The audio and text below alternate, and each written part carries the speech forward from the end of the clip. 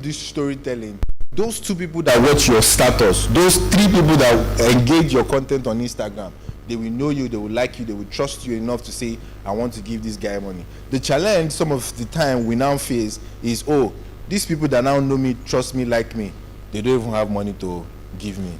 We will learn how to meet the right people that have money to give us, don't worry. All right, so what are the key action steps that we need to execute now for our brand stories? Like I said, we should write this down on our own so that we can. First, in sharing your story, like I said earlier, film yourself after today's class, or even in today's class. We should have a lot of blog about, your 3 days experience at CW Academy, right? That should be a content that people want to, because your family people that see you as that young lady or that young guy, how would they know that, oh, you have, new knowledge, new skill in real estate if they don't know that you came here, right? And you will not send a BC to all of them, please. You would create content and you will show the world that you came somewhere to learn in such a way that people are like, oh, so this girl has this knowledge now. Oh, my friend wants to do something. She has the capacity. So even as you're learning, the challenges you face as you're learning, it's important to take note of all of them and share. So let's do this for ourselves. Create the content at your convenience. Write a client transformation post to share a story how you helped a client do something very simple. It might be just one transaction. It might just be that you advise somebody in that particular transaction. It might just be like you created something very little in that particular transaction. It's important to share that as a transformative post. When, years ago, when I would see realtors share receipt on their WhatsApp, I used to be very like, why are you sharing all of these things? But it's proof of work. Very, very important. You need to show proof that people are actually giving you money and more people want to give you. Awesome. So create the story highlights on Instagram or personally make it my journey highlights with 5 to 7 stories showing your evolution as an agent and update it monthly. So this is a call to action. Let's make an highlight on Instagram. You can title it Your Journey. You can even keep it private and decide not to post it yet. That's possible. I have a client that for the past 1 year, she has been creating content, and in 2026, she intends to post every day. So she spent this year creating some kind of content she can post without, time and date, and the next year she's going to be creating content and still be posting. So she has a target to post every day. So you can create this highlight for your personal self as, a folder on your iPhone, and you're just storing your journey. Don't post it. Yes, the world is not ready to see your awesomeness. That's fine, but document it and keep it on your phone. Very, very important. Document it and keep it on your phone. Who knows? You become the highest selling realtor in the next 10 years, the next 5 years. Wouldn't you like to share your success story at that point? Imagine you did not document any content that you did not show when you were in Ibejuleki pursuing area boys or, stuff like that.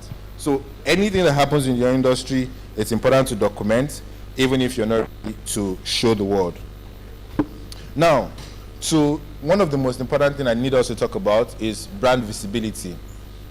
That is actually ability to meeting the right people who has capacity to fund our real estate dreams. You need to be visible enough to meet the right people who have capacity to fund our real estate dreams. So how do we do that? How do we get seen everywhere, every day? So real estate agent strives on visibility. People have to see you to make transactions with you. You must be seen online and offline consistently. Your digital presence gets attention and your physical presence closes deal. Your digital presence gets attention and your physical presence closes deal. So the power comes from doing both every day in Lagos' competitive market. So we're able to understand one thing here, the goal of your digital presence. Yes, somebody might say, I've been posting since 1 year. I don't have any clients, or I'm not, making any sales. The goal of your digital presence is visibility, is attention. The goal of your digital presence is attention. Primarily not to make sales. We'll see how we'll make sales soon. But the goal of your digital presence is attention. People just know me. Don't worry about it. Just know me. I don't need you to eat today. I will be fine. But you see this my face, see it. See it again. See it again and again and again and again. We do not understand how many we are in this country. Like, you can't, 200 million, it just feels like a number. Right? It just feels like a number. But when you walk into a place with people and nobody recognizes you, nobody feels you, say, something is wrong. Because we are so many, and a lot of people are fighting for just the same 1% that the government are even allowing to trickle down to the economy. So it's a war out there. And your ability to win first is your ability to be visible. It's your ability to be seen. It's your ability that, one of my favorite pastors always say, the people that hate you don't matter. But the people that know you and like you. Say that again. The people that like you matters. Do you understand? The people that hate you don't matter. But the people that like you matters. That's the most important thing. We just, people have built personal brand in such a way that they just meet one man and they pack up. Because with one person liking you, it's enough. And you pack up your business and say, I'm good. I have seen this happen. Like, I just don't want to mention him. I've seen this happen with a lot of people. You just see generals bankrolling people's real estate. Of course, they are in need to make money, but they are in need to make money, but they've already seen that you have capacity. That's why they will bankroll you and say, okay, take this land, go and sell it. Oh, take this money, develop the project. It is possible. It's just one person that is needed to change our story. But they're not going to see us if we are in our house every day, unfortunately. They are not going to see us if we don't have agents showing our faces to new people every day. And what's that agent? Your content. Yes. Your content on social media is the agent doing the work of the future. I was telling people that your CV of the future is not on paper. It's your social media handle. That's what people will look at in the future to hire anybody. They're not going to ask you questions. They'll just see your hand and say, okay, you can do it. Oh, no, you can't do it. The world is already getting there. Right? So visibility is very, very important. Right? How do we get seen? How do we get, people to know us? But we are not just talking about digital visibility. We're also talking about physical presence. It's very important. Even if I understand that it might be difficult, right? Because, there's logistics, there's all of that, but we need to structure it. We need to have a plan to be outside, in quotes, at least once in a while. It looks like a very outside person. We're outside. There's no other approach to it. There's no other approach to visibility apart from balancing or intentionally saying, I want to be outside digitally, I want to be outside physically. So let's look at how we could build our online presence for visibility. Then we'll also talk about how to build our offline presence for visibility. Last year, somebody was in this class, and then we were at this place where I was talking about how to do it. And today, this person is managing $1 billion investments just in our ability to create and show ourselves out there. So how do you, build your online digital presence? First, professional visual identity. Professional visual identity. What is your portrait image like?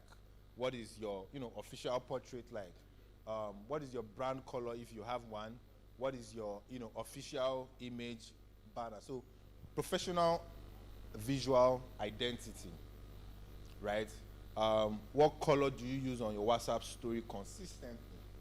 How do you play with color?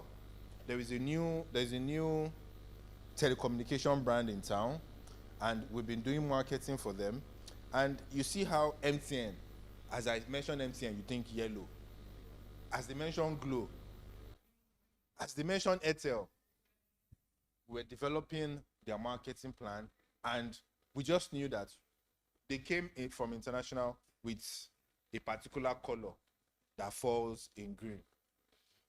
We had meeting with their management staff and we said, I know this is your color, but we will just be stressing ourselves if you come to Nigeria with this green color. And they had to do a new logo, maintaining the same logo, but changing the color to establish the Nigerian market. I don't know if you've seen it, the blue campaign, the Vitel brand. Okay, it's a new phone, and we now decided, okay, there is no blue, let's use blue. Say that again. Yeah, using blue. So my point is, it is important to dominate something, from the most basic as color for your visual identity.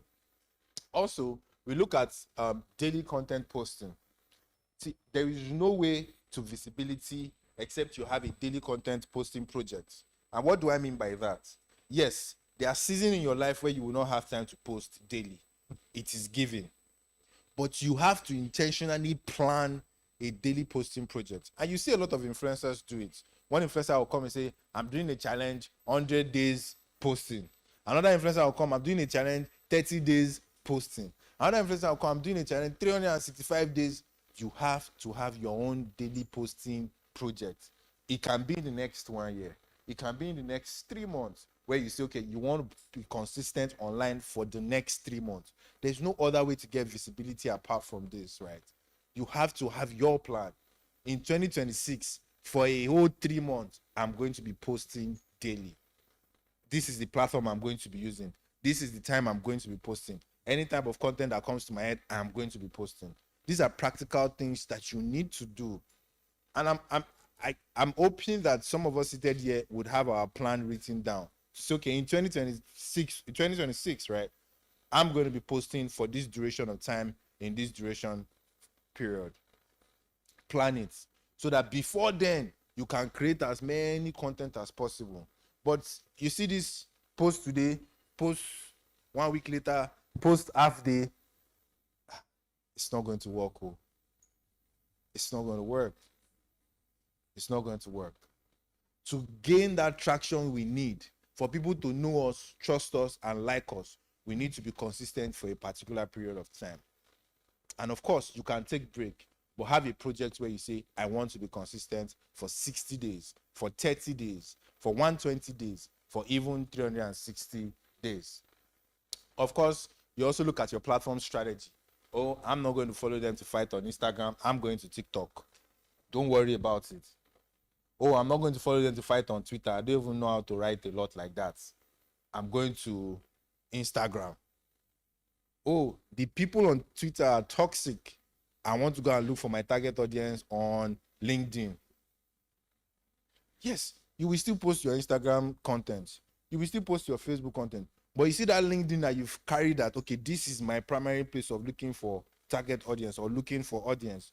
You give it extra work, extra focus, and you're able to go traction for them. Also, we're looking at easy contact, right? Let people be able to identify how to reach you via DM, via phone number. Let that touch point be visible when they come to your place. Also, we're looking at location authority. Demonstrate deep knowledge of Lagos, neighborhood, Lekki, Victoria Island. Become the area expert.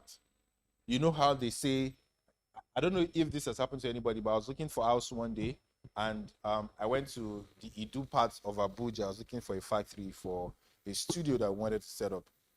And the guy was like, oh, I think I saw something, and I just called the guy on the gates, and he was giving me price, and he was like, and I'm like, no, I don't want this. Let me go and look for somebody else. And he looked at me and he laughed, and he said, don't worry, they will bring you back to me. I'm like, what do you mean? And I approached other people. I reached out to like 5 different people, and all of them gave me his number. And I'm like, okay, boss, no vex. Do you understand? This has happened to me when looking for house, when looking for office. There are people that you see, you know everywhere, but you see these streets, now we get them. Now we know the entire workings of this entire area.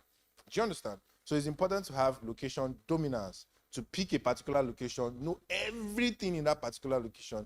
This is how you emphasize your personal branding.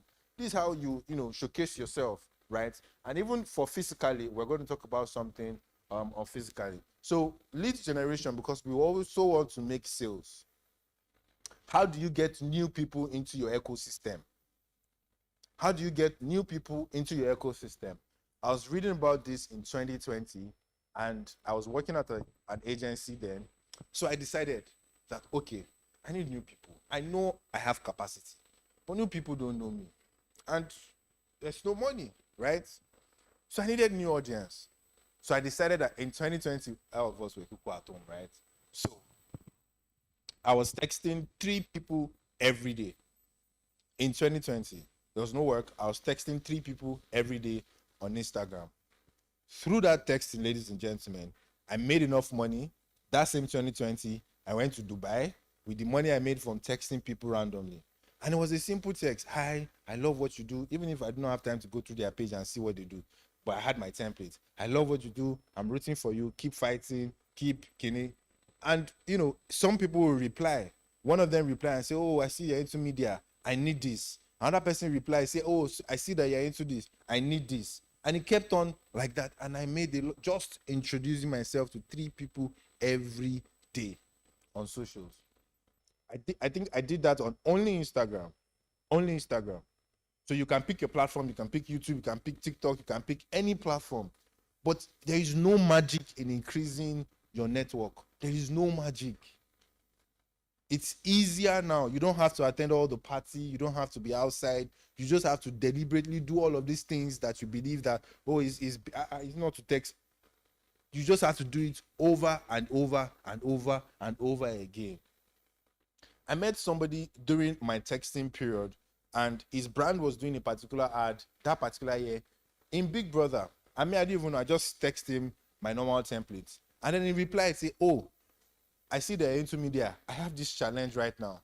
My brand is doing an ad on BB Niger, and we are not making money. Yes, people are seeing us.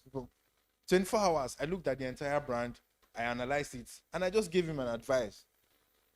And he paid me handsomely. We are still doing business till today from just texting, introducing myself on socials.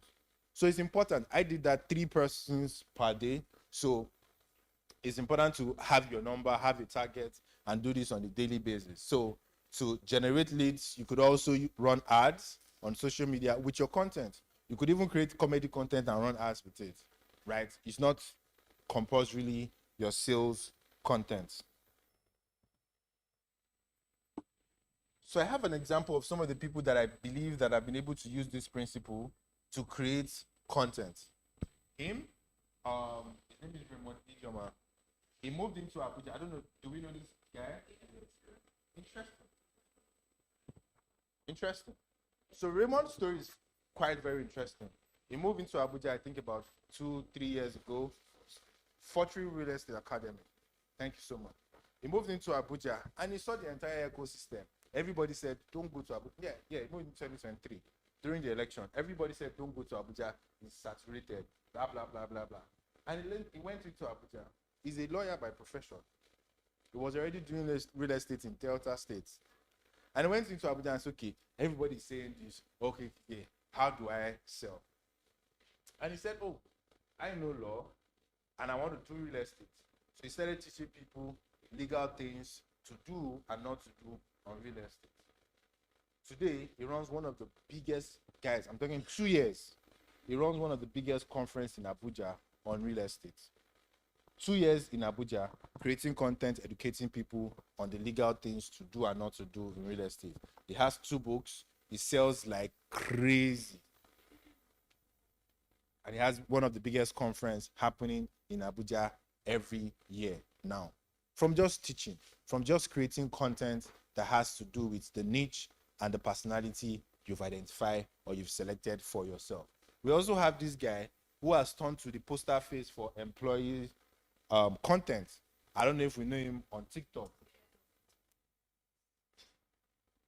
He has chosen his niche. We know people that would do business with that particular company he work with just because he works there. I mean, even his company has become more popular because he's creating content for them. Consistently creating content. I think he works at Dukia. Now, the brand is popular because somebody is creating content for them. We also know P1 Real Estate. He has created a niche for himself by analyzing, criticizing, and every other thing. I'm not saying you should become him, but my point is pick something that interests you and create, talk about it, be intentional about it. It's not magic. You have to do it again and again. And it's hard to do something again and again. That's why we are saying have a plan. Do you want to do this consistently for 6 months, for 3 months? Have a structured plan. You can go 6 months of posting or 3 months of posting back to back. Take another break because you're also human, right? And then go back again, another 3 months, back to back. Take another break. Your finances will change. So we move from your online presence to your physical presence, which I think it's the real estate of the future, right? We all understand the introduction of the digital age, and everybody, right now wants to maximize social media, as we've explained. But I think coming into the market at this particular age and time, you need to dominate not just the online world, but also the physical world. And how do you do that, right? Of course, dress the part, understand the basics, dress the part, look like a. See, I stay in Abuja, so some of these things that they might say, I've seen it happen. I've seen someone go for a meeting, and then the person I wanted to give him the work say, PA, follow him outside and check the car he brought in, because they want to give you work. In Lagos, maybe they feel do one for your back, but Abuja, they will tell you in your front. I don't know how many of us read the book Making It Big by Femi Otedola, where he narrated a story of somebody that wanted to collect a job, but he introduced to a particular client and wanted to collect a job, but the guy did not give him, and his excuse was, this guy doesn't look like he can handle so amounts. You can imagine, you have capacity to do the work, everything is right, and then somebody say, you don't look like it. And the normal, I say, give me the work first now. Don't work. You just don't look like this, right? So, physically, it's very important. Also, it's important to show up at properties. In fact, my ideology in today's ecosystem is the fact that as a real estate broker or agent, you need to do more than that. During construction, are you a surveyor? Or are you a iron bender? Whatever the category is, you need to learn beyond your ability to buy and sell property. You need to be useful for something on site. You need to be useful for something on site. Oh yes, I didn't study architecture and I don't really know. Think of something that when they are constructing, they know that Faith would have capacity to do this particular thing. Let's go and call Faith. It is very, very important. You are not just a seller. You need to have knowledge about construction. You need to have knowledge about the land banking in such a way that you are useful on physical sites. We're selling real estate, right? And real estate is that industry where even if you're a lawyer or you are anything you are in the world, or you're a chemist, you can enter the real estate industry and say, yes, okay, buy, my own is 10%. Your own is, anybody can do that. But if you want to stand out in today's world, you need to be useful physically. Meaning, when they want to purchase something, whether you are not a lawyer, but you have legal knowledge. Oh, you are not you did not do law, but you have surveyor's knowledge. You can tell and say, no, your line starts here. Oh, you do not do surveyor, you cannot do that. But you can tell property documents knowledge, whether it's original or fake. You just need to be useful physically, on site, construction, land banking, whatever it is they do. Oh, I'm the one that has numbers of all the tractor in Lagos. I'm needed for any land banking project. We need to move beyond, I want to sell real estate, to I want to be part of the real estate ecosystem. That's how we win today. as a realtor. We move to networking actively. I've spoken extensively on that. Going outside physically and digitally, right? Going outside your comfort zone, and also physical marketing, distribute professional business card, create QR code, easy contact, and leave branded material at strategic location. So what are our call to action with this conversation? What do we need to quickly do with our personal brand? So 30 days challenge. 30 days challenge. First, post one piece of valuable content every day for the next 30 days. Market tips, property futures, location insights, behind the scene moments, no excuse. Who is up for a 30-day challenge? You don't have to start now. You can choose your time of starting sometime next year, but let's do this. I will give you guys my handle. If you do a 30-day challenge and you do not sell, enter my DM. I will do that. 30. No. Just enter my DM, don't worry. So, but I didn't see your hand up. Oh. Who is up for a 30 days? 30 days. Sir, your hand is not, you know what, sir. All right. So pick your time. Right? I don't know if you know, but there are some government workers that in January, they collect what they refer to as bonuses. And they're always looking for where to put the money in. Government workers in January, they collect a lot of bonuses. And they're always looking for where to put the money. 13th month salary is coming. People will be like, oh, wait, what should I use to go? I mean, if you're in Lagos, you have to just be 13th December. We'll invest next year. But the point is, you now need to, understand when people go out to go and, when people have cash flow to now say, okay, I want to do my 30 content or 30 days challenge during this period. January, is it December? Is it February? Is it March? Is it the middle of the year when, okay, yeah, the economy has stabilized? Or is it towards election when there'll be a lot of cash flow in the economy? Guys, last election, we did a campaign for Lekki Gardens. We did a campaign for Lekki Gardens. It was during election. We shut down Arise Channels TVC with an ad from Lekki Gardens. You guys know Lekki Gardens? Okay, awesome. So we're advertising Signatorial, Horizon, Meridian, and all of these guys. During election, guys, they had to open a situation room for the kind of contacts that they got during that campaign. Why? Everybody that is important is watching TV during the election period. So we bought media for some millions of naira, and we had them look at all the Lekki Gardens estate content, and their phone was buzzing non-stop. This happened within just a week.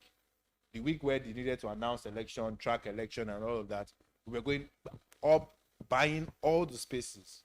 So when INEC is calling, Lekki Gardens ad enter. When the news are rolling, Lekki Gardens ad enter. They made tremendous sales. So it's very, very important to be strategic with that.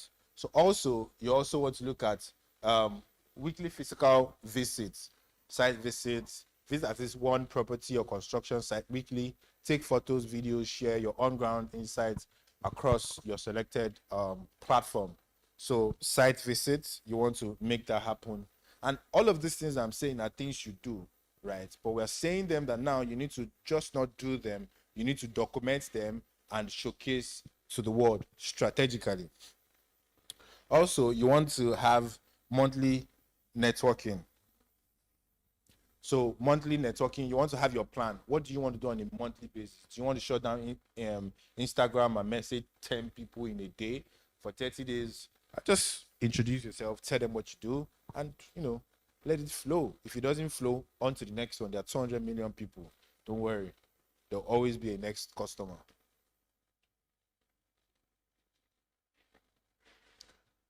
So we move to the next pillar, which is the pillar 5, which I believe that we've been able to, shed some light in, but now it's time to dig it and then see how we can build it for ourselves. Pillar 5 is brand content, what you say every day. That's your brand content, what you say every day. And we're going to look at some examples that we're going to pick for yourself, where you can say, okay, this is what, for that 30 days challenge, or this is what I want to say every day. So content is your daily execution. Your brand grows from consistent teaching and showing value.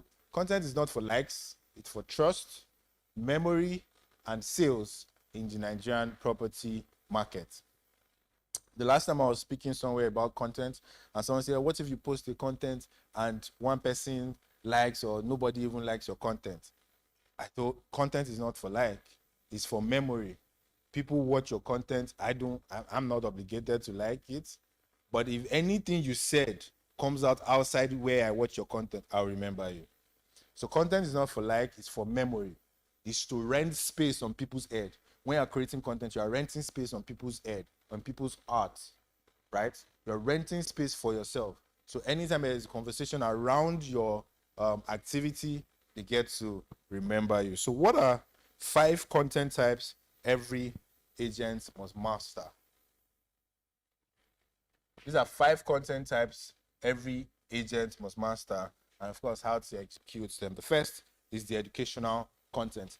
There's a question after this that I want all of us to get involved. So please, let's take note of this. First is the education content. Do you want to teach? Right? Do you want to spend time on Instagram? Oh, my kind of content is to teach people. Just learn something, right? So teach about certificate of occupancy versus governors, concerts, due diligence, and steps, area compensation, Lekki or Aja. You just know, okay, I want to teach, I want to create educational content. Of course, you go and do research, create your script, and you create the content. You could decide to be the person that teaches. Also, you want to inspire people. You want to create aspirational content. Oh, I don't think I have the energy to teach. I don't think I have the know-how to teach. So I just want to create aspirational content. So that's post, share success story, client testimonials, beautiful properties, lifestyle transformation that inspires people to take action. So because you want to share, aspirational content, of course, you're not going to go to Ikorodu to go and do content because you want to share aspirational content. You have to find, beautiful homes in beautiful places to create content because that's where you've decided to stay. Also, you want to either create authority content, post site visit updates, market reports, collaboration with developers, insights from industry events that positions you as an expert. In 2019, we did an in-depth research for Lekki Gardens. This now I'm referring to authority content. We did an a deep research for Lekki Gardens, and what did we do? I was the one that took up the research, so I dressed as a young rich guy from Abuja, whose boss is probably a senator or a DG of an organization, and he wants to buy real estate. So I'll go to the likes of, Lekki Gardens, Sujimoto's, some of these affluent real estate company. What we wanted to know was to have a competition breakdown of what they're selling, how they sell, and where they sell, the price points they sell, how do they treat their customers, right? So I think Sujimoto was one of them. I went to Sujimoto and, I was wearing suits, I was feeling fly. Even if I don't have an organ, I don't have the money for Sujimoto's property. But I'll get to the office, they'll give me one nice tea, I cross my leg, and I'm just making inquiries that, okay, how do you sell this one? And they brought one big Lexus Jeep, took me to the car, to their property, and I made these people no cash. After the property, they will send a message, call me, and say, oh, if your organ wants to make Sujimoto, is readily available. I said, no problem. What I was doing was building a database of Lekki Gardens competitions information. How much is particular property? How many units are they selling? What are they doing next? Right? How do they treat their customers? I shared how Lekki Gardens, puts me on the ride with, Lexus, gave me nice tea. I can't remember the tea. Cappuccino, yeah. Before you know it, that was the goal of the entire experiment. Lekki Gardens would develop a new template. First, a new offer that beats everybody's own. Because why? They had everybody's database. They will now develop a new process of how their sales agent to speak and carry their consumers or their target audience from just making inquiry to site visitation to purchasing. They were able to develop a new system because what they had authority content. They had content from every, major competition of real estate in Lagos as at that time. So whatever the kind of content you want to create is important to choose and then stay there. Also, you could either be the person creating relatable content, that's show, daily or so, behind the scenes moments, property tours, and challenges you face while making your journey authentic and human. Also, we have conversation content. That's direct call to action. I have 3 plots left in Ibeju-Lekki. Next luxury listing this week. DM for inspections. Call to action, sales oriented content. So quickly, let's look at these guys, and then somebody tell me which of these kind of content they create. So we'll take it one by one. Lest we forget, we have educational content, we have aspirational content, we have authority content, we have relatable content, and then conversion content. So these guys, what kind of content does he create? Awesome. What kind of content does he create? Louder now. Sure for you.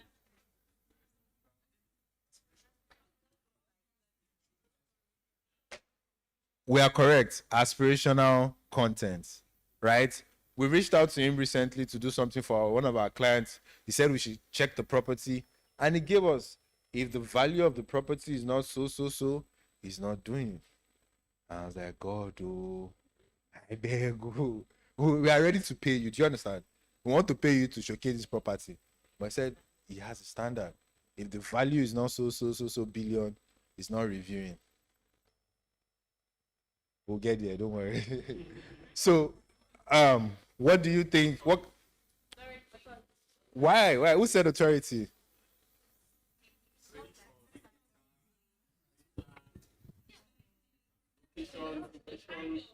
Mm-hmm. That's the word. Location knowledge. This guy would only tell you about Eko and Ikoyi. Outside that, he says he's not doing. Do you understand? He will only tell you about Eko Atlantic and Ikoyi and VI. Outside that one, Oga, you don't have my budget. Don't worry. And he has consistently done that. Of course, before he grew to this stage, he probably did a lot of things. But what we are saying is that you can build this branding while you are doing a lot of things. Do you understand? And, in the past, everything is branding meant, I want to do everything. Now, everything is branding means, I'm not doing anything. I'm not doing everything. That's what it means. That's like layman example. In the past, but now it's like, oh, I'm not doing. Like I've said again, cash is important. You will make money, but you will make money faster from disassociating with a lot of things and niching down to say, okay, these are the only things I do with my brand as a real estate broker. What about her? What kind of content does she create?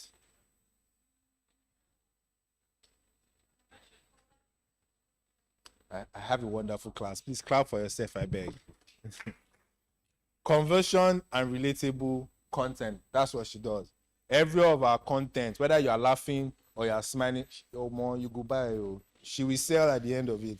Do you understand? Which is our goal for different people. This guy also sells, but he doesn't throw it in your face. Do you understand? He sells. Do you understand? This guy also sells, Why do you think he's giving you a target of, oh, this also amount? Because he knows that if somebody buys it, his percent is coming. So this guy also sells. And of course, So everybody sells. But it's important to know where you're playing and where you're not playing. Right? So please, the activity for yourself, right, is to then select quick action before we learn. Is then select what exactly you want to play. Right? Do you want to be creating converting content? Do you want to create educational content for your 30 days challenge? Do you want to create relatable content? Or do you want to try all of them in such a way that you now find where you're comfortable in and then stick to it, right? So that's very important, right? You want to create all of them. The ones that is for sale, the one that is for, relatability, the one that is aspirational, right? And in such a way that over time, when you now know that, okay, I think a lot of my audience responds to this, and then you stick to that and do it over and over and over and over while you're still doing your buying and selling. The last pillar for our branding is one of the most important, is brand proof.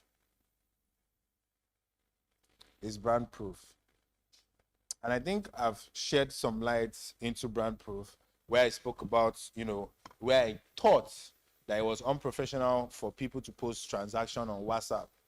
But I later discovered that proof is important. If I'm thinking about doing real estate and I see somebody else give you money, that same money, I'll be drawn to say, okay, let me actually talk to this guy.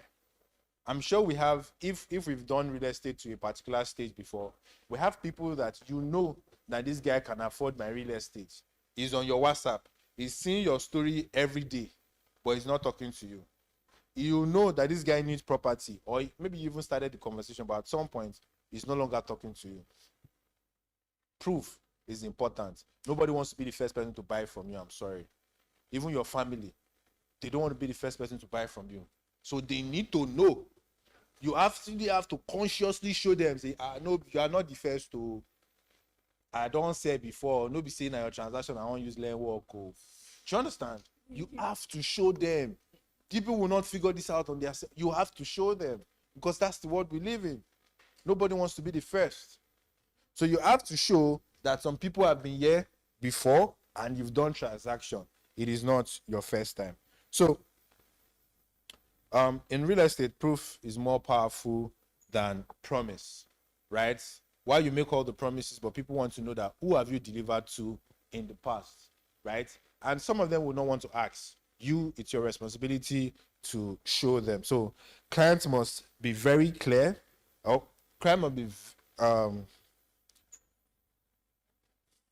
Client trusts what they can verify. So show evidence of your expertise and successful deals, satisfied clients, and industry partnerships. So how do we do that? Some video testimonials, right? Some site inspection photos, some clothes deal showcase, I think there was someone that trended in the States for sharing champagne with his clients every time they close a deal.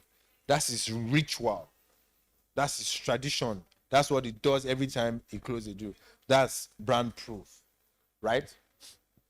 So, partnership and credential. We are going to have certificate after this class. How many people do you want in your mind to see that particular content? Everybody. What's the number? She said everybody. When you get your certificate from here, how many people do you want to see that certificate? No, everybody is not a number. We need number that you can hold yourself accountable to. 1 million. Hey, it's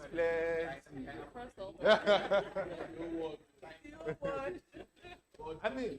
So we need to be realistic.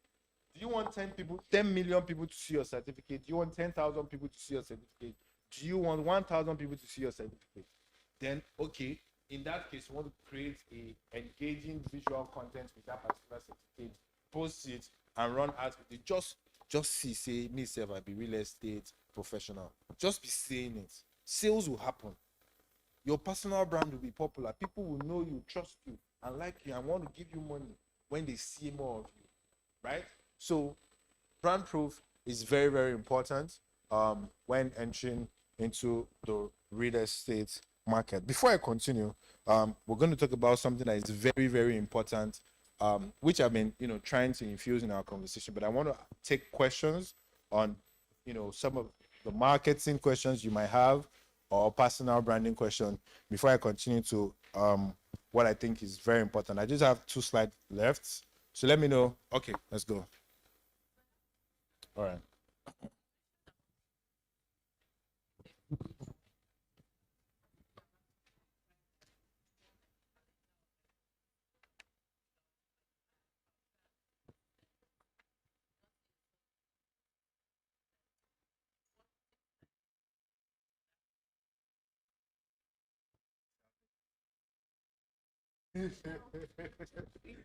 So I think I was telling somebody recently that we play game like we are going to go, permit me, we play games like we are going to be out of the earth very soon. What do I mean?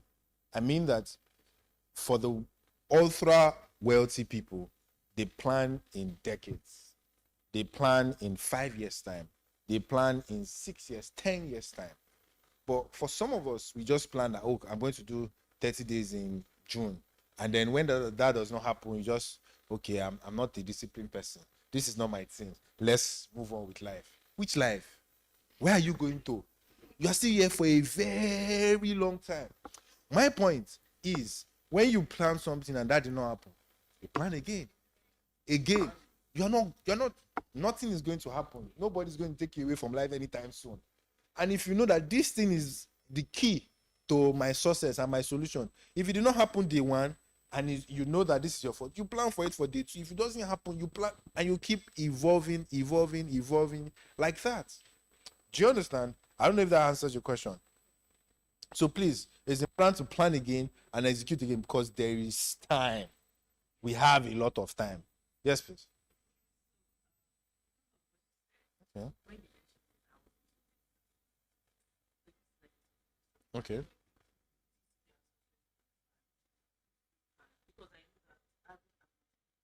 Yes. Very. Mhm.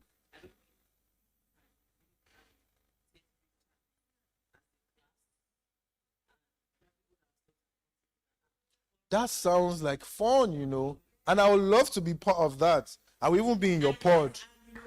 Yes, I will be part of that. I will be in the pod. Guys, I will comment on everybody's post every day on your 30 days challenge. So accountability works because like I said about pod, even Tunde no still has a pod to today. People that as soon as he posts, they must first comment. Why do you think clients will pay him again and again and again? I ain't get engagement. Who are the engagements? Now all of us. Now we. Do you understand? And maybe you do a post and I say, yes, so that thank you for that property you shared with me yesterday. What's on here? It's going.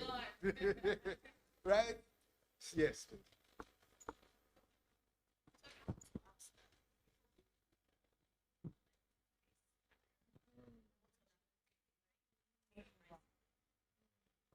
Somebody asked this question last year. I think I'll come back to a redefined answer. But my question to the person that last year was, how much do you have in your account? Because if your pocket don't motivate you, I cannot help you. Right? But I think the world has moved and there's AI alter ego. There are a lot of things that we could do, right? Your voice is content, right? So it's your face, your share of, use your voice. You have a flyer, just use audio. Audio is what became podcast today, right? So just talk with audio and create, and that could be your niche. Yeah, like a voiceover, and that could be your niche. Do you understand? Even WhatsApp story has voiceover now, but how can you? Visual is always, yes, more appealing and more exactly. More visual is more important, more engaging, and all of that. But what if you are using just any random video and then your voice is what you're using as voiceover? What if anytime you're creating content, the camera is just in front of you and you're documenting So you're not talking, you're not kidding, you're just documenting you sitting down in class now. And you decide that you want educational kind of content. And then you go back to your house after the end of the day, you show a video of your boss coming here, your drive, your sit here in class, and then you just do a voiceover over it. Because yes, you are shy and you still want to do educational kind of content. Do you understand? So they are always different. The will is the most important thing. If you're determined to do it, you will do it, whether you're shy or not. Or maybe if your pocket get to that stage where you know, say, oh more, I need new target audience. All right, you wanted to ask a question?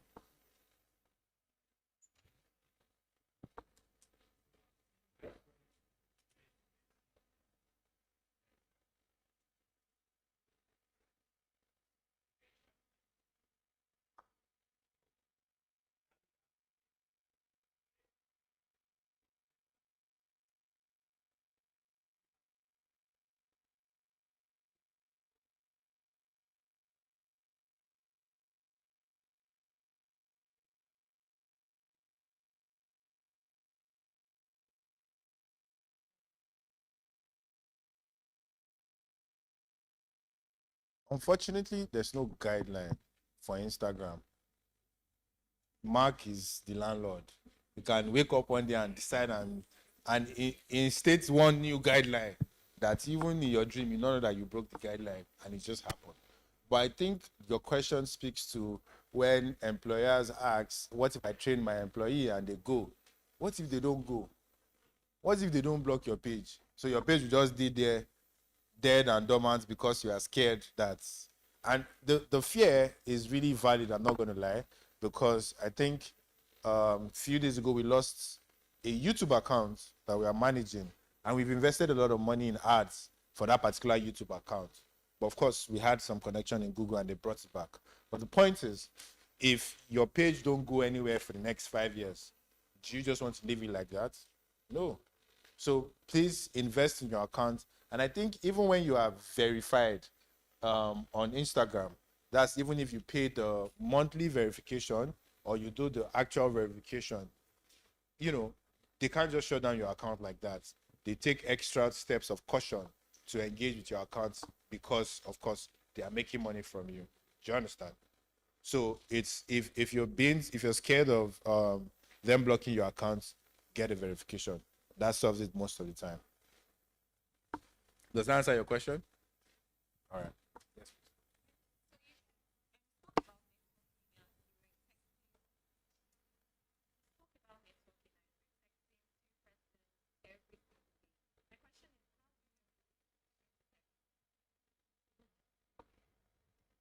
That's an important question. How do you know who to text? So what I was doing was to test business owners, as I'm in marketing and every business personnel needs me, right? So what I was doing was texting every business owner. I was being asked some question out there and I said, everybody is in real estate, whether you like it or not. The doctors make all the money and go and buy real estate. The footballers make all the money and go and buy real estate. The bankers make all the money and go and buy real estate, right? So there is no specific, oh, this guy needs to look all rich for me to text him and know that it's my target audience. Everybody wants to buy real estate. Everybody needs to invest and double down their money. But niching down is now, or niching yourself is now to know that, okay, I only sell to family people. I only sell to people in diaspora. That now gives you a template of what you need to see on a target audience page or a prospect page that make you say, okay, let me text this person. Because you've done your homework. You've niched down the kind of people you want to talk to. You've niched down the kind of people that you believe that, oh, okay, even if this person don't have the money now, in the next 5 years, they might have the money to invest in the kind of property that I'm going to be selling. Do you understand? So from looking, because there are some, permit me to use the word, there are some bloody rich people in this world that their Instagram is just one page, one picture, and very low key. And you will, yeah, do you understand? And you will not know, right? But I was texting business owners, so it was really easy to know that, oh, this person wants a business, this person, do you understand? So, but if you niche down your own assignment, the one we just did, and you know the kind of people you are selling to, it answers your question to know the kind of people to text. Do you understand? All right. Any other question before we continue? Yes, please.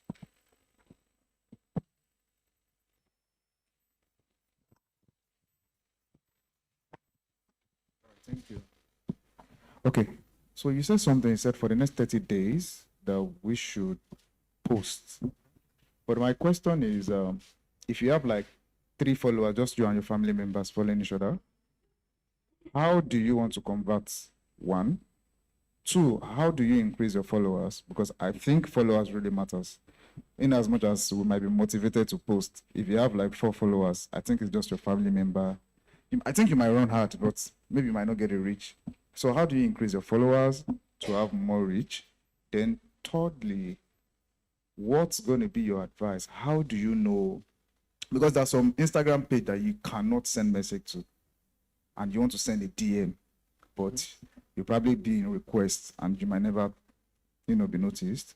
So how do you know how to send a message to them, who to send to? Because you might be on Tunde Edno page, dropping comments, and you'll never be noticed. Thank you. Awesome. Thank you for that question. The first one,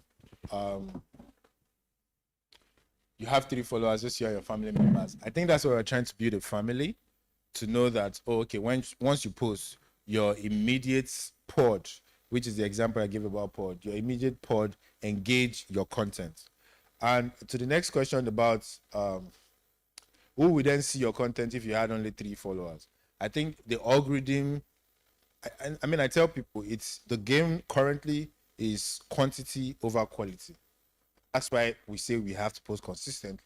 The algorithm would introduce you to new people as long as it sees that you're consistent. As long as it sees that, you post yesterday, you post like you've never done it before, maybe before now, once in a month or once in a year you post. You're now posting 10 days back to back. The algorithm will be your friend. The algorithm will want to know what's happening to your life and will now show your content to new people. Do you understand? And I like what Instagram does now, where they're able to show new follower from real. So it tells you that it's your reel that is bringing new followers, right? So I think it's important to do the challenge, especially because you have low followers. It will definitely grow your followers. The algorithm will introduce you to new people.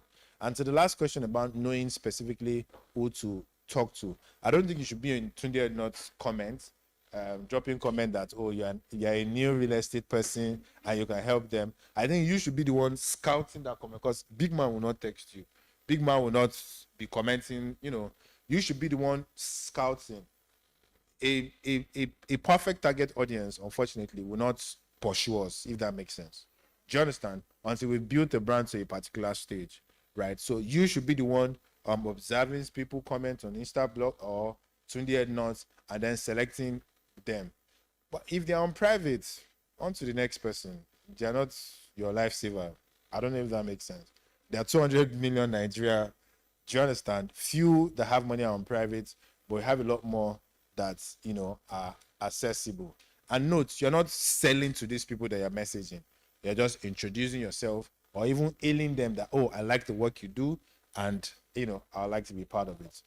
Just simple like that. Have conversation and then move from there before you even get to selling anything. Have conversation, get to know them, genuinely care about people. I think that's very, very important before you sell anything. Ma, you wanted to ask a question? You wanted to ask a question? Okay. Any other question? All right. All right, sir. So I'm guessing you are a full-time PR person, right? Yes. Okay. So I'm hoping to venture into the PR business as well, merging it with the real estate. So my initial idea was to start up with my own real estate company, start the PR thing with my own real estate company while I source for other briefs. So when I was going through the requirements, I saw the whole licensing thing where you have to go through the school for a year plus and all that. So I'm asking, is there a shortcut? I think your shortcut is your clients. Whoever owns the clients determines the piper, right? And there are a lot of clients that will give you money without knowing that you have a license. Or I was making millions before I got Arcon license. I'm sure you're referring to Arcon. Yeah.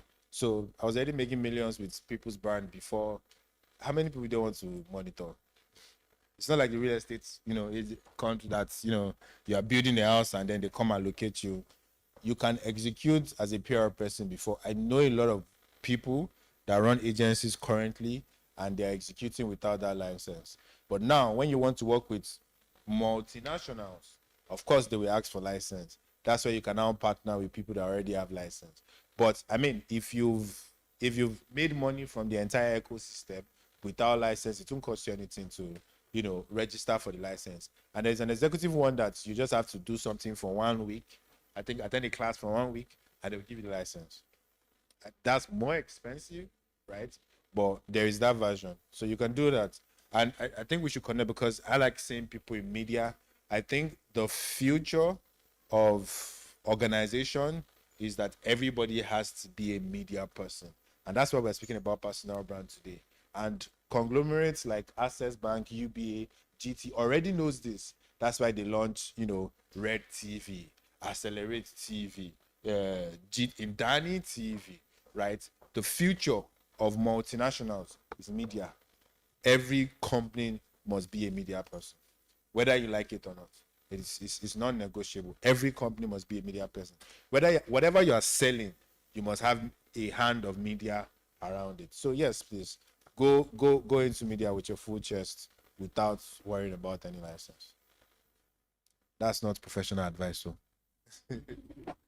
But yeah, I'm sure you're good. So some of the things we've learned today, and some of our call to action from today's class is what I want us to serve as our lifestyle, executing as our lifestyle. So execution as our lifestyle from today's class looks something like this. What are your daily habit system in line with what we've spoken about, and how to execute some of the things that we've spoken about already? So we did say post value content daily, post daily value. We did say follow up old leads, the people you knew in the past. Let them know what you've learned. Let them know who your new identity is. Even if they knew you do real estate in the past, let them know that you're adding certificates to that process. Reach 5 new people daily. It could be DM, it could be calls, it could be fiscal meeting. Visit property weekly. Learn something new. So let's study market trends, new areas, pricing change, regulation. It's important to stay informed daily. Also, show your progress or your process. Show your process. And as we establish, collect proof. Even if you don't share it yet, collect proof. That's why I wrote it like this. Just collect it. Keep it in your phone. Favorite it. Let it stay there. Yes, you're not ready to show the world what you're doing, but collect proof. Keep everything easy. Yes.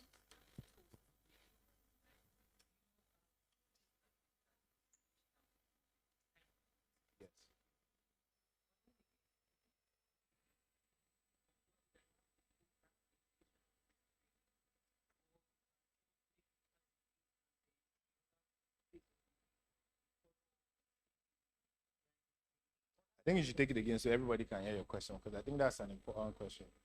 Okay, so what I mean is this post daily value, we've established that we should, reach down on the kind of content we want to post, educational, aspirational, and all that.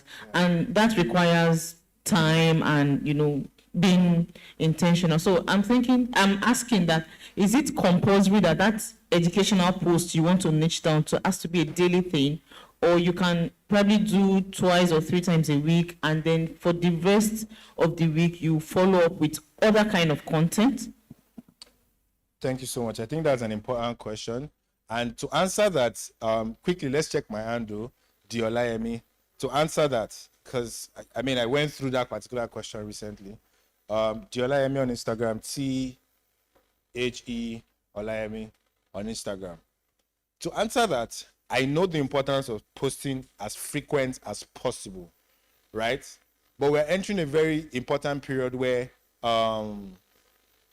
marketing, there are a lot of campaigns happening for marketing, and we're managing the likes of Money Point, MTN, so many big campaigns we are managing. As I'm standing here with you, like 2 different trends is going on Twitter, and I'm the one managing it. So I don't have time.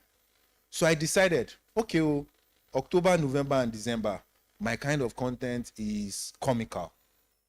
Because it's so easy to just stand, do, and continue with your day. Do you understand? So whatever your niche down is, like I've said, you should niche down and know, okay, educational, but it might take time. You might not be able to catch up. Me, I want to do educational content, right? But I might not have time to study, because what you want to teach people, you must make sure you know it thoroughly. I don't have time to study and come up with a banging video consistently. So I decided to go comical for just 3 months. So when you're doing your challenge, you can have different activities. Oh, this period, I'm busy. I'm doing funny content, easy to make. Oh, this period, this is what is happening to me. I'm doing this type of content, easy. When we know that content is non-negotiable, we're able to do whatever it takes to chunk out something on a daily basis, because we know that it is non-negotiable. And I think that's the mindset we need to have. Content is non-negotiable. Whatever the style, whatever the content, whatever the context, we need to pick one. Last time I was at the real estate organization teaching, somebody was asking me a question that he has a particular client, the client doesn't reply. And I was giving an example of how value, comic is value. Nigeria, one of our easy things to do is to make people laugh. Everybody wants to laugh. We're going through a lot. So imagine you have a rich man there that probably has Instagram but does not have time to open Instagram. And your job as the person's realtor is to scrap the entire Instagram on a daily basis or on a weekly basis, and then send him 5 comical video on Saturday morning. Do you think that person will watch it or not? Even Dangote, they laugh. Do you understand? So just your job, just scrap 5 content, and you know, say, okay, this one is matured, to make him laugh. And you send it to him as a video, not link up, because he doesn't have time. You download it, send it to him as a video. He watches those kind of content and he laughs. The next time there is a conversation on your industry, it's not negotiable. They will think about you, right? So comic in itself is value. Comic in itself is value. And that's what, because of the time constraint now, that's what I've been using. So does that answer your question? Okay.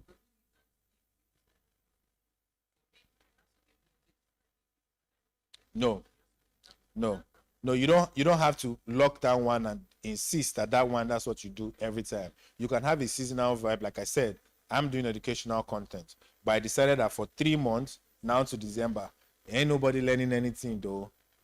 Let's make them laugh. Do you understand? Because it's dirty December. I can't imagine popping up on your face and say, oh, this is how to brand from left. You go just swipe left because you want to attend the party. You want to do a lot of things this period. So you can even base your content type based on the season. Do you understand? You can detect the content type based on the season, and based on the season of your life, based on the season of the country, based on the season of anything. Do you understand? Consistency is just the key word in everything. Consistency. So what's easier for you to create? What can you create without stress? And how do you create that ASAP? Any other question? All right. Lastly, I believe that as we are seated here today speaking about real estate, there are 1,000 people somewhere else trying to learn the ropes of the game. And what establishes your personal branding the most, or what takes your personal branding from whatever level it is now to the next level, can be paraphrased or can be said in one word, which is excellence. There is no personal branding without excellence. Your only advantage to be known for something is to be a person of excellence. How do you execute? How do you speak with people? How do you, do the job that you say, okay, this is the job I want to spend the rest of my life doing? How excellent are you in the game? So real estate agents who win combine digital and physical presence for visibility, combine digital presence for visibility, physical presence for credibility, and daily execution for momentum.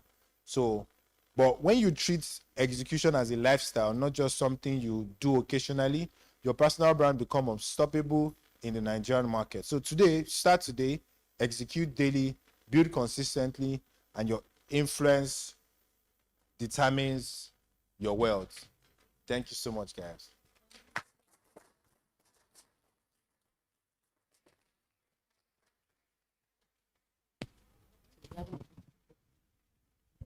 Okay, a round of applause once again.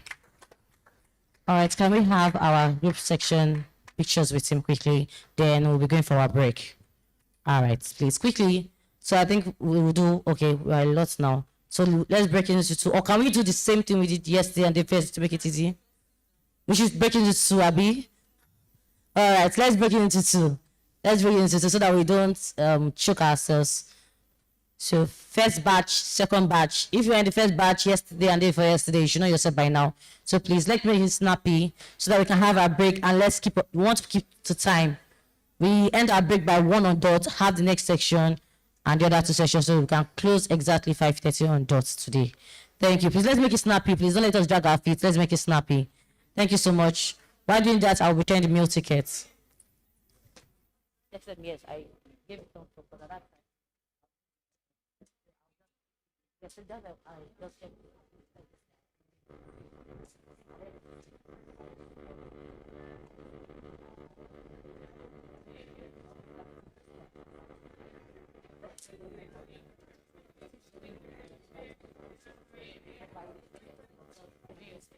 Document, or even if you just All right, quickly, have an quickly, please, idea. quickly, please, so it doesn't look scanty. We can go more, add more, please. Mercy, Faith. Faith, are you in the second batch or first batch of pictures? Second batch. All right. Are we good? Lydia.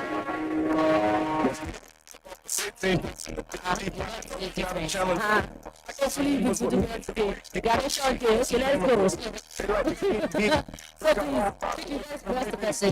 Took a look, mission with the chill out. Now she said she's in 3D. I go on the jungle and got the code. I bet I come up with a mean. I do shit for the fam. This shit bigger than me. Thank you. Okay, we're almost ready. We are quickly in gap so that it can look well. If you are excess in the right, to my right, it looks you guys a lot. My right, please can we close up the space so that it can be compact. Let's give this into your memory. Can you go closer to tell me? Felix, please close the gap. Alright. Are we good? Do you look good? Somebody, I can see you. I saw you come. Front. Thank you so much. I've not been seeing any of the pictures. Like I've been looking for your face exactly in the pictures. Come, sorry, let's have the pictures side. Or better still, what's on the other side? Let's have the drawing down.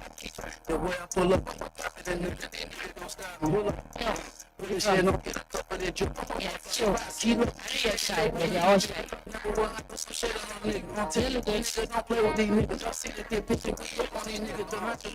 ready for you. I know you're always ready to go, right? We're ready for you.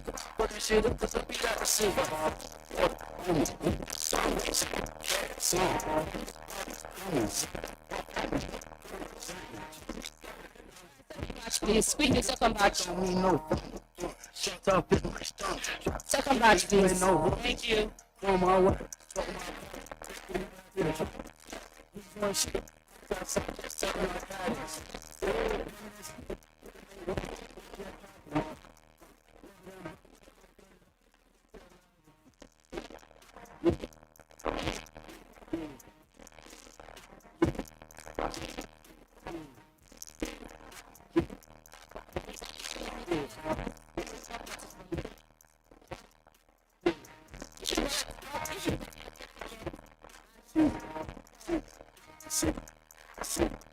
Yes, please. Oh, hold on. If you've got your meal ticket, please go get your food now. If you've got your meal ticket, please go get your food. Niggas.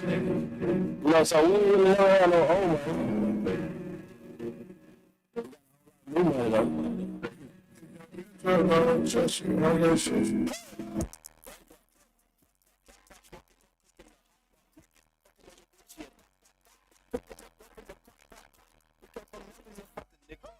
don't trust nobody, grip the trick. Nobody call up the gang and they come and get gang. Grab me a river, give you All right. it's bad and Are we good?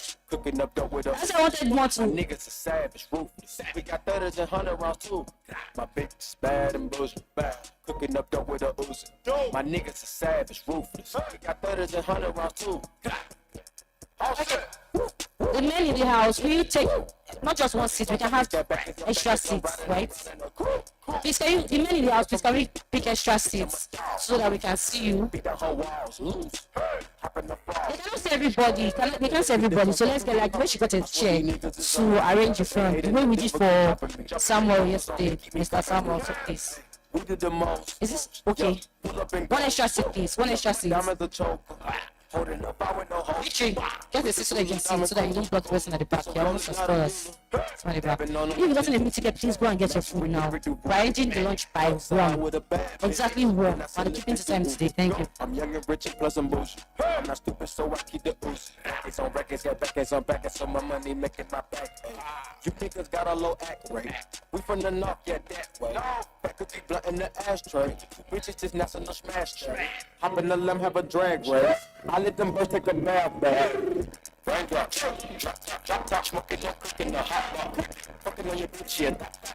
Cooking up dope in the crock pot. We came from nothing to something. I don't trust nobody with the trigger.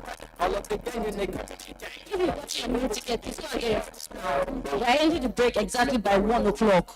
My niggas No extra time by 1. Is it passport we're taking? bad.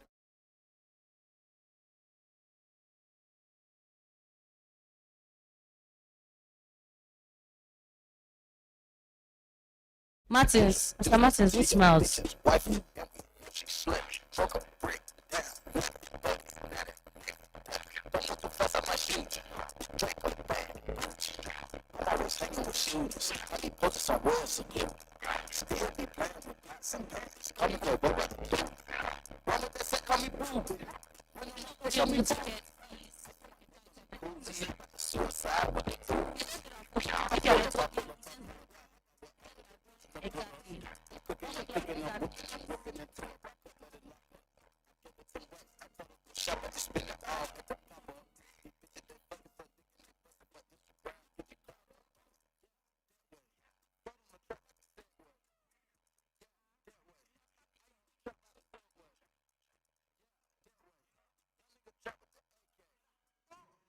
That way. Big Dyko, get it dope, Macy. Hey.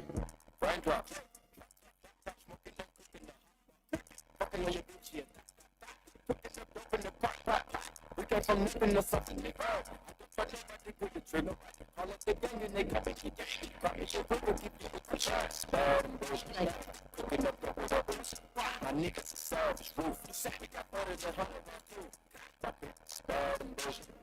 Cooking up dope with a boost. My niggas are savage, ruthless. We got 30s and 100 rounds too.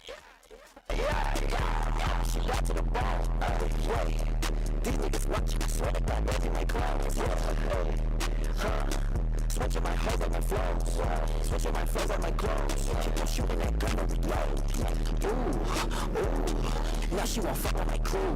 Cause the money come all out the roof. Try to rob me, that bitch got no really good the trigger. Call up the gang and they come and get gang. Grab me your river, keep you with touch, keep you with touch. Bad and bullshit, bad. Cooking up dope with a Uzi.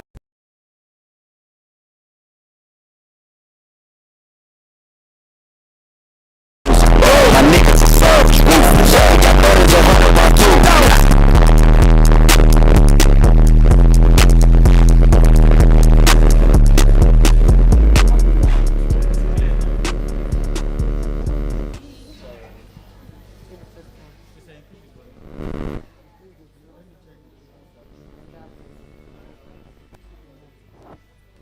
Please, if you don't understand English, please let me know.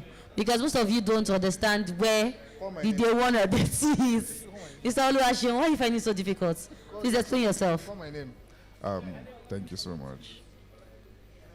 So I think I've been having technical issues.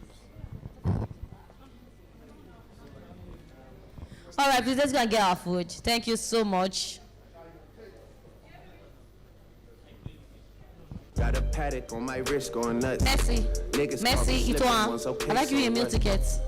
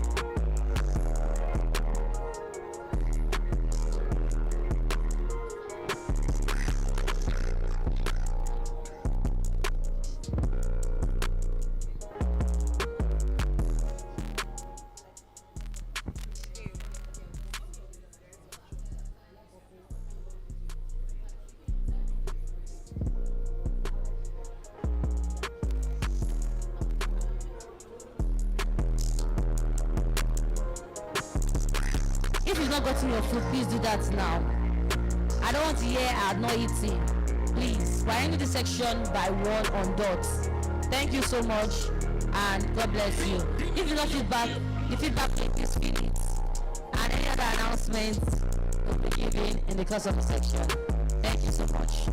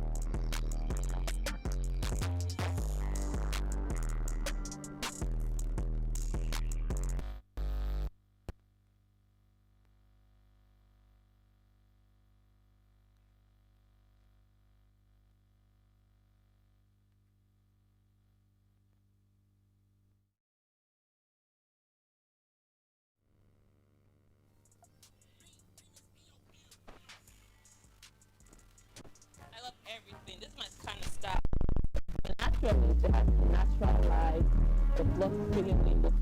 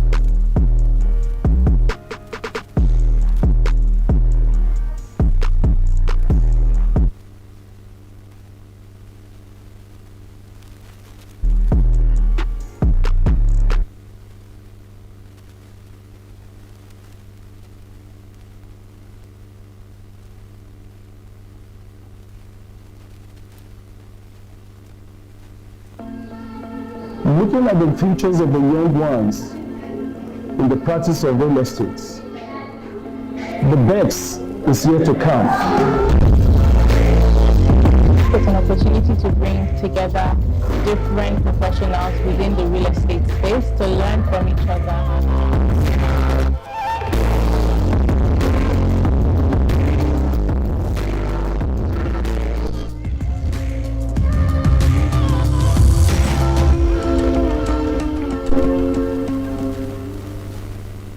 I love everything. This is my kind of style, you know? I'm a naturalist. It has natural light, the floor to ceiling windows, my kind of thing. Just speaks, exclusivity without too much noise. And if you're my kind of person, this is your house. Trust. Hello, ladies and gentlemen. Welcome to Solis Residence at the Pinot Beach Estate in Lagos. And CW Real Estate, we're having an open house event right here today. This is a beautiful 4-bedroom, fully detached, situated out here at Pinot Beach Estate. There are so many amazing people out here. Keep it locked in, guys. Don't go nowhere. Come with me. This is one of the most special gems on the market. It's a 4-bed, some 500 square meters. It's well designed. If you put this property this week, well, let's disappear for a week. If I close on this property, I'm going to take a trip to Monaco in December. This house is well built in terms of quality, in terms of implementation, in terms of design. I think the owners will really enjoy it as they start to live in it. These are real plans. You get water every other day. If you look around the estate, you see that this design is a bit different from what is sustainable around there. Hey guys, keep it locked in and don't go nowhere. Let's show you around. It's a nice property that I would love to request someone to buy. So I've had a number of my clients come by the property, and surprisingly, a number of them put in an offer. And I am elated to see how that goes. I'm very hopeful that I will close on this property. Right now, she wants to offer 600 million. I wish you can up it to like 750. Let's see if it's going to fly. What are you offering? You can submit your offer, then we'll come back to you. We don't need that for first. Submit your offer, then we discuss and submit to you. Yes, flexible. 50 is negotiable. Yeah. So is there any more questions for me? Depends on how you want. But this particular developer, this is how he builds, because it's like in that whole abroad standard vibe. So the rooms are not too massive. This is the master's bedroom. Spanish wooden tiles as well. Brotex windows from Germany. It's giving like rustic house kind of vibe you get. So this is the walk-in closet. You can also convert another room to a closet. This is the restroom. I figured you like the bathroom, the restroom. Yeah. Wow, so beautiful, guys. So beautiful out here. Okay, so this is a very sizable cinema space. What kind of movie is vlog? Maybe trailer or movie with you. Quality, space management, and finishing also is very, very premium.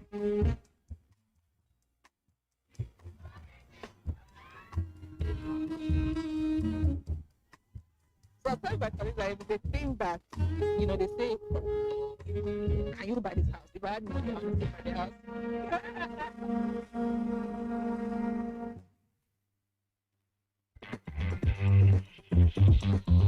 Hey guys, keep it locked in and don't go nowhere. Let's show you around. It's a nice property that I would love to request someone to buy. So I've had a number of my clients come by the property, and surprisingly, a number of them put in an offer. Looking at the futures of the young ones in the practice of real estate, the best is yet to come. It's an opportunity to bring together different professionals within the real estate space to learn from each other.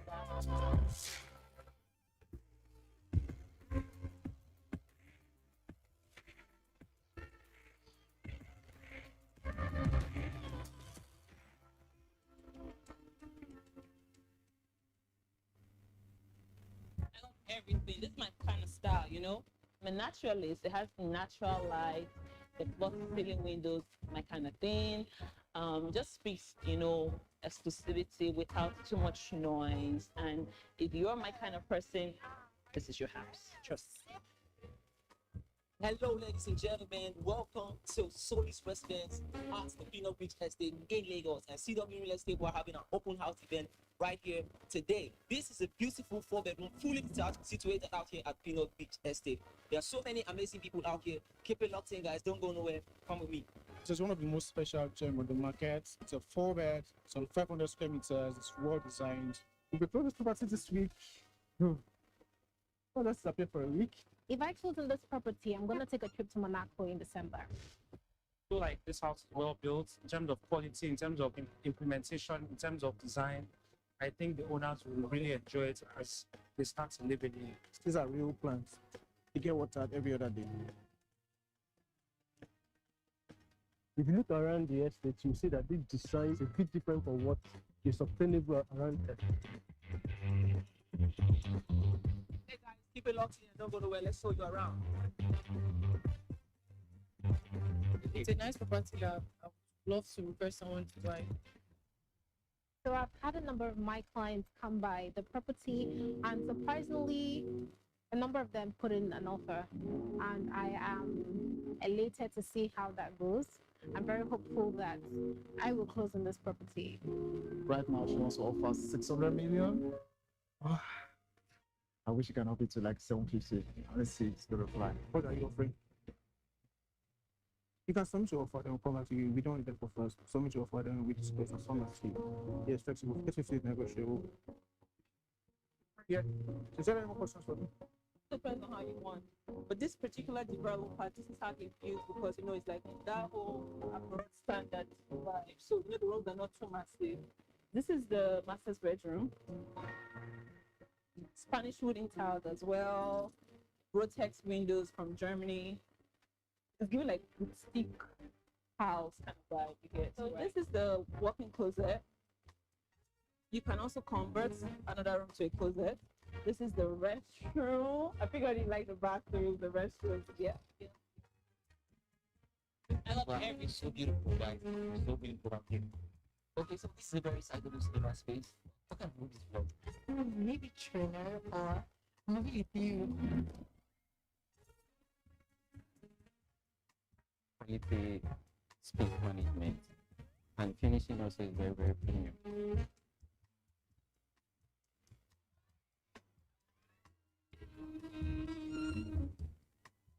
So I'm sorry, but like they came back, you know, they say, can you buy this house? If I had money, I would buy the house.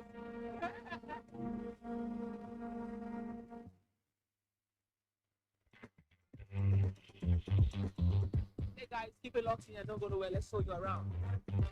Looking at the futures of the young ones It's a nice property that in the I would practice love of to real refer someone. estate. The best is yet to come. Opportunity to bring together different professionals within the real estate space to learn from each other.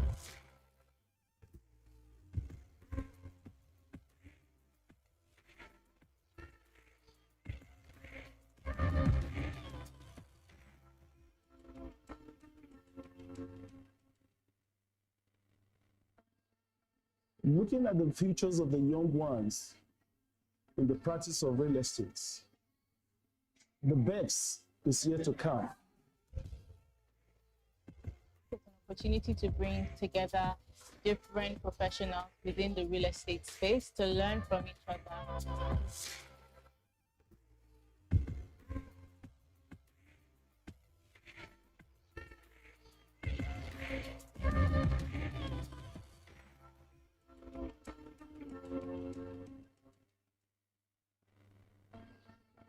Looking at the futures of the young ones in the practice of real estate. The best is yet to come. Opportunity to bring together different professionals within the real estate space to learn from each other.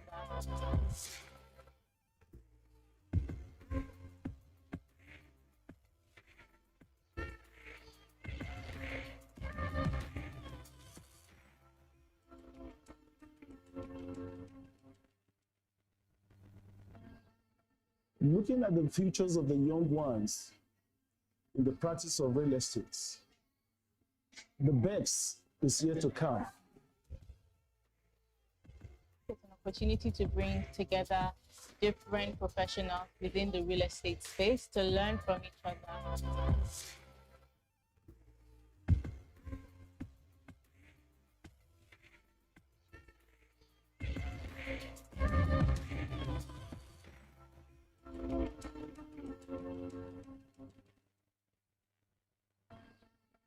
Looking at the futures of the young ones in the practice of real estate, the best is yet to come. It's an opportunity to bring together different professionals within the real estate space to learn from each other.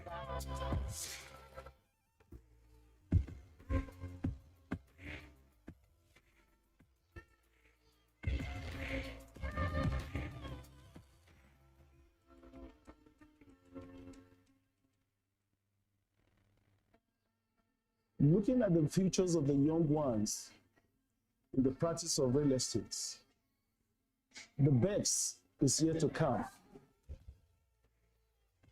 It's an opportunity to bring together different professionals within the real estate space to learn from each other.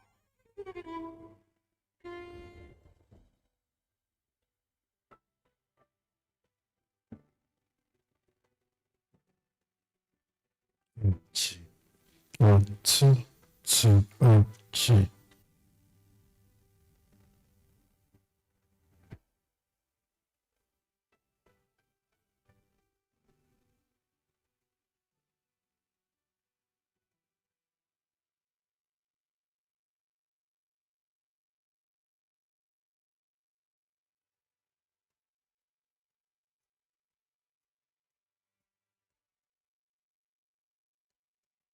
Lagos becomes the most expensive state in Nigeria as country's headline inflation climbs higher to 22.79% in June, according to latest report coming from the National Bureau of Statistics.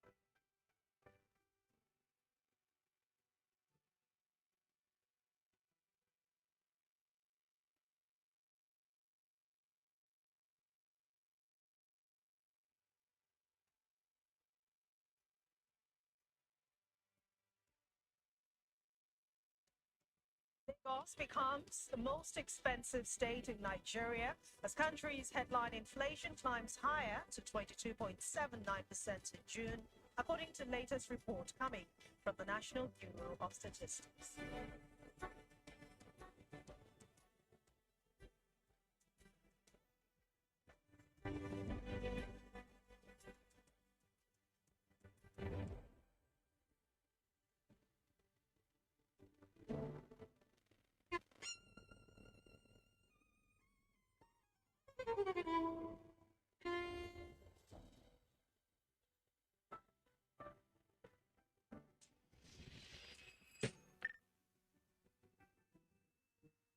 But it's not just about aesthetics, it's about lifestyle and functionality. I'm living in my dream. One Tower residents offer convenience. Located right across the Capital Mall, with fine dining, luxury shopping, and a VIP cinema, everything you need is within easy reach. For those who demand nothing but the best, the World Trade Center offers an exclusive collection of luxury apartments and penthouses with breathtaking views on Abuja skylines, elegant interiors with luxury in every detail, and top-tier security with 24/7 surveillance. World Trade Center is a statement. It's a reflection of success, sophistication. The World Trade Center Abuja represents dreams, success, luxury, and limitless opportunities on the global stage. This is not just a place to live or work. It's a getaway to a world of prestige, an ecosystem of excellence. Whether you're a professional, an investor, or just someone enjoying and appreciating the finest thing in life, this is where you belong. Luxury extends beyond your living space with world-class amenities, including an exclusive private pool, a fitness and wellness center for ultimate relaxation, and luxury concierge services ready to meet your needs. Blending innovation, security, and sophistication, the World Trade Center sets a new benchmark for international prestige. The future of luxury has arrived and is waiting for you.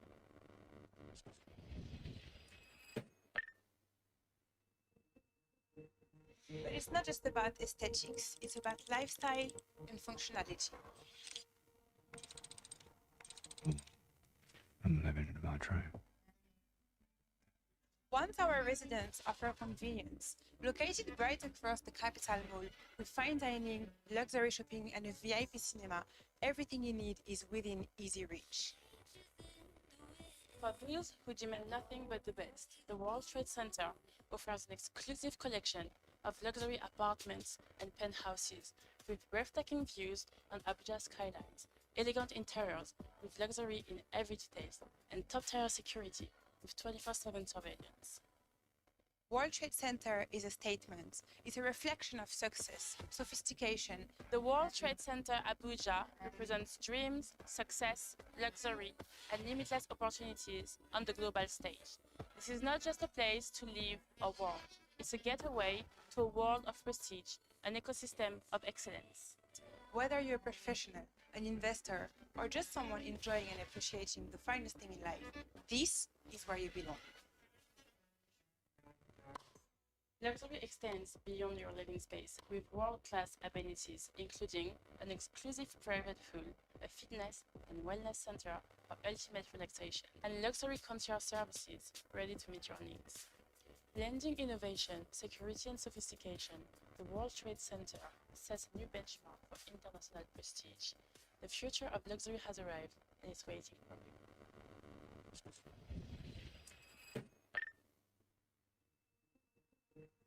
But it's not just about aesthetics, it's about lifestyle and functionality. I'm living my dream. One Tower residents offer convenience. Located right across the Capital Mall, with fine dining, luxury shopping, and a VIP cinema, everything you need is within easy reach. For those who demand nothing but the best, the World Trade Center offers an exclusive collection of luxury apartments and penthouses with breathtaking views on Abuja skylines, elegant interiors with luxury in every detail, and top-tier security with 24/7 surveillance. World Trade Center is a statement. It's a reflection of success, sophistication. The World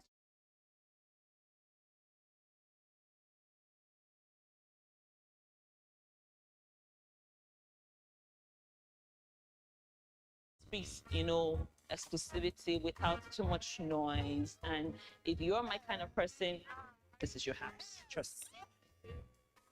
Hello, ladies and gentlemen. Welcome to Solis Residence at the Peanut Beach Estate in Lagos. And CW Real Estate, we're having an open house event right here today. This is a beautiful 4-bedroom, fully detached, situated out here at Peanut Beach Estate.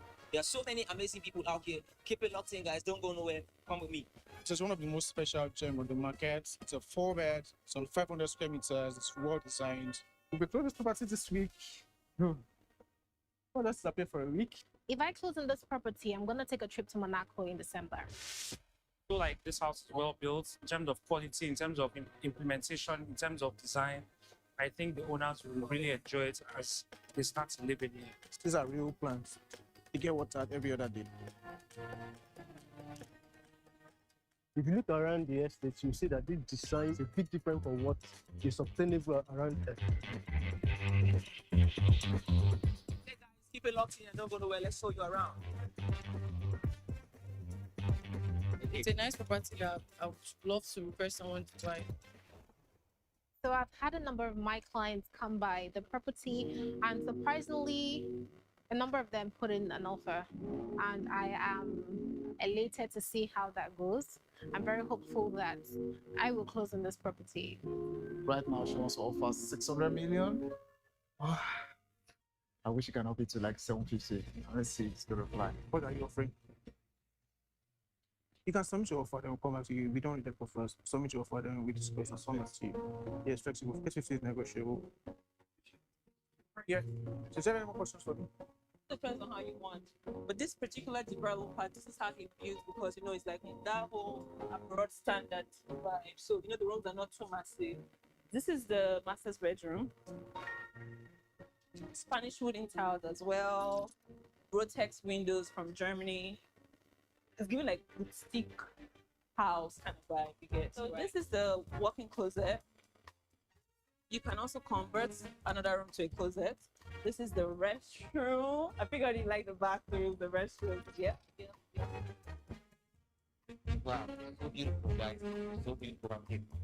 Okay, so this is a very psychedelic cinema space. What kind of movie is vlog? Maybe thriller or maybe you. Quality space management and finishing also is very, very premium.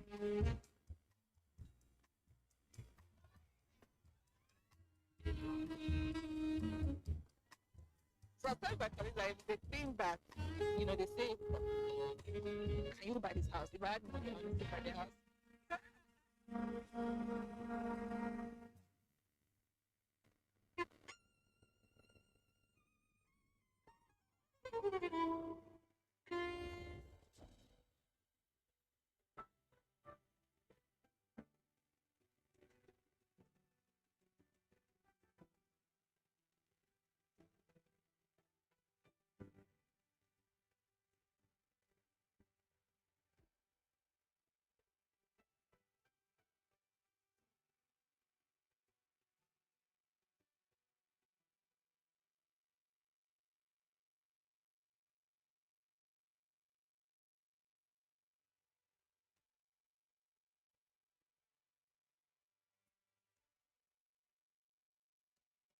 Lagos becomes the most expensive state in Nigeria as country's headline inflation climbs higher to 22.79% in June, according to latest report coming from the National Bureau of Statistics.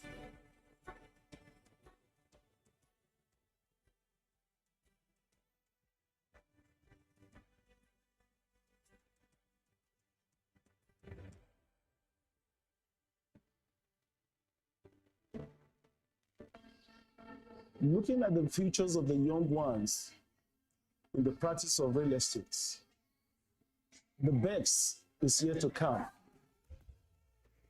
It's an opportunity to bring together different professionals within the real estate space to learn from each other.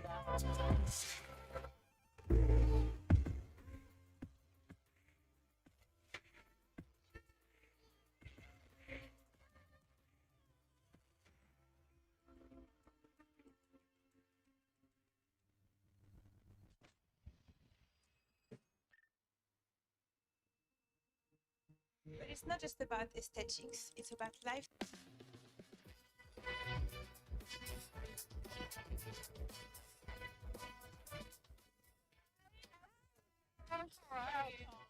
Thank you. Where's the client? It's here. Okay, that's him. Okay. All right, okay. Give me a minute. You're welcome. Fine, thank you. Yeah, all right, this is the one I have been dying to show you. Trust me, it is different. Said that before. Hi, nice to meet you. My name is Ebo. Ebon. Yes. Nice to meet you guys. So she has told me that she's showing you this property today, and I'm sure you're going to love it. Let's see. Okay, let's go. This property sits on about 1,000 square meters with 5 ensuite bedrooms, a private cinema, an elevator, and a view that, well, you will see. For me, it's not just about selling homes, it's matching energy. Feels like a gallery. That's the idea. I see. Every line here was designed for the flow, no wasted space. And here we have a double volume living area with floor to ceiling windows, enough natural lighting, smart home, fully automated.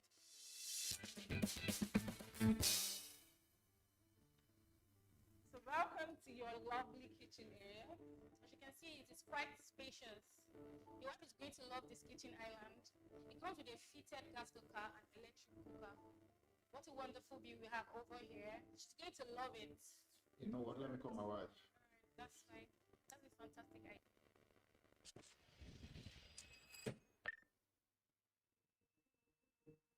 But it's not just about aesthetics, it's about lifestyle and functionality. I'm living my dream.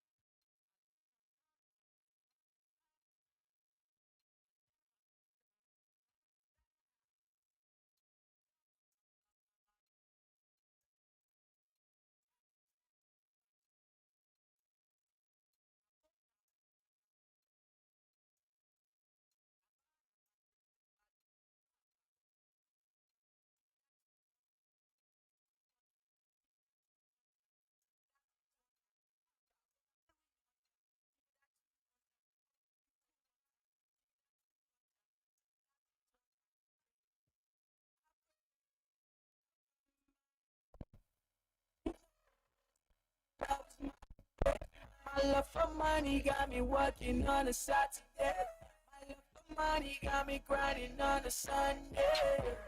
I know you love my way.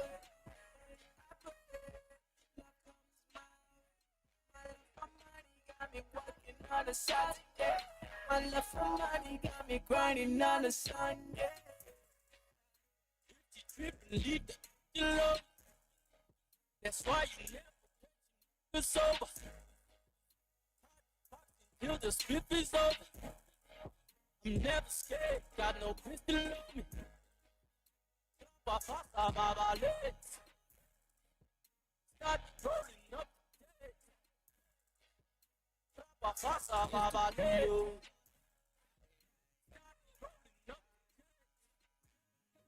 No matter what, I know they see us. I see they hating, that's just me up.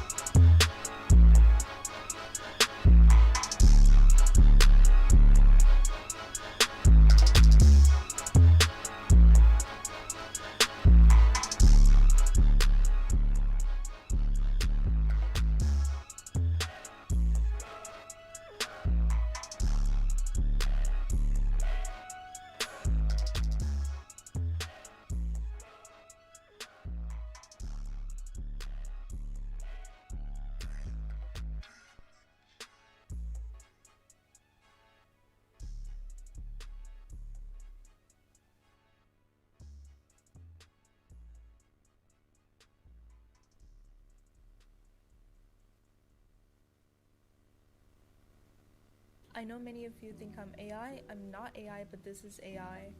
Maybe in the future I'll get to work less. I'm gonna try to create myself in my outfit today.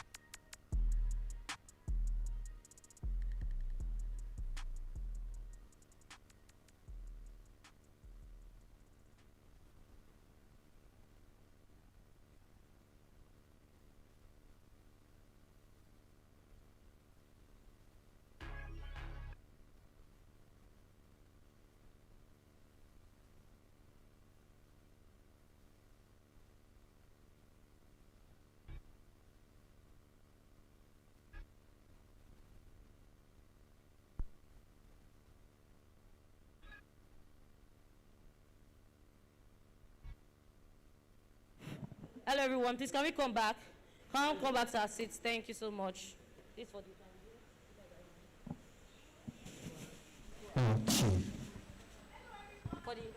Hello, everyone. Please, can we come back? Thank you. The break is over.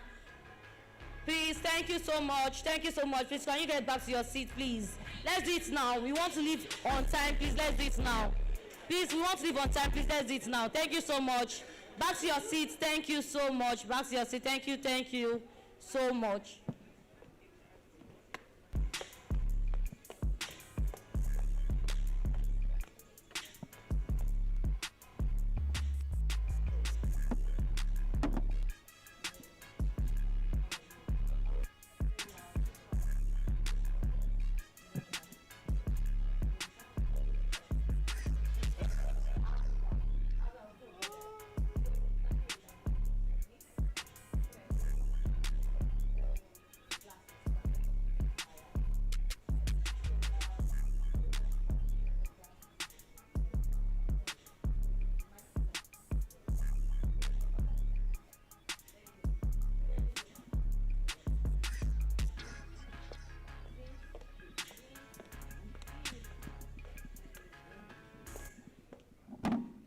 Hello, everyone. Are we good? How was the food? All right, glad to hear that. All right, quick one. So we'll be having a networking section for 20 minutes exactly. We already have our next guest speaker already, so it's currently being mic'd up. Just reduce it a bit. No, it can still be going on, just reduce it a bit because it's a networking section. All right, hi guys. Hello, everyone. So today is day 3, so I should assume you know your neighbor's name by now. See them. I already asked what's their neighbor's name. All right. Marketing, are you ready for me? Marketing, are you ready for me? We've started. Marketing, we've started. Thank you. All right. Do you know your neighbor's name? Do you know your neighbor's name? On an average, How many are we for this academy 2025?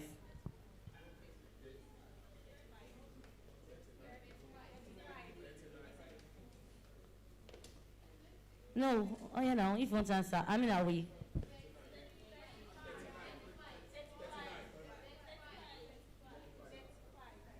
I've not heard the number.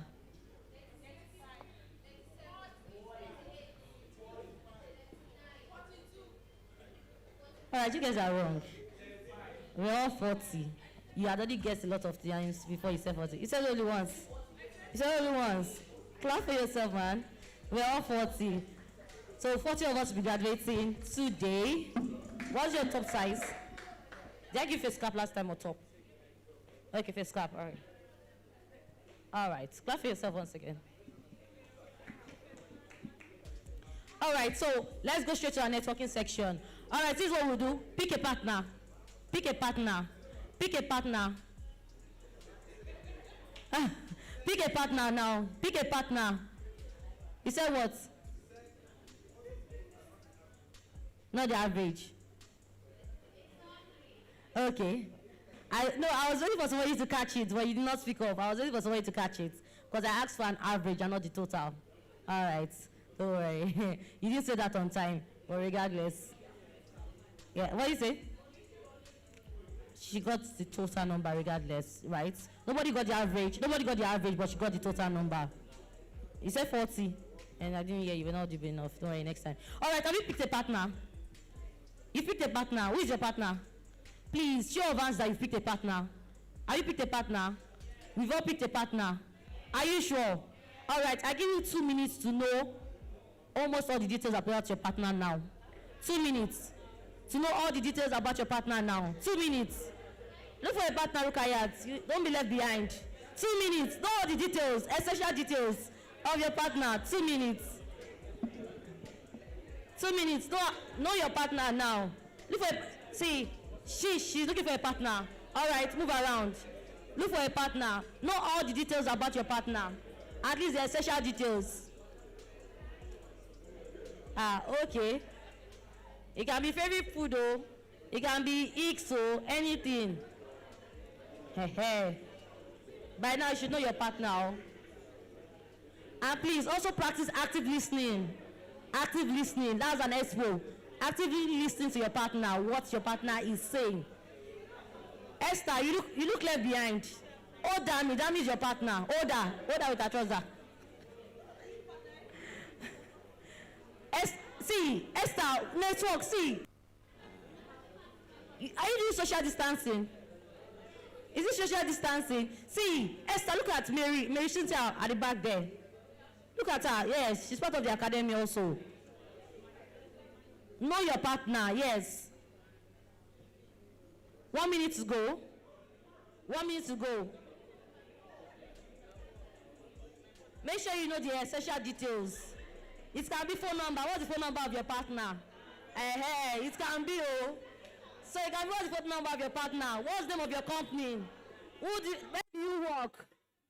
So ask questions. Ask the right questions. What's the name of your company? If you don't have a partner, get a partner now. Do you have a partner? Who is your partner?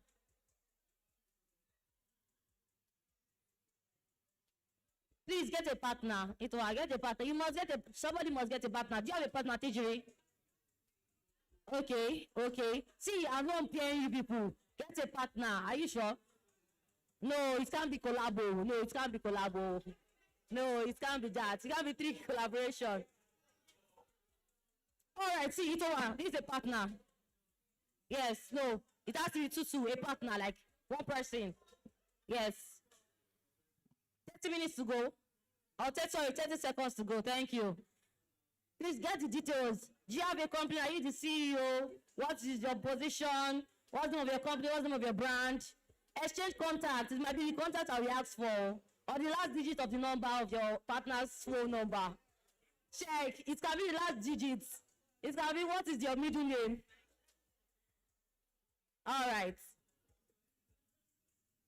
Unnecessary details.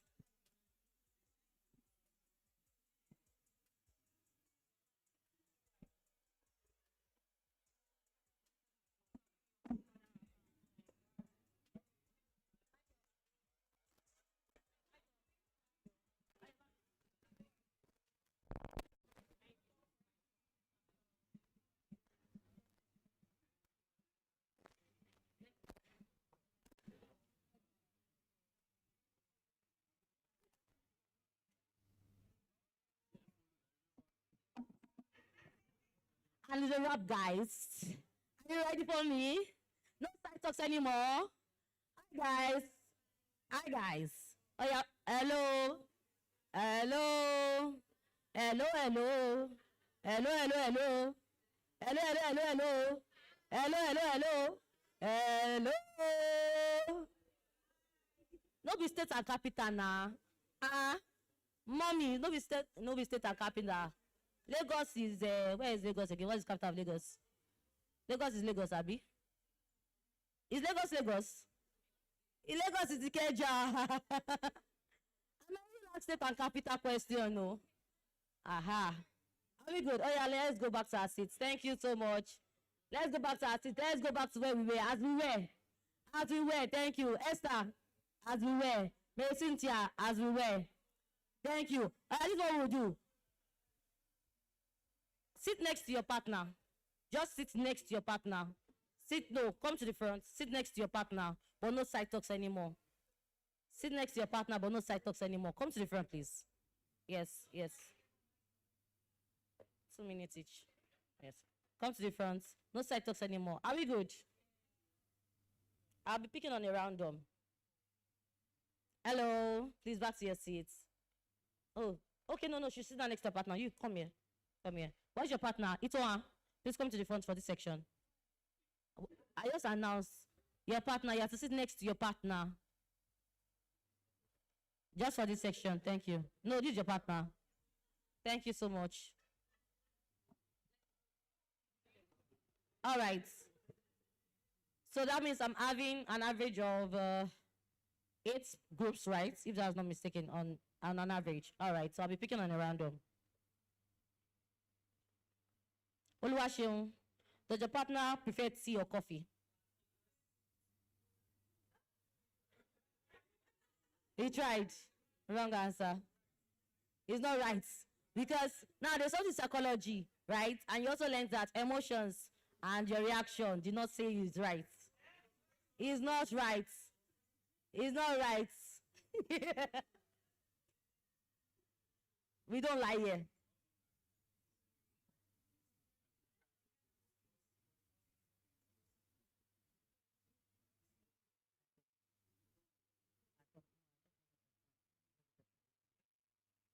All right. Felix, please come. Come. Come to my side.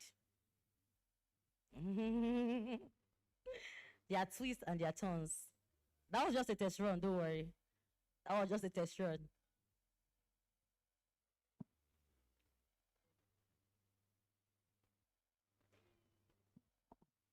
Teju is your partner, I say. Teju is your partner, right? What is his bet month? Face me. What is his bet month? You not talk reach that level. You don't talk reach that level. Hey, yeah. I'll go back to your seat. Do like this. When you see your partner. She. All right. Are we good? No side talks anymore. Look at them. Plotting. No weapon fashion against me, Sha.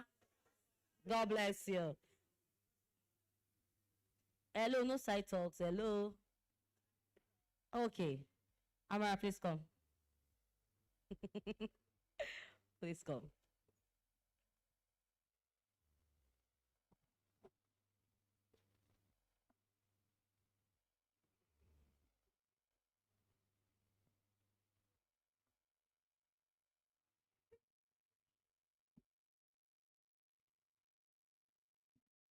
Hello, sir. What does your partner do?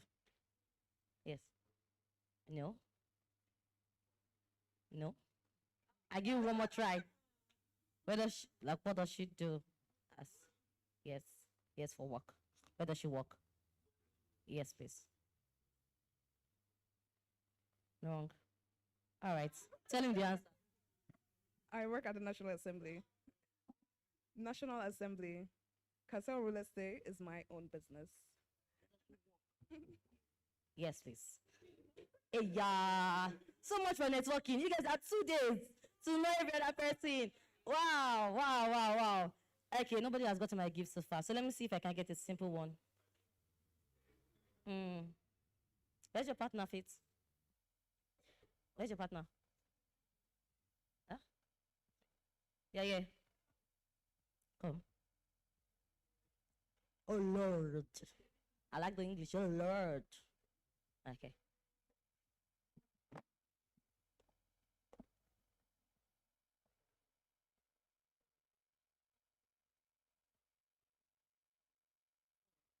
Faith, what's the middle name? It's simple because I mentioned it. Like, ask for the middle name. I said it. So what's the middle name? No, turn. Thank you. Oh, good. Oh, good. Please, a round of applause for her. What's your top size? Okay. Are you a medium? 1, 2. Please let me pass that. No, I'll give you. I gave you something last time, right? Was it a couple? Let me give it up. No, I'll give that to you first. Round of applause for them, please. So I have 3 more questions to go before I introduce the next speaker.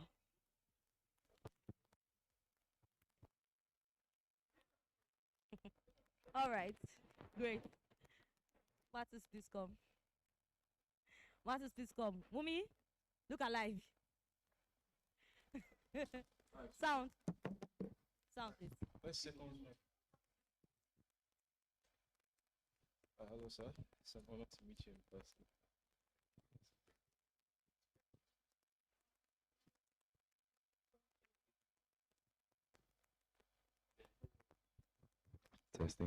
Testing. Are you ready? Mummy, what's network partner? Network provider. All right, a round of applause for you.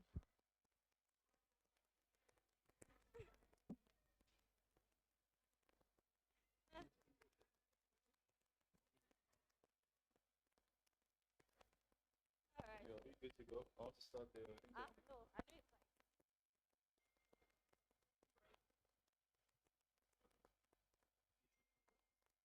Okay, the last two questions. I'll call it a day for this particular section. What should be my last 2 questions? Should be an hard one or a simple one? Okay, I think the hard one first. Yes. Okay, let's see. Many, money, more father. Key. Father vibe. Mother vibe. Many, money. Oh, please come.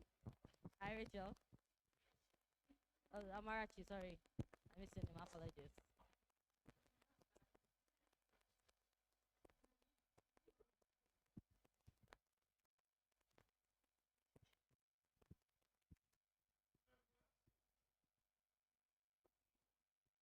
Hi. What area does the partner live? What area does she live? What do you say? Wow, how did you get that? Oh, that's it. All right, a round of applause for you. All right, you got it. So they asked extensive questions.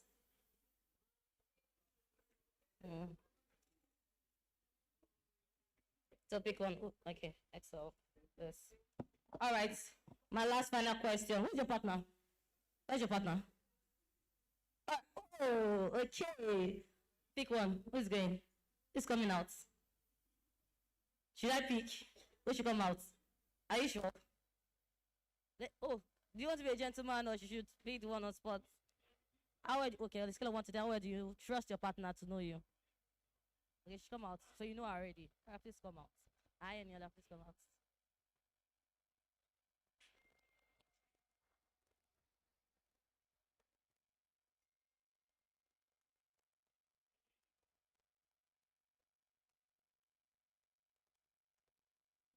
The other one.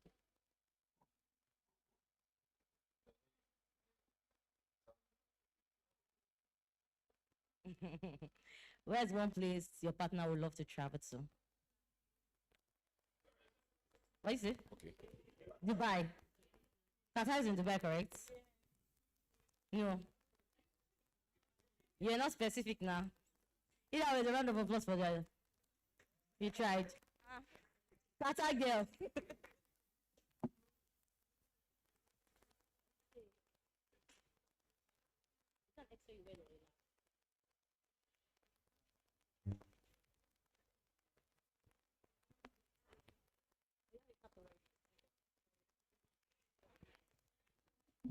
All right, a round of applause for your. You did a great job. A very, very good job. So this is an opportunity because I know aside the group chat, after today, I know most of us, we hear a lot of people. So use the opportunity. If it's one or two people, you already know them, what they do. Especially the three basic questions: what they do, what's their name, and their contact number or their business card. And also a quick tip: if you don't have a physical business card, you can have a virtual one. There are a lot of apps that actually give you access to a virtual one. It's free. We have Blink there. You can create a Blink profile. You can also carry an external mail and attach to it for meetings. People can schedule meetings with you through that. There's Calendly. Blink is connected to Calendly where you can schedule meetings and appointments there. They can also take you to your Instagram page. You can just connect everything. So there are a lot of virtual business cards we can use there. Don't wait until you have. Welcome back again, sir. Thank you. You were have you back for this year's academy. Yeah. What is the one lesson you hope the students take from today's lecture? Yeah, thank you for inviting. Thank you for inviting me once again. Last year I had a very wonderful experience. Even as a facilitator, I learned a lot, and the kind of interaction I had with the students was fantastic. So it was a very easy decision for me when I was invited again this year to come back. So it was very easy, like I said, a very easy decision for me to take to come back. What I expect from the students, right? I would just want them to listen attentively and learn from what I'll be telling them this evening, because they're going to learn a great deal from my experience. It's going to be quite interactive. I'll be open, and they're going to learn a whole lot. So they should just be calm, listen attentively, and learn. Thank you.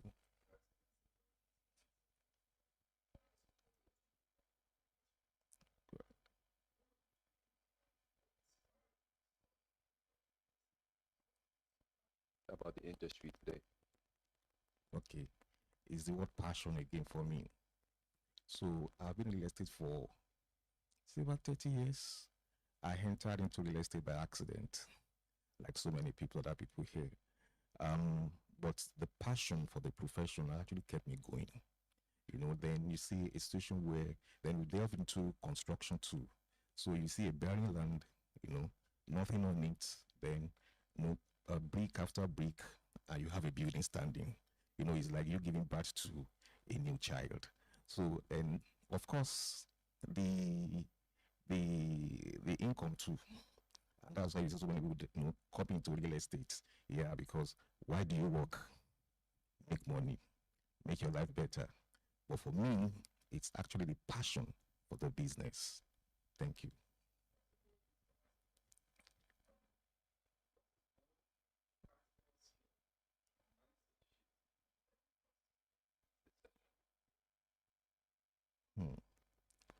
Mindset shift. I want all the participants to know that there's nothing that's impossible. There's nothing that's impossible. Impossibility should be deleted completely from their diary, for their dictionary. So, as I was saying, the participants should know that there's nothing that is impossible. Impossibility should be completely deleted from their dictionary. Everything is possible. It depends on your mindset. Thank you. Or what was the major turning point that shaped the way you approach real estate? Maybe my first transaction, my first major transaction. I made money, and I said, wow, so this is how it is. Then I kept going. So my first major transaction, and my boss then told me, do not camp there. You know, by the time you know you're done with your first transaction, and you're able to do it, you're able to make money from it. Another one comes in, you're able to make money from it. Then it's like, you know, you have this adrenaline shots, and you just want to keep going. So being successful on multiple transactions has actually been the tonic, you know, keeping it going in the business. All right, so that's wonderful. Last one before we let you go. Yeah. What is the biggest opportunity you see in the Nigerian real estate market over the next 12 months? 1 month. 12 months. 12 months. There's always opportunity in real estate business in Nigeria. Look, last year, a 3-bed flat in Lekki was going for about maybe 3.5 or thereabout. The same 3-bedroom flat today is about 15 million, 20 million. So there are opportunities in real estate. You know, you have the development, you know, you can develop, you can manage, I mean, the short-let market is booming as we speak now. So there are various ways you can actually plug yourself into the business. You know, you can manage, you can do valuation, right? You can do agency, that is buying and selling. You can act on behalf of clients. You know, everywhere you turn to in the real estate business, you're making money. It's a value chain. If you're able to lock yourself into the value chain, you continue to make money, you know, and continue to build value too. So the market is so dynamic, such a way that we're not even talking about 12 months. The next month, the next moment, you can make a kill in real estate. But everything depends on your mindset. Everything depends on you. So the market is a very booming market. The market is a very good market. It's a very resilient market. So it depends on how you're able to position yourself, you know, to take a chunk out of the market. All right, sir. Those were some very insightful answers. Very quickly before you leave us, would you mind telling us your name and any other additional titles? Okay, so my name is Yemi Stevens. I'm the managing partner at Estate Links. Thank you. Thank you very much, sir, for your time. You're welcome.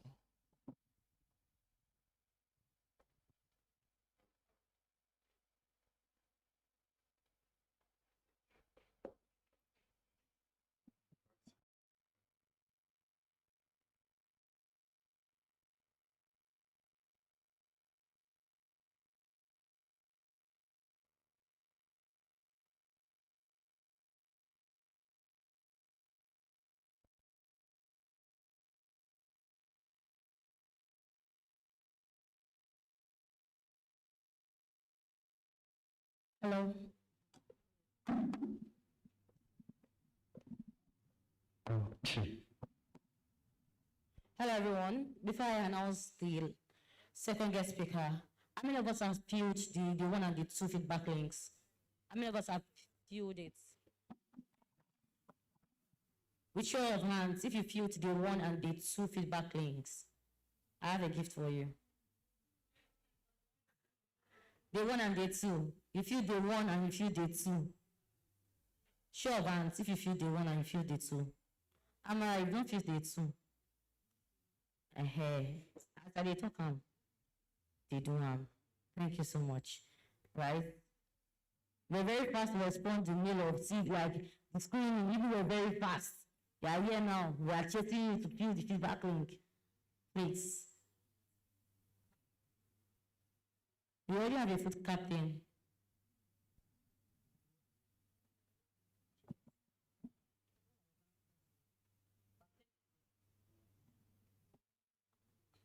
All right.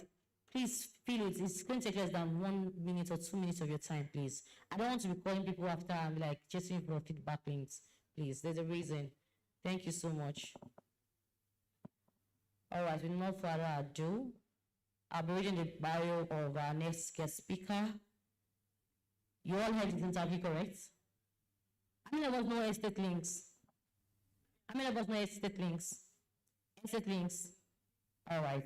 So we're having one of their managing partners If you don't know estate links, you know Gbenga Olaniyan. You know those other people, right? There's estate links. You can check them online later and do business with them, partner with them for other things. All right. I'm reading the bio of Mr. Yemi Stevens, ANIVS RSV. Yemi is the managing partner at Gbenga Olaniyan and Associates, which is also known as Estate Links Limited. He has been in the real estate space for over 2 decades.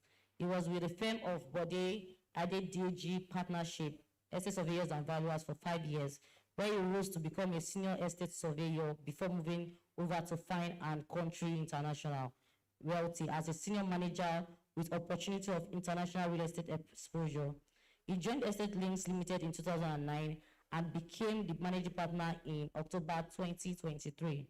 Yemi is a member of the Nigerian Institution of Estate Surveyors and Valuers, African Real Estate Society, and Royal Institution of Chartered Surveyors. He has delivered papers on real estate related topics both within and outside the country, and also benefited from courses, conferences, and seminars within and outside Nigeria, including University of Reading, UK, and Harvard University, USA.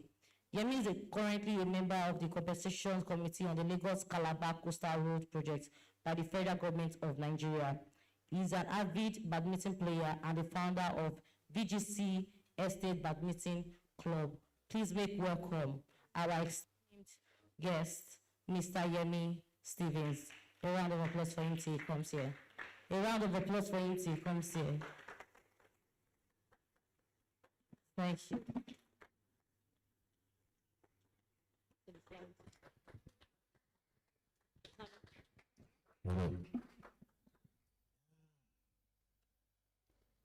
Good afternoon. How are you? Also, how's it been? You've been enjoying yourselves? Right? Good, good, good, good, good. I anticipate that we're going to have a very nice time here this evening or this afternoon. So, my name is Yemi Stevens, right?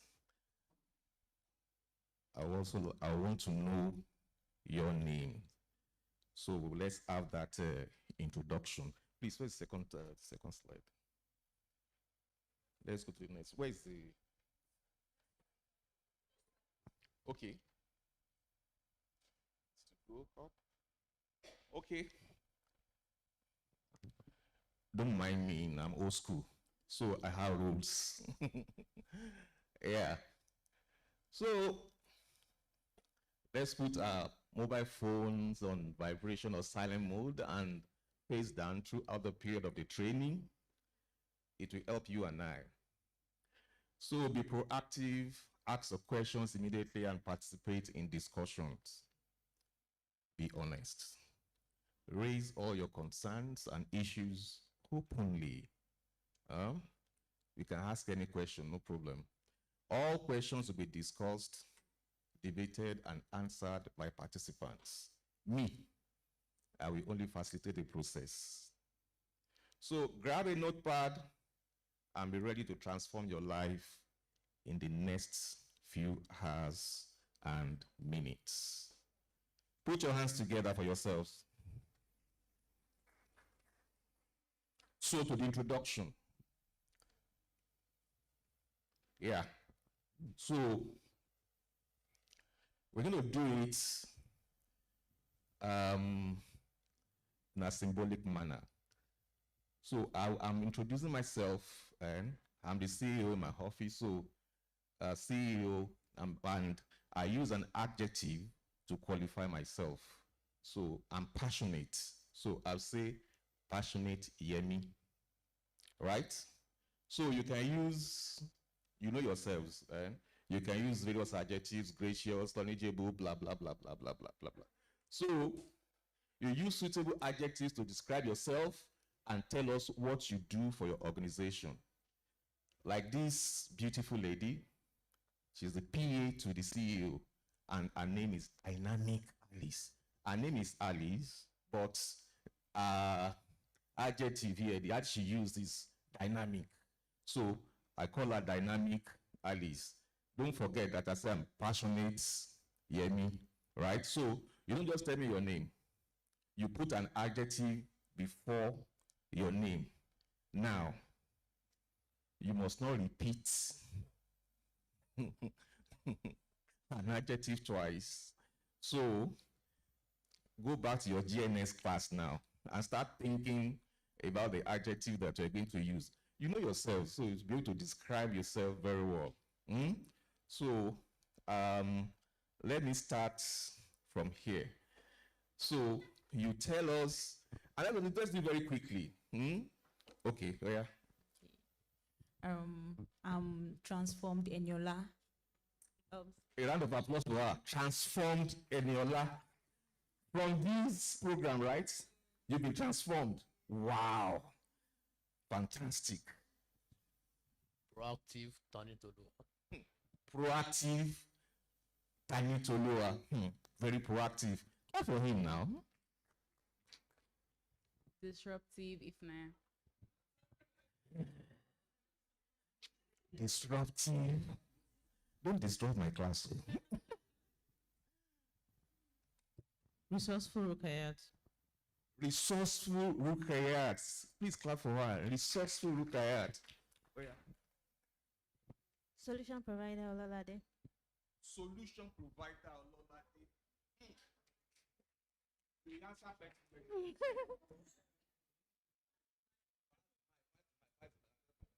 My name is Smart Michael. Smart Michael. Ambitious Favor Promise. Diligent Lekon. Audacious Amara. Audacious Amara.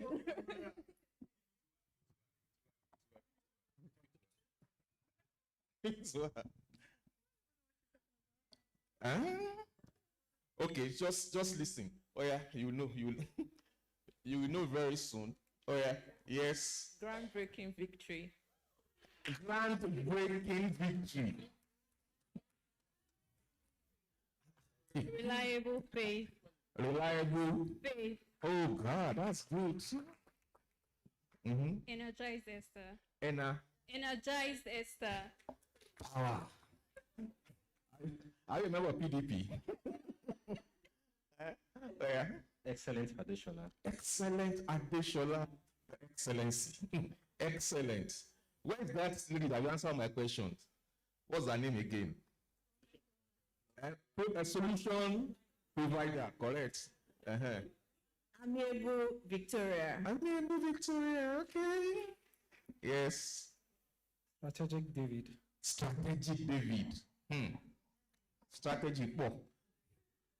Creative Amara. Creative Amara. Okay, fantastic. Very creative. Resilient Rachel. Someone has mentioned resilient, right? I say also, okay, yeah. Clap for her, Jerry. Unique Ebon. Unique. You're actually unique. So, knowledgeable TG. Sorry? Knowledgeable TG. Knowledgeable TG. Wow. Felix. Stand up, please. Stand up. How many packs? Okay. 14. Yeah. Okay. All right. Profound Oluwaseun. Profound. Wow, that's good. Noble Emmanuel. Noble Emmanuel. Crazy Mercy. Sorry? Crazy Mercy. Organizers, am I saying? Crazy Mercy. So, your name is Mercy, right? And you're crazy. So, see, I'm just looking at the so Mercy, crazy. They're actually not in the same brackets. Anyway, oh yeah, let's go. Successful Itoma. Successful Itoma, good. Charismatic Thelme. Charismatic Thelme. Audacious Martin. Someone has said audacious. He was not listening. It was my own originally, sir. No, use another adjective. Use another adjective. Over audacious Martin. You don't want audacious to feature in an adjective you're going to use. Exclusive Martin. Exclusive Martins, okay? Unstoppable Adewumi. Turbo. Unstoppable. I like that. Good. Tenacious Esther. Tenacious Esther. Fantastic. Now, my sister over there. No. This, yes. I'm reliable, Rebecca. No, sound reliable. So. Trustworthy, Rebecca. Reliable, trustworthy. Okay. Trustworthy, Rebecca, right? Okay. So put your hands together for yourselves. So don't forget your adjectives, because if you're going to ask a question, or going to answer the question, you must use your adjective before you put your name. So keep it in your pocket. Fantastic. So the topic for discussion here is business structures, financing and deal strategies. I took this course this topic last year, and it was a very, I had a good time, taking this topic with the participants then last year. They were very cooperative. They asked questions, intelligent questions, and I want to believe that they actually learned from what, we were able to teach one another last year. So I'm saying this so that you strive to beat the record of last year's participants. It's only when you listen, interact, and ask questions, that's when you learn. Do not just take in, continue to take in. Try as much as possible to give too. Ask questions, right? Ask questions. You're not paying money to ask questions. We're not saying for every question is $5. No. So you can ask as many questions as possible, but make your questions very intelligent, and on what we're discussing. So I have a real estate background. I've been in real estate for about 30 years. About 30 years, yeah. I've been in real estate for 30 years.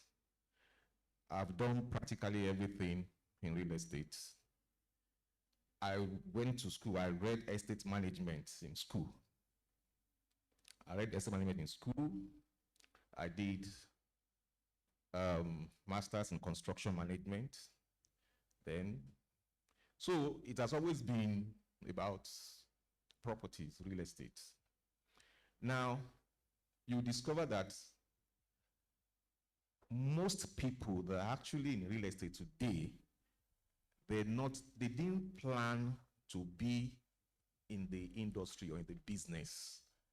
It's either hunger or the fact that Mr. X just had the one major deal, and the next moment he has bought what do Yahoo boys buy now? Benz.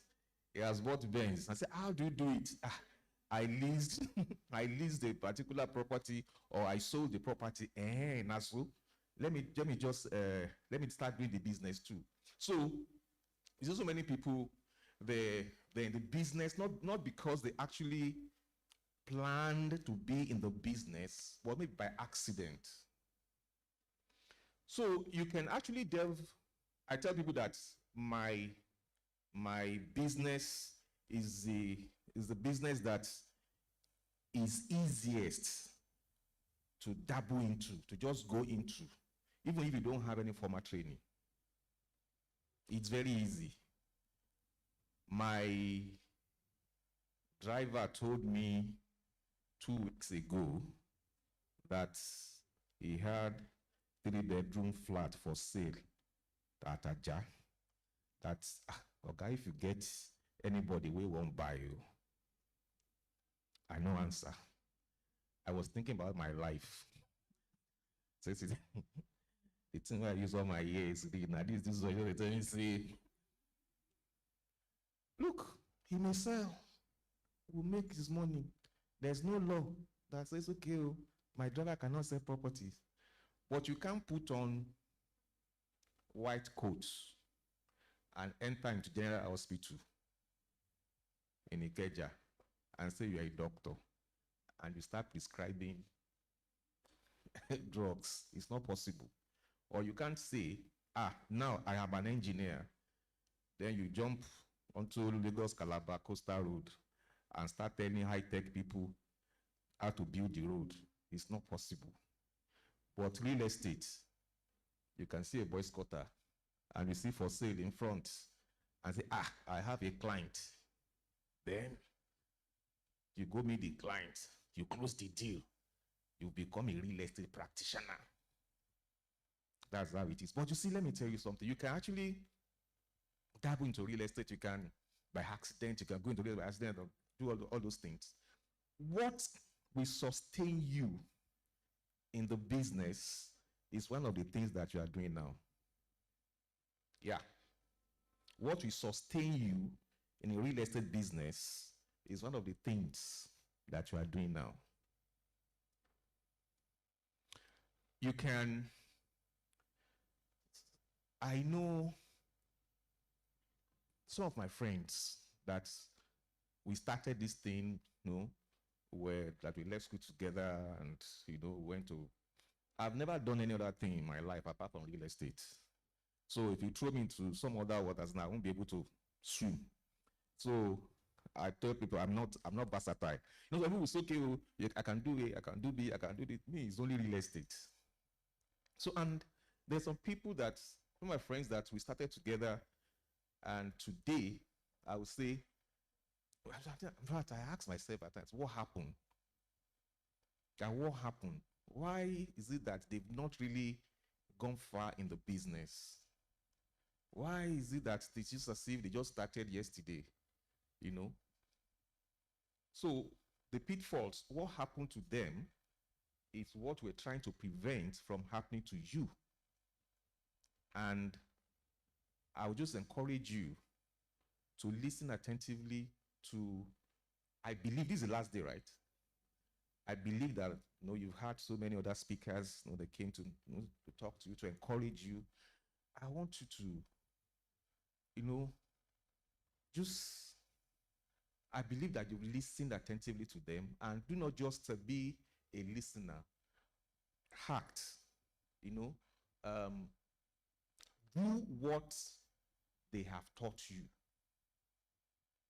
It will help you a whole lot. You see, we'll delve into this. I'll be very fast, right? But I just want you to know that for you to remain in the real estate business, you can remain in the business and not be relevant. But to remain in the business and be relevant, you have to do some things. And you have to stay away from some things. Real estate is sweet. Make the first money, and say, 10 million, 12 million, 20 million. And then, If you're not careful, that may be the last major money you make in real estate. It's not a cost. It's not a cost. At times I look at, I don't know.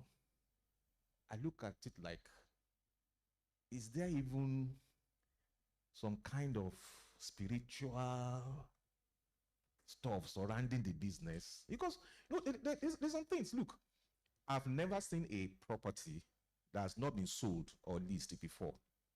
Now, you can have a property in the market that we're marketing for, even for years.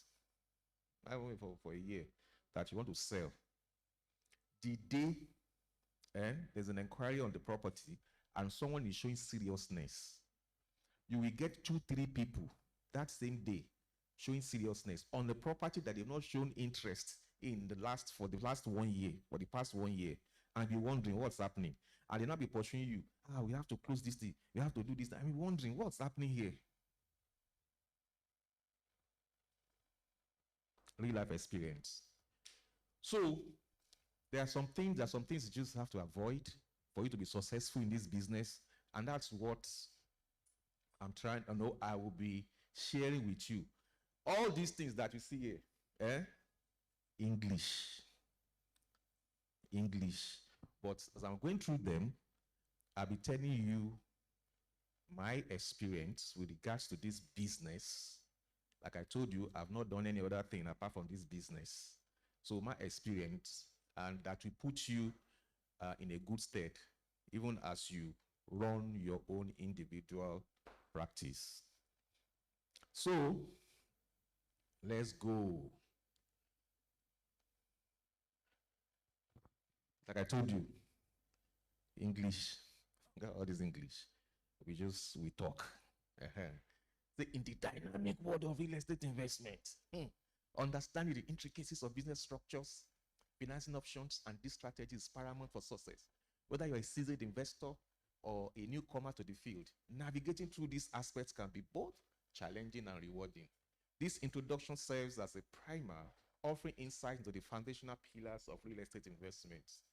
In this presentation, we shall be looking at various concepts, which include, but not limited to, introduction to business structures, financial planning and budgeting, real estate investment and financing options, risk management, and identifying and mitigating risks in real estate transactions, and final projects and presentations. So, like I said, English.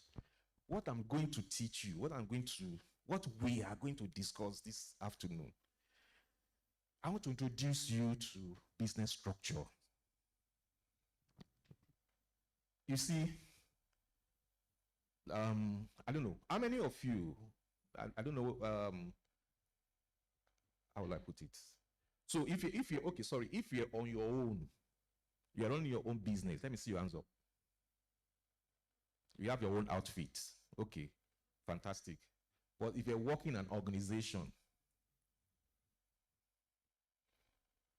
what of now, when you raise up, do your business, work in an organization, what do they happen? Now, what do they do with the housewife and this thing?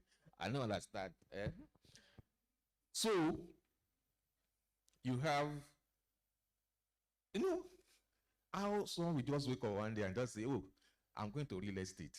No structure, nothing whatsoever, nothing. It's just, I don't know. I'm just going to real estate because the friend, maybe yesterday at the beer parlor, they had a discussion that, okay, you are buying beer for everybody. I just conclude transaction, how, where?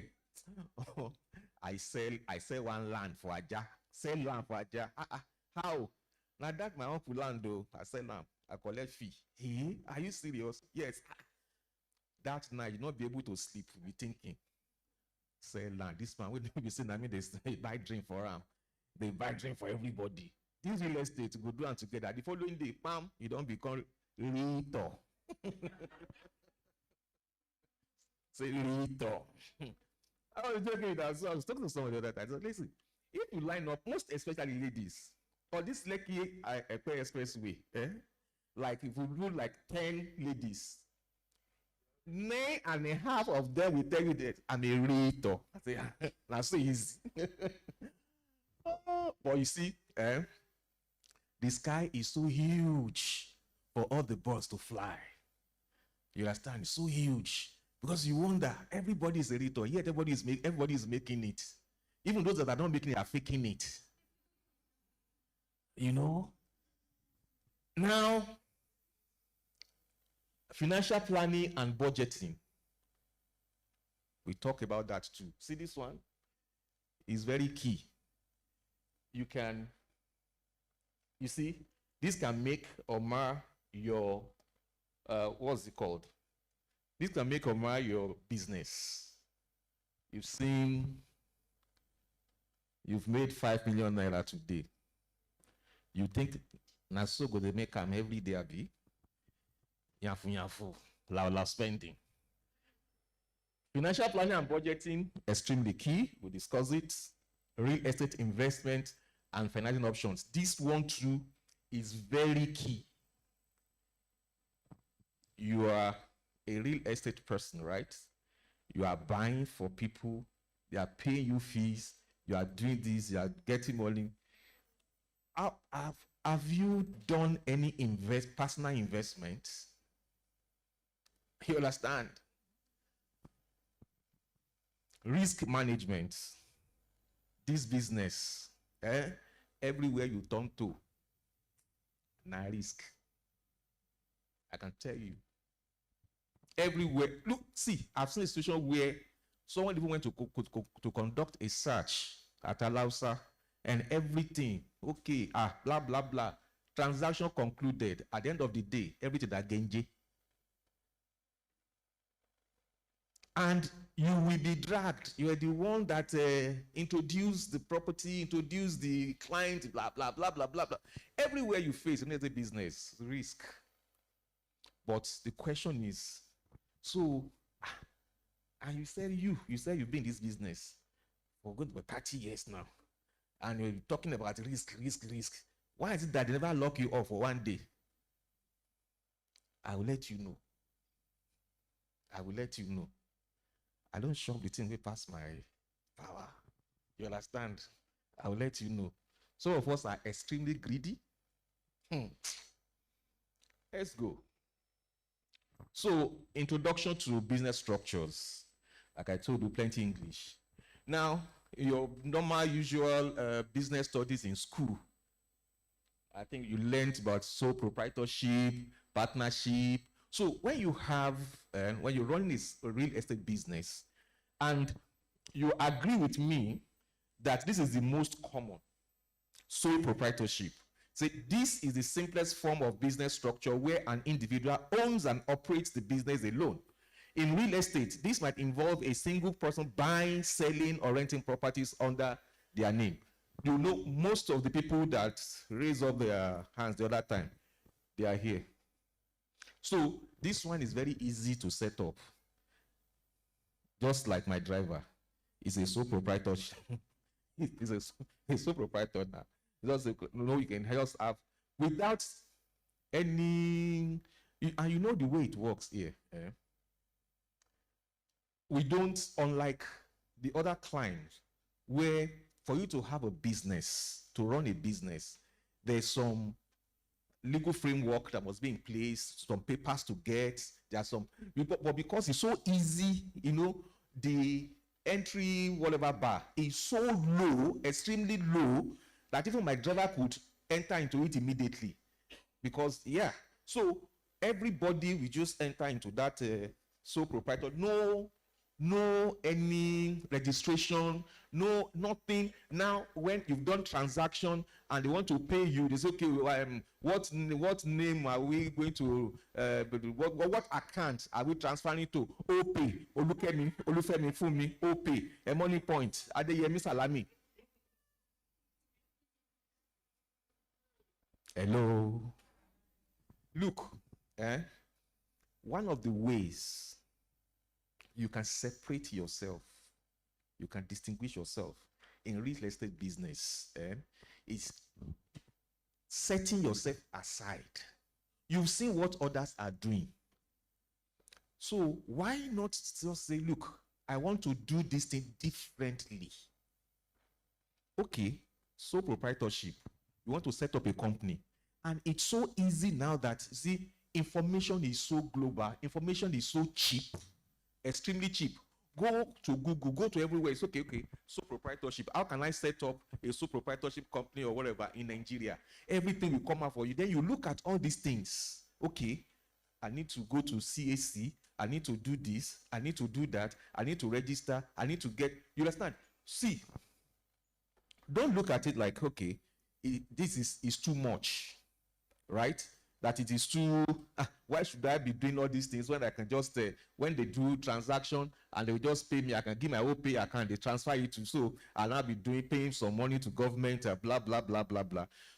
That is you thinking very small. That you will never, that you don't want to grow beyond where you are at the moment.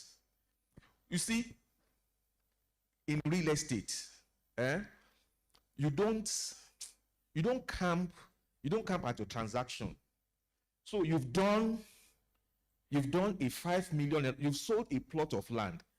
The next thing that should be, troubling your mind is how to sell 4 plots of land. 5, 6, 7, to how to scale. Now, you are scaling. I'm even happy now. You see, all this rubbish will even stop by next year. When this tax law, go and read the tax law very well. You can't be doing all this, sending money to my OP.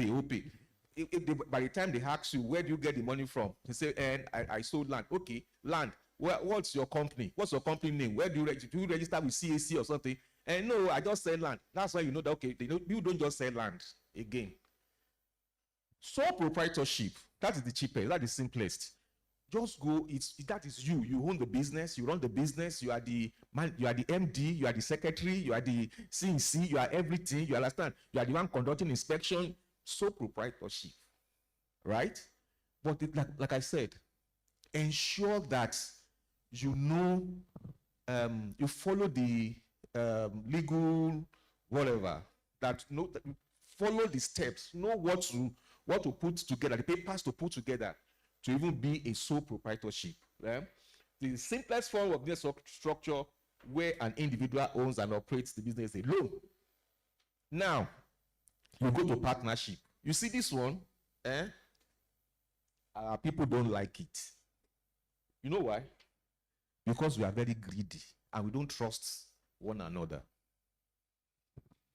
Now, 2 or more individuals, most especially in real estate business, you really, to get this, you try. Say 2 or more individuals can form a partnership to engage in real estate activities. Partnerships can be general partnerships where all partners share equally in profits and liabilities, or limited partnerships where 1 or more partners have limited liability. Forget I said English. You see, this partnership, why do you think people don't want to go into partnership with other people? I mean, say having 2, 3 people coming together to form a company, to have a company. Why? Why? Have you had an experience before? I mean, a SAR experience or something. Why do you think? Maybe it's the Bible that says 1 will chase 1,000, 2 will chase how many thousands? Okay, and you still want to remain 1. Oh yeah, why? Why do you? I don't. Why do you think people don't like this? Trust. You see this blasting. In fact, the thing is, you don't even trust yourself. You yourself don't even trust yourself. Talk less of trusting other people.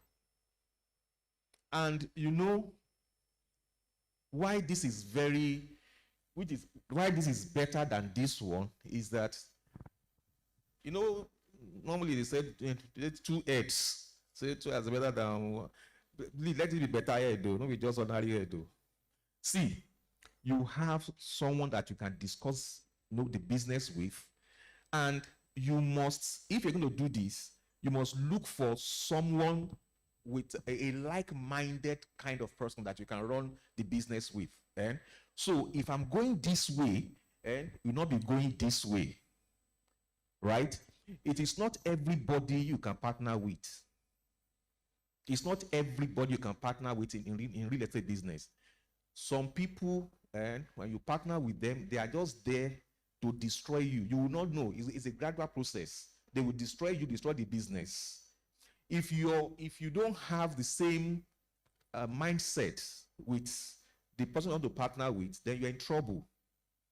If you don't have the same goal, if you don't have the same objectives, and that's why before you even go into this, do not just say, okay, my friend, let's be doing real estate business. No, sit down and call a lawyer, draw agreements. You see, we're too microwave in the way we do things. You just want everything, no, see, what can sustain you in the business is just doing the right things, not those small things that you believe they're not even important. They are. Sit down. Okay, we want to do this as a business. Yes. Okay. What's the objective? Okay. What will be the sharing formula?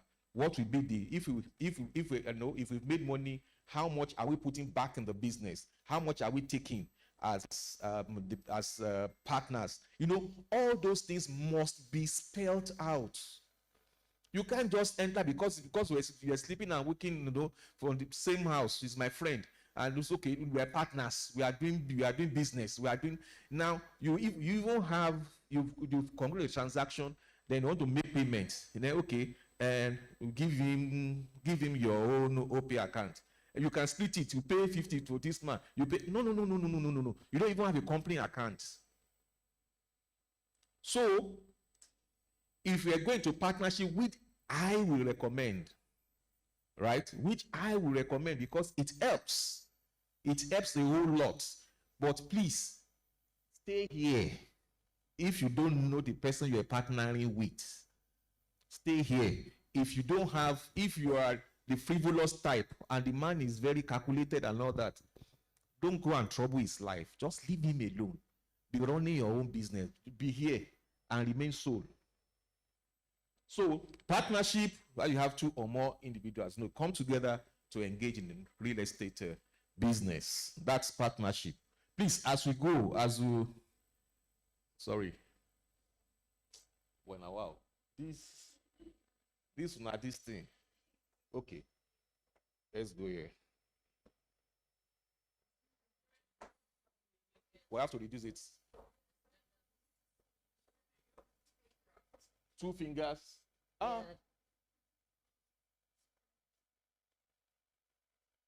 Okay, technology. Thank you. So I've done this. Okay, we're here now that this one has entered into this place now. To bring it down now, I mean, it's not okay. Well, this is limited liability company. Now, the major difference between this and the partnership and the sole proprietorship, blah blah blah, that I explained to you. Here, limited liability companies, they are popular choice for real estate investors due to the protection they offer and the tax advantages they provide. But I don't think this one will be here again by next year. Now, this one, why people like it is if your business should run into any trouble, it is your business that will be sued. It is your business that will have issues. You personally, there's nothing will happen to you. So if your business is owing, say your business is owing 50 million naira, it is that business that will be sued. You will not put 1 naira from your pocket into that to repay that money, or maybe you are dragged to court and all that. You understand? They will just sue you. The business is a separate legal entity on its own. That's a limited. Your risk is limited to what you put in that business. That's limited liability companies. Call it LLCs. But like I said, the 2 major ones that we have for real estate, that's sole proprietorship and that partnership. They are the 2 major ones. And when you want to do either of the 2, ensure that you get all your papers and you're on the road. Do not just do it haphazardly. Now you have the company, say a company is legal entity distinct from its directors and shareholders. This is one big one where you have shareholders, you have directors, you have all sort of. Then a company has the same legal rights as an individual, meaning it can buy property, can enter into contract. So it's just like you have a company. The company is like an individual. It can buy property. It can do all sort of things. You understand? So you have a company like the company that I work with now. It has its estate links. We can use the name of the company to do a whole lot. a whole lot without us being involved personally, you know. So you have, because we have directors, we have partners, we have, so it's a bigger kind, it's very big. It's bigger than the all other forms of ownership, like sole proprietorship, what's it called? Yeah, partnership. And now, that is where you should be gyrating towards. If you've been in business for, say, for 10 years, 10 years, let's say 10 years, 10 years, and you are still a sole proprietorship, then you are still doing sole proprietorship, then where is the vision? Where is the vision? See, you must set target for yourself every year. Like, okay, fine. Maybe the next 2-3 years, I'll get a partner. You see, your business should be bigger than you as an individual. It's when that's a good problem to have. It's a problem, but it's a good problem to have. You see, when your when your business is bigger than you as an individual, that is when you'll be left with no option but to go and look for someone that you bring in to partner with you to run the business. Because at that point, you'll not be able to do it, alone. Because so you are receiving one instruction before, and now you are receiving like maybe 10 instructions in a week. Unless you want to kill yourself with stress, you have to look for people that you partner with people to run the business with. So if you've been in business, so go, oh, I've had my business for 10 years. Okay, fine. Where were you 10 years ago? Where are you now in terms of structure, in terms of assets? It's still you used to have a car 3-4 years ago. You still have a car now, a company car. No improvement, nothing whatsoever. You understand? So the question is, how do you rate your progress? Now, the mistake that we make, see, we rate our progress via using what we've been able to acquire personally. So I was using Toyota Corolla 2 years ago. Now I'm using Lexus 2020. Waiting, God, that's what I'm using now.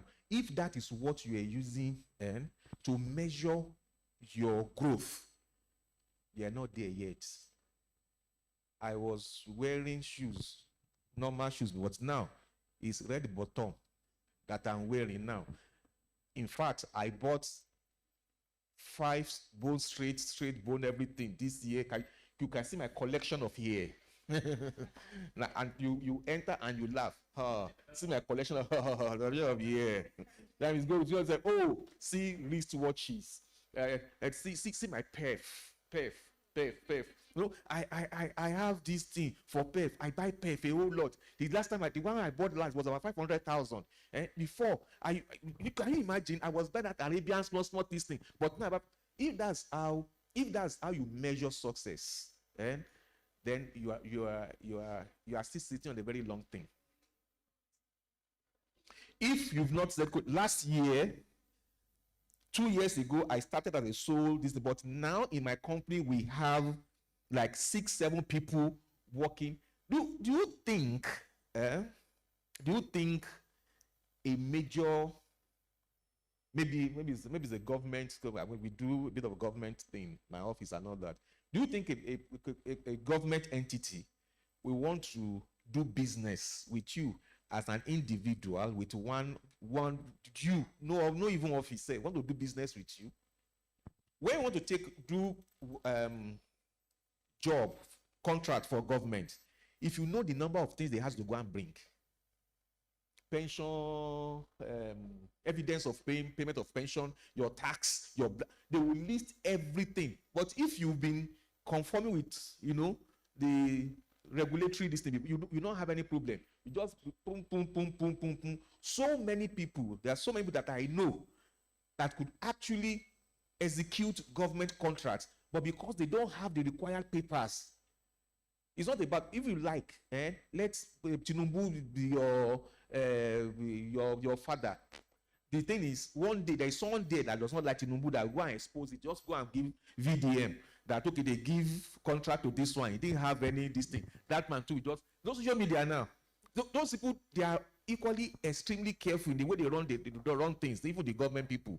So they want to ensure that at least you have, even if they are going to help you, you must have all your papers. You must, and it is, you start from now. You start from now getting all your papers, make a conscious effort to get all your papers, put all your papers in place. Start from now. You know, so if 5 years ago you've not had a particular paper, but now you have that paper that you can actually bid for this job. You were in a boys' quarter at Shangote Edo, but now you've moved from boys' quarter at Shangote Edo to a quarter shopping complex. You have a shop there now. That's progress. You understand? That's progress. Now, this in next 2 years, you move from a quarter shopping complex. Maybe we come to Lekki or to VI. That's progress. That's progress. Listen, ladies and gentlemen. If you don't feed your business, your business can never feed you. If you don't feed your business, your business will starve to death. I will not feed you. So, years back, there's this Egbon, you know, says the real estate guy. Then I think I was on IT or something. So, we're just starting out. So this man will come to my office. Right, I was at 49 Lawson Street, Obalende. I can't forget. This guy will come. Oh, nice guy, you know, agent on his own. All those agents, but that was made some tidy income there. Then he bought V-boot. We got V-boot there. That Benz V-boot. So we all go out. V-boot. This man don't arrive. Guy said he traveled to. He came to our office and said that he traveled to Kenya. From Kenya he went to. I was looking like Kenya. This man travel enter plane. He's rich. He has money and everything. You understand? He was making money, but he was just. Now I know.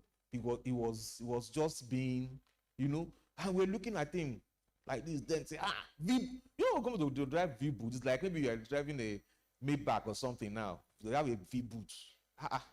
So, but the question is, where is the man today?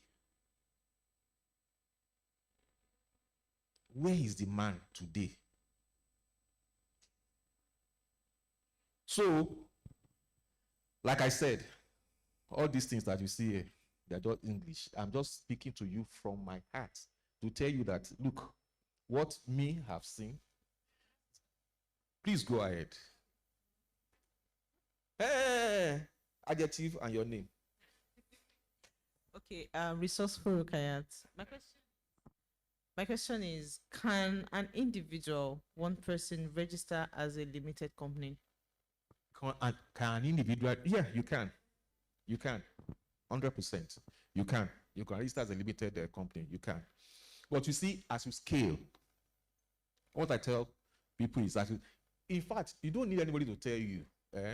As we're making, you're doing transactions, you need people.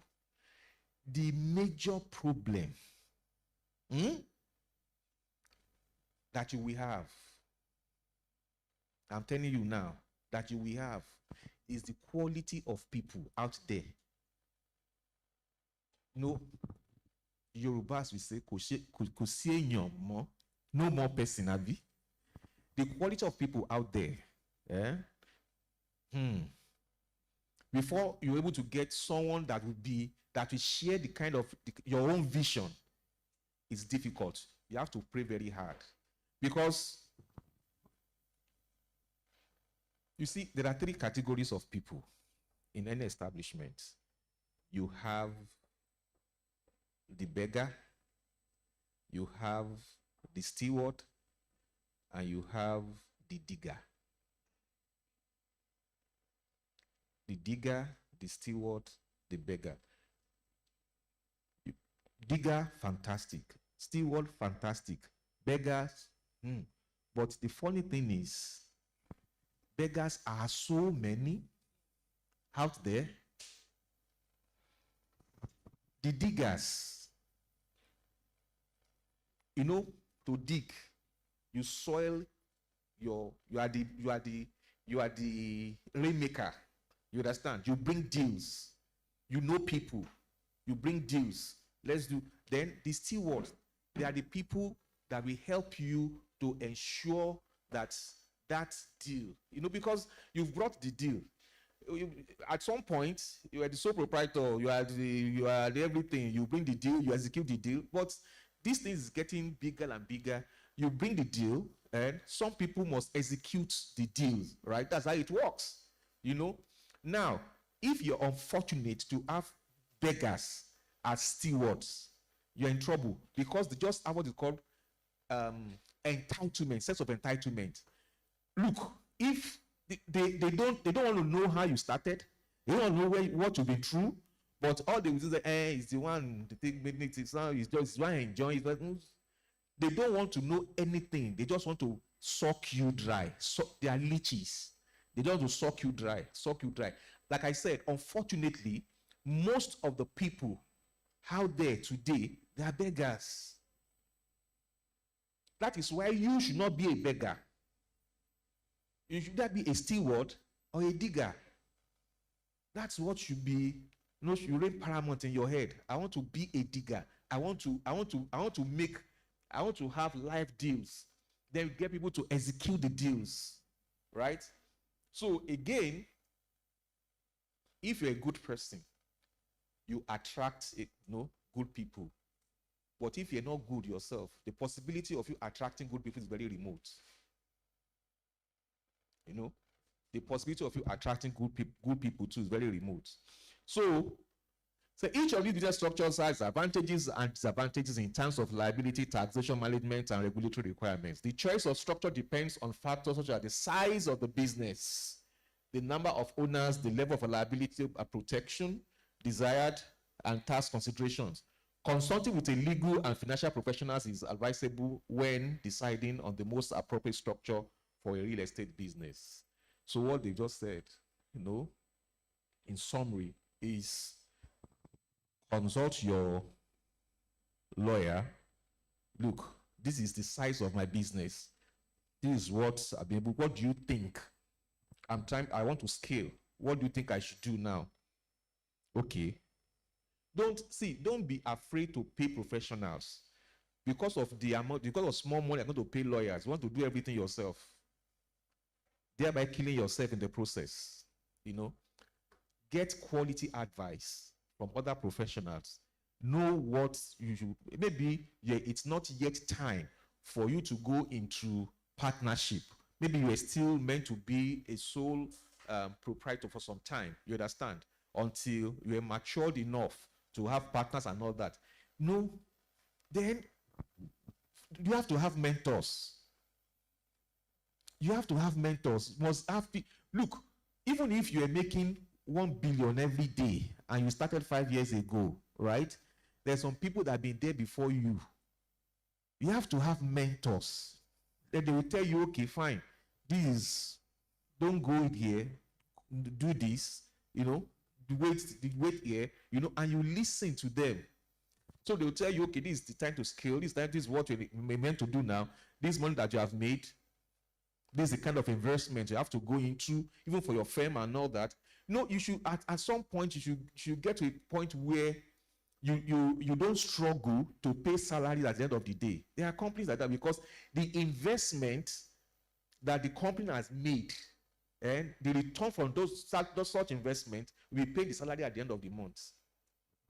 So any other thing that's coming in, you understand, it's for like your overhead. Your investment is already taking care of your overhead. You understand? At the end of the month, you can. there was a time that I used to, when it's like 20 something, 21, 22, 23, I'll be having fever. You know, because and we've not made money. How are we going to pay salaries and all that? But you get to a stage, those things will not, you know, will just be like, because you've already invested your business, you've invested in some other things that you are earning interest from, you are getting money from.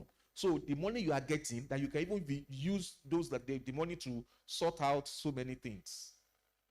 But if you are not careful, and everything is, you just, as you're earning the money, you are eating it, you are eating it, you are eating it.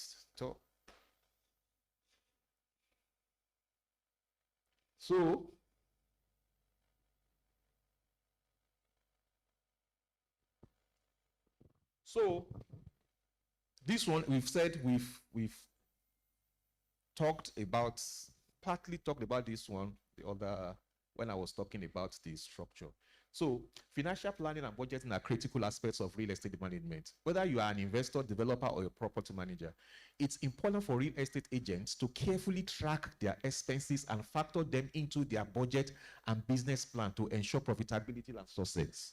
You see, people don't like it when you discuss things like this, because they tell you that were you there when I started?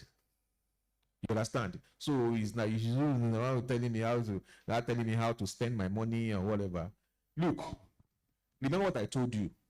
The business you don't feed can never feed you. Now, create a budget. Start by creating a budget that lists all of your monthly expenses, including rent, mortgage, utilities, car payment, insurance, and any other bills. This will help you to understand your monthly cash flow and how much money you need to earn each month. You see, what we do is, okay, so we have about maybe roughly over 1,000 properties that we manage in my office, that we manage on behalf of clients. We put tenants in there, we collect rent from tenants, you know, we do all that, we manage, you know. So I meet with tenants all the time, potential tenants, and, you know, even the existing tenants. You know, we talk, we interact all the time. Now, I interview potential tenants. I've never interviewed any tenant before, potential tenant, that's a prospective tenant. I've never interviewed one before, because there's a particular question I ask. And we answer this question negatively. The question is, will you owe rent? The answer is always, no, I will not owe rent. At the end of the day, you will still owe rent. Look, it's like this. If you are renting a property, right? You know, we pay yearly here, unlike here where we pay monthly. In fact, some places they pay weekly. Now, you know how much you earn per month, right? For you to know whether you're able to afford where you are staying or not, divide, what is the rent? Divide into 12. The rent, your building, divide into 12. The figure, no, you have. Then look at how much you make in a month. If you are able to take that rent from that amount and monthly without you saying, hey, I'm in trouble, then you can afford that property. Do you get what I'm saying? Do you understand what I'm saying? I tell tenants all the time. Some of them don't reason, they don't think, they don't look at it that way. So, because you just made a kill, you've concluded a transaction, right? And you've made tidy income. Good. The next thing you are thinking about is not even relocating your business, so relocating you yourself. This Ikeja. No, let me move to Lekki. Let me move to Lekki. Now, you've moved to Lekki, then you can actually afford Lekki because you made that money. You can pay Lekki's. You've made 25 million naira. How much is maybe Lekki rent then? Maybe 3.5 or 5 million naira. You understand? I made 25 for your mind. Next month, you're making another 25 million naira, Abi. Wait there. So, you've relocated. You've said bye-bye to your, to Ikeja. Coming to Lekki. Yeah, you're in Lekki phase 1 now. You pay your rent first year, no problem. You pay your rent. The subsequent rent, because you that you pay 5 million naira, you not pay 5 million naira the next time. Maybe it's going to be 6.5 or 7 million naira because it will increase. There's nothing, most especially rent in Nigeria, does not obey law of gravity. When it goes up, it stays up. Now, you have said that. You have moved. Then, what you've done to yourself is that you've put pressure on yourself. You put pressure on yourself. You put pressure on your business. Right? So, you have moved. It's not as if you have, steady source of income, like maybe you're a salary earner. Even if you're a salary earner, you must ensure that you divide that rent into 12, and ensure that when you are paid salary, 450,000, 400,000, as the case may be, you're able to take that rent from your salary. No, just take that rent from your salary, go and put in an account, open an account, just drop it there. So that at the end of the year, is just go to that account, withdraw the money to go and pay your rent, so that you don't have any issue. The same thing with your business. You have to create a budget, list all your monthly expenses. Rent to how much am I paying? Rent, the cars that you're running, the fueling of the car, insurance, any other bills. So this will help to understand your monthly cash flow. This is how much I spend in a month. If I ask you now, you that say you own a business, if I ask you at a guess, just answer the guess, how much do you even spend in a month? You will not be able to tell me categorically, this is how much I spend in a month. It's wrong. Very wrong. See, it kills business. You don't just live, it's like you're living in a bubble. It will happen. It may not happen. It may not happen. You may not have, you say real estate. For 6 months, you may not conclude a transaction. In 6 months, you may not see a transaction. It's people like us that took it like we've been. How can you be managing up to 1,000 properties and more, and you will not worry now because tenant will pay. All of them cannot be owing rent. Tenant will pay. You take your 7.5% that we used to take 5% before, was not 7.5%. Take 7.5% for the rent paid by the tenant before you report to the landlord. That is your own. So you can imagine the number of properties. And so there's something, there's money, there's steady stream of income. Now, but it was not like that originally when the company was founded 3 years ago. My company turned 33 this year. You understand? So it was not like that. So now it's a struggle to know. But it didn't start that. So if we had used our 10 fingers to eat that time, maybe we will not be here. I will not be here today to say, okay, we're 33 years. Now where we pay slides of over 25 regular staff, apart from drivers and all those other ones. So you have to have a budget that you will not want to. You see, there's the possibility of you going, if you are out of the budget, say with about maybe a couple of thousands or whatever, it's okay. It's okay. But don't have a budget where at the end of every month, you're not within that budget, you're outside that budget. It hurts the business. These are small things that people don't take into consideration, but you see, these things, the after effects is quite germane on the business negatively. Now, track your expenses and keep track of all your expenses, including business expenses as marketing materials, multiple listing services, fees, office supplies. This will help you understand where your money is going and where you can cut back if necessary. You have to track your expenses. What are those things that you are spending on? Look, if you are at this stage that you are starting, if you're able to imbibe all these things, the key word here, ladies and gentlemen, is what? Discipline. If you're able to imbibe all these things, it's easy peasy. You have discovered that the rate at which you are moving, you understand? You just keep going, People will look at you and say, oh, maybe they do juju. No, there's no juju anywhere. Forget. Most of them in real estate. The difference between you and I is that I'm doing it right, you're doing it wrong. That's just the difference. Because is it that I want to ride this thing. I want to ride better cars and everything and all that. You see, it will come to a time that the business will be telling you, Oga, buy SUV, nah.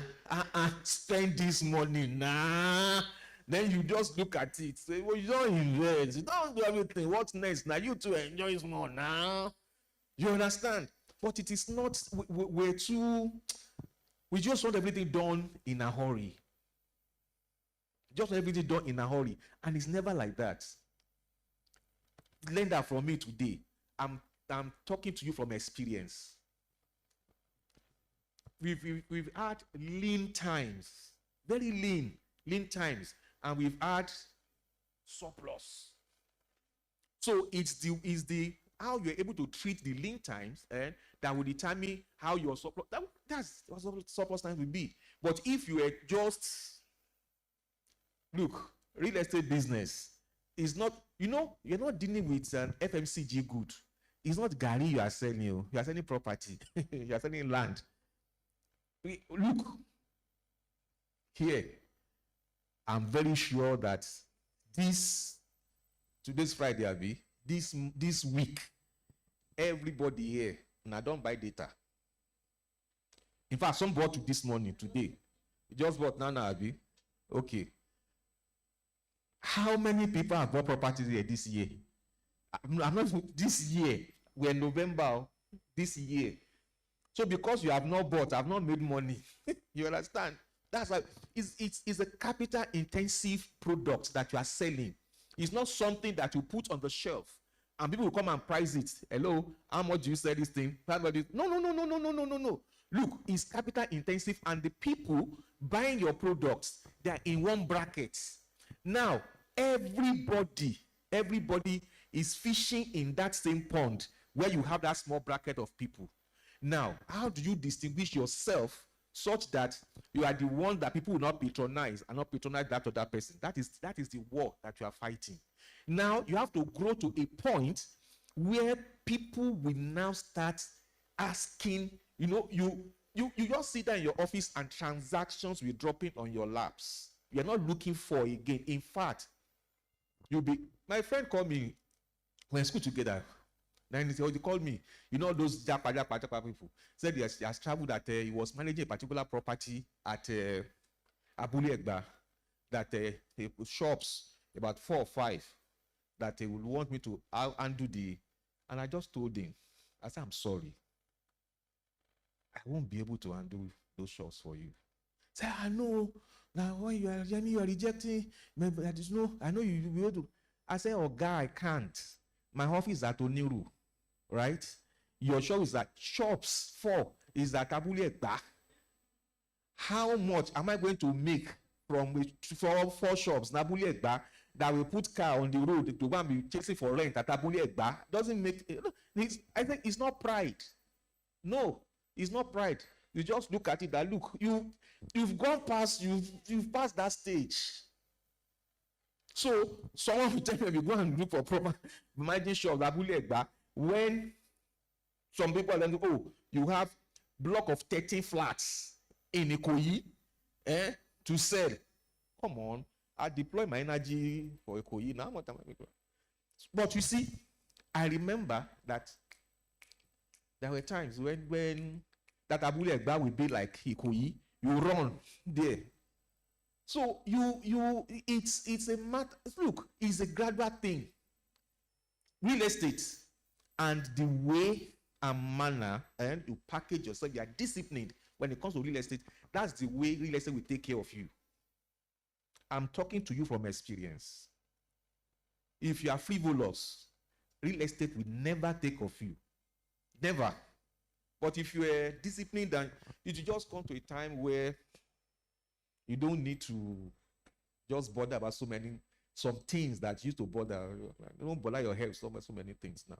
Say, okay, we want to buy, fuel. I want to fuel cars.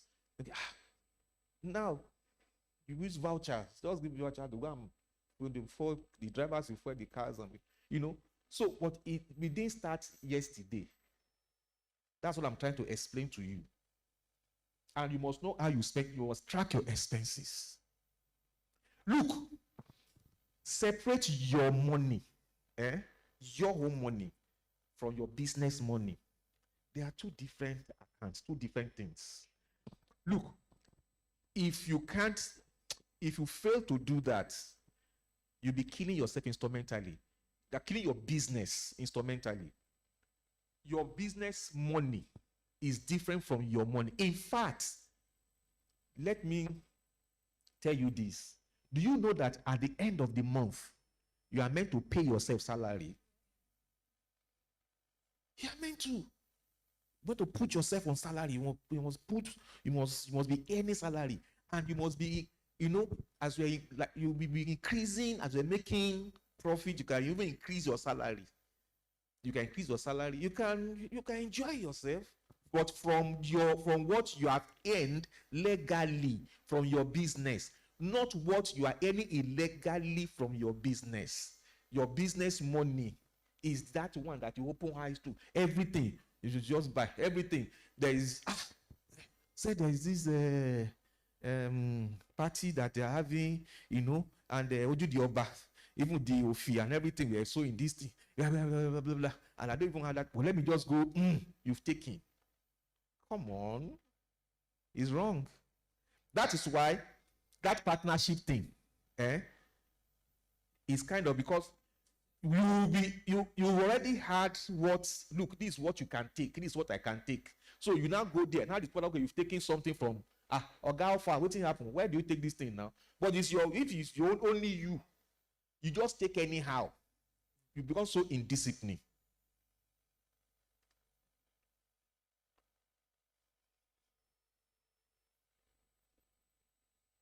Set financial goals.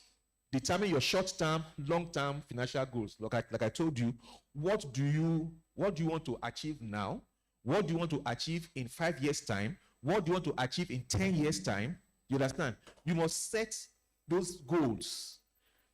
You see, you're doing yourself a whole lot of disservice if in a year, we're November now, right? By the grace of God, we enter January by special grace of God. Now, people do resolution, whatever. I don't do all those rubbish. The thing is, but what I do is, you see, it's not a resolution. It's a target. You set target for yourself. You set target. Okay, so this year, I'm going to get this maybe number of transactions will increase. Maybe you have to do this. That is not a resolution. It's different from I'm not going to smoke again, because I know you are still going to smoke. So there's no, forget about all those rubbish. No, I will not pursue women again. It's a lie. They will still do the same thing. So, but you see, when you set targets for yourself, you set targets and you are so disciplined that you, in fact, you know how it's okay in March. I see so many things on social media where they say, that I plan to do this thing, in this thing. See, November is here. Oh, I've not done nothing, blah, blah, blah. No, I just laugh. If you set your mind, you have a target, and you are disciplined, and you set your mind that, okay, fine, this is what I am going to achieve come July. I'm not talking about you getting married, though. No, so forget about all those things. I'm talking about business now. I've got business. So, okay, fine. You say what? But thank you. You can't plan it. Most especially ladies, have you? Men can even plan that one, but ladies, you can't even plan until we come. If you don't, there's nothing you can do about it. But there's some business things that you can plan. Okay, so this year by August, maybe I would have had, maybe I would have had a website. I would have created not the AI, whatever, a correct website where you've been in business for 2 years and your email address is still yemi@yahoo.com or at gmail.com, and you're a sole proprietorship. You're a sole proprietor. That's the business, one-man business. It's wrong. Because maybe it's Misha. I've met you, you've given me your card, and I'm looking at your name. I've seen your name, and I'm seeing that your email address is immaculate@yahoo.com. And some other person, it's immaculate@estatelinks.com, estatelinks.net. Makes more sense.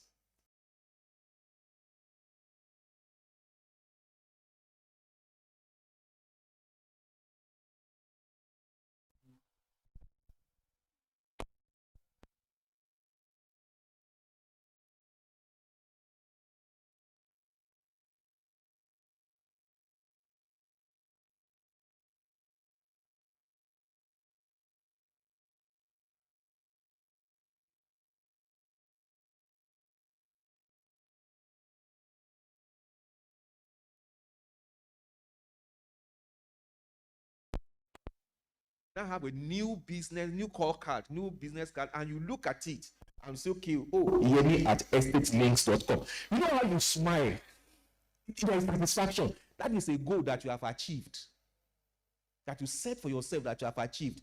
They may not be something mega. It may be small steps, but you are achieving. You that you've achieved those small steps, you are the same person that will achieve those big steps. And it's the same discipline for the small steps that you use to achieve the big ones.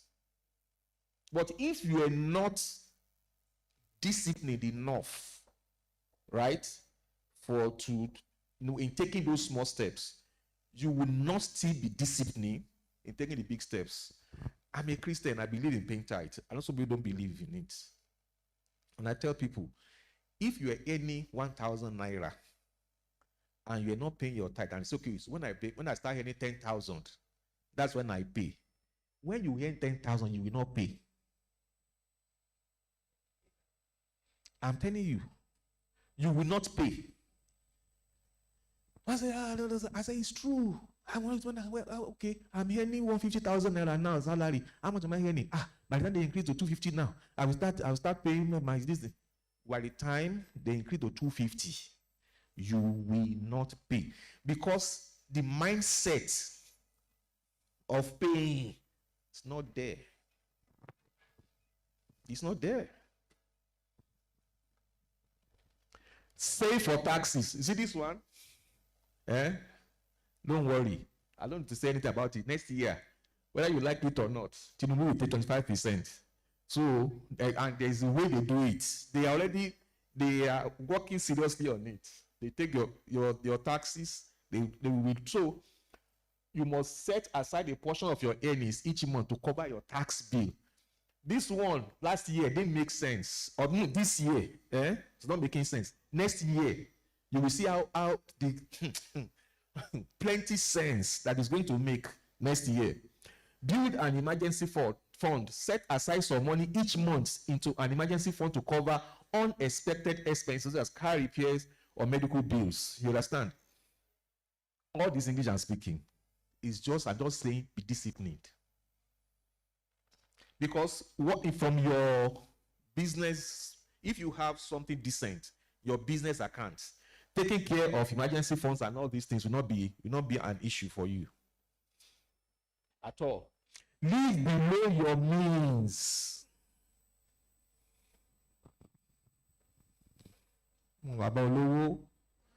Live below your means, not above your means. Live below your means. So, we went for, what did we go for?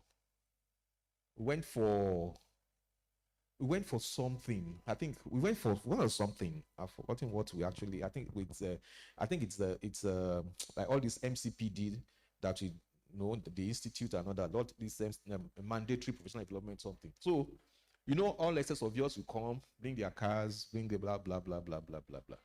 So, it was then that they just increased fuel money anyhow. Then I saw one man, is a notable estate surveyor in Nigeria, in Lagos, big company and all that. I just saw the man just opened door, came out from a Toyota Camry, came down from a Toyota Camry. This man could buy half of the cars that people brought to that place. Just came out from a Toyota Camry and entered. You see, all these young SUV, blah blah blah blah blah blah blah blah blah. So, and I'm joking. After the lecture and everything, I was like, everybody just going to say, I said, uncle, now it's Toyota Camry. He said, this car takes me from point A to point B at any time T without consuming fuel. So I have SUVs, but you see, there are some cars that I have that will start them in the morning. You have to take them to the filling station. Why should I be spending money on? I said, wisdom, wisdom, wisdom, wisdom, wisdom, wisdom, wisdom. So the question is, who are you showing off for? Well, and that's the problem with social media. That's when with social media. And even with this AI thing now, you rat race. What is not happening that you believe is happening? Live below your means, not above your means. You know how much you are earning. Don't let anybody push you anyhow. It is real estate business that you are doing. You're not selling books or selling whatever that people, that or food that people must eat. Yes, people must stay somewhere, but not everybody can afford it. Live below your means. This one is very key.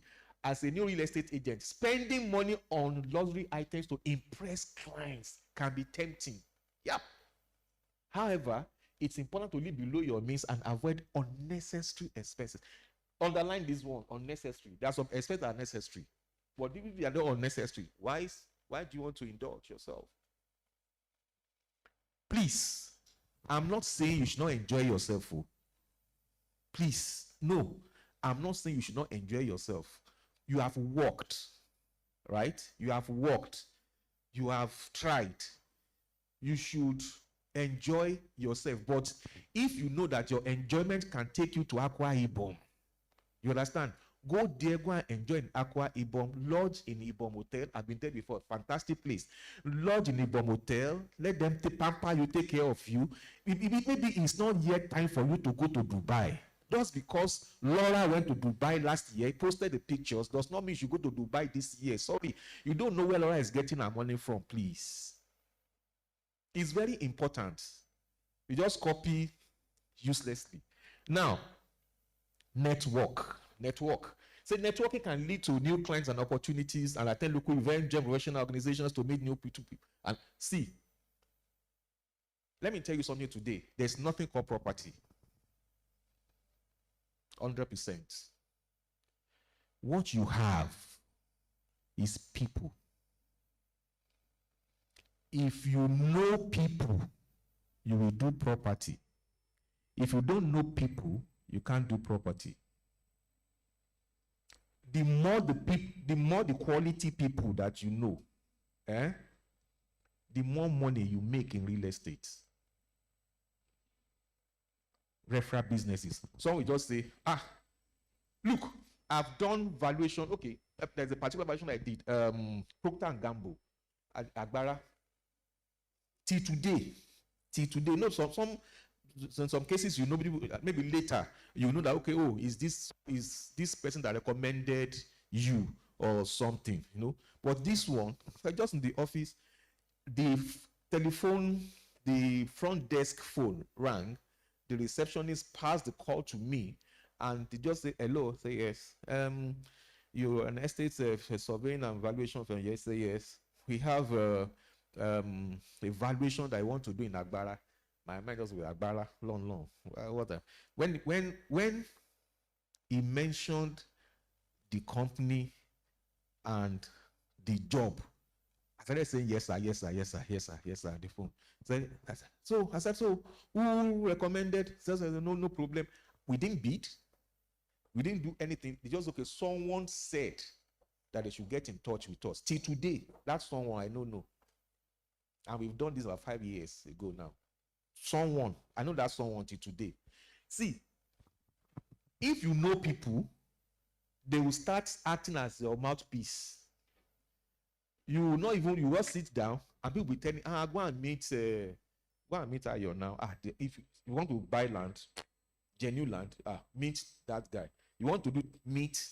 So, as a real estate person, you don't need to close your mouth. You must open your mouth, let people know what you do.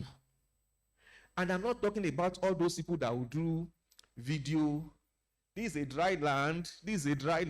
You can do this thing. No, I'm not talking about all those. I'm not talking about those.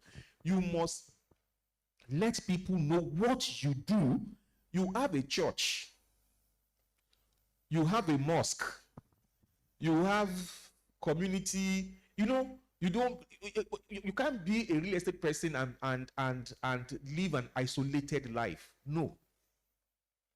The possibility of you making money will be very remote. So you have a church and they have building committee and you are in a real estate this thing. You understand? What stops you from even saying, I want to join the committee, the building committee for the church? They won't pursue you. You can hold, what's it called, lecture, seminar for men in your church or for people in your church on how to get onto property ladder. You understand? How to buy small land somewhere. You can give them lecture on it.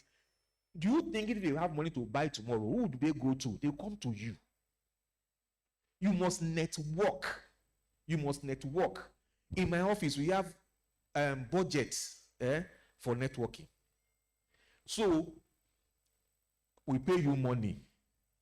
You can go and hang out. Go to club, go to anywhere that you meet. Yes, that you meet clients. But you can't collect my money the first month. Collect my money second month. Third month, I'll be asking you, Oga, how far?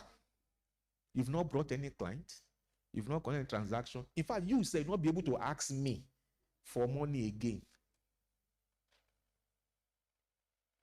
That's how it works. Because if you don't go out there, how will people know what you do? How will you introduce yourself to people? You must introduce yourself and your business. Hello, good morning. This is it. If you check my bag, I always have my call card in my bag. Always. Good morning. Blah, blah, blah, blah. Before you sleep, ask yourself, how many numbers did I take today? Did I put my phone today? Quality, that's business related. I'm not talking about girlfriends and boyfriends, please. Quality, business related. How many did I collect any number today? There's this I forgot it, just like this they run programs like this. So I went to speak to them in Lekki. That was like maybe 2 or 3 months ago. So as we finished, then that lady, her name is Destiny. Then she came to me and said, that okay, that she does shortlet and everything. That this is my card, blah blah blah. As well as different topic entirely. So I didn't even talk about networking, blah blah blah. It's a different topic entirely. I delivered the topic. I delivered. I gave them that. So, but the girl just came to me and said, she gave me the card. One other guy, that one came from Asaba, Kingsley, came to me too. He said, that I said, where is your card? I said, no, I don't have card, but take mine now. So we exchanged number. I said, save my number now. So I will save it now. So I saved his number. Now, this is November, I think was, last one was October. So, someone just called me. I was in the office. He said, I have someone coming from Texas, from US, and want top-notch shortlet in Ikoyi or VI. Ikoyi or VI, top-notch shortlet. Okay. So, my mind just went straight to Destiny. I've been seeing a timeline. The avatar is all these shortlets and everything. So I just got in touch with her. I said, Destiny, come. Do you have shortlets in the I said that, sir, I'm not doing any other thing apart from shortlets now. So I said, okay, fine. That the woman will want to, that the lady coming from Texas will stay for 7 days. So she got a shortlet about 390,000 per night. The one to stay for 7 days. She even delayed, when she got to Nigeria. I think some other things happened. I think she stayed for about maybe 12 or 13 days or so. I haven't forgotten completely that I put one short let there. It was when she was going. So the man that introduced that said she thank me, that she loved the place where she was lodged, blah blah blah blah. I've completely forgotten. So I now called Destiny, said, thank you for giving this woman. Say, Roga, I was about to calling you. That do you know that that she's not done any business in a very long while before I brought that business away. Now listen, if she had not given me that card, maybe I wouldn't have even thought I would have. Look, I have so many. If my phone, I put shortlet, you will see number of people that will come out. You understand? I haven't thought about her. But you just add that, just walk up to me and say, this is what I don't know. For about 13 days. I don't collect 1 naira because it's just the other one that's there at Asaba. We're meant to go to Asaba to go and inspect a factory in Asaba to sell. I just called Kingsley. I said, go to that factory, take the picture, do the video, send everything to me. We're saying that factory now, his banner, his number is on the banner in front of the factory in Asaba as we speak. That's how it works in real estate. You must not, at every point in time, you must find a way to market yourself and market what you do. You won't know where your break will come from. Do not close your mouth. Let people say, everyone is just talking about, Are they the one paying the bills? You are the one paying the bills, so you know how it is. So, network, very important. Invest in your education. In fact, part of what I'm sure you're not here for free. Are you here for free? You're here for free. CW. I beg. They won't value this thing if you had faked through your nose. You would have. This is part of it. Please, in a year, ensure that you plan, you budget to attend at minimum of 3 in a year. Should be more, but let's say the minimum of 3, maybe seminar, workshop, courses, real estate related. You will meet people there. You will learn new things. You will learn new things. You meet people there. You've actually also improved. You've improved your what's it called? Your capacity, knowledge. So how can you from January to December, you didn't attend any seminar, any workshop, and you're in real estate? Look, this tax thing, they want to start next year. If you're serious, you should have gone for a seminar, the seminar on how this tax will affect you. Maybe by learning from that thing, you can even call people around and say, okay, this tax, that, you choose to collect money yourself. That's how it be. So, you see, you must invest in your education. Stay up to date on industry trends and regulations by investing in your education. Attend seminars and take courses to improve your skills and knowledge. There are some things that you have learned here for the past 2 or 3 days that you say, you know that, oh God, thank God that I came. Seek professional advice. Consider working with a financial plan. What's this? Or financial planner or accountant who can help you create a personalized financial and financial whatever, and provide guidance on tax planning and investment strategy. Like I told you must have a mentor. You must seek professional advice. All in the bid to improve yourself, so that when you are talking, you see the difference between when you are knowledgeable about the product that you are selling, the possibility of you selling will be higher than that of a person that does not really have the knowledge. So let me give you an example. This Lekki Epe Expressway thing. They've planned an airport very close to Alaro City. Now, they are selling plots of land there. I've seen so many videos about people telling people to buy land around that place, and they're using the airport as a selling point. The question is, will I want to stay beside an airport where plane will be taking off and landing, even at night? I'll not be able to sleep. And if it's industry you are planning, is a different thing. Well, where people go to Ikeja, where they will go to that place, now go and see. It doesn't make any sense. It's a no-no.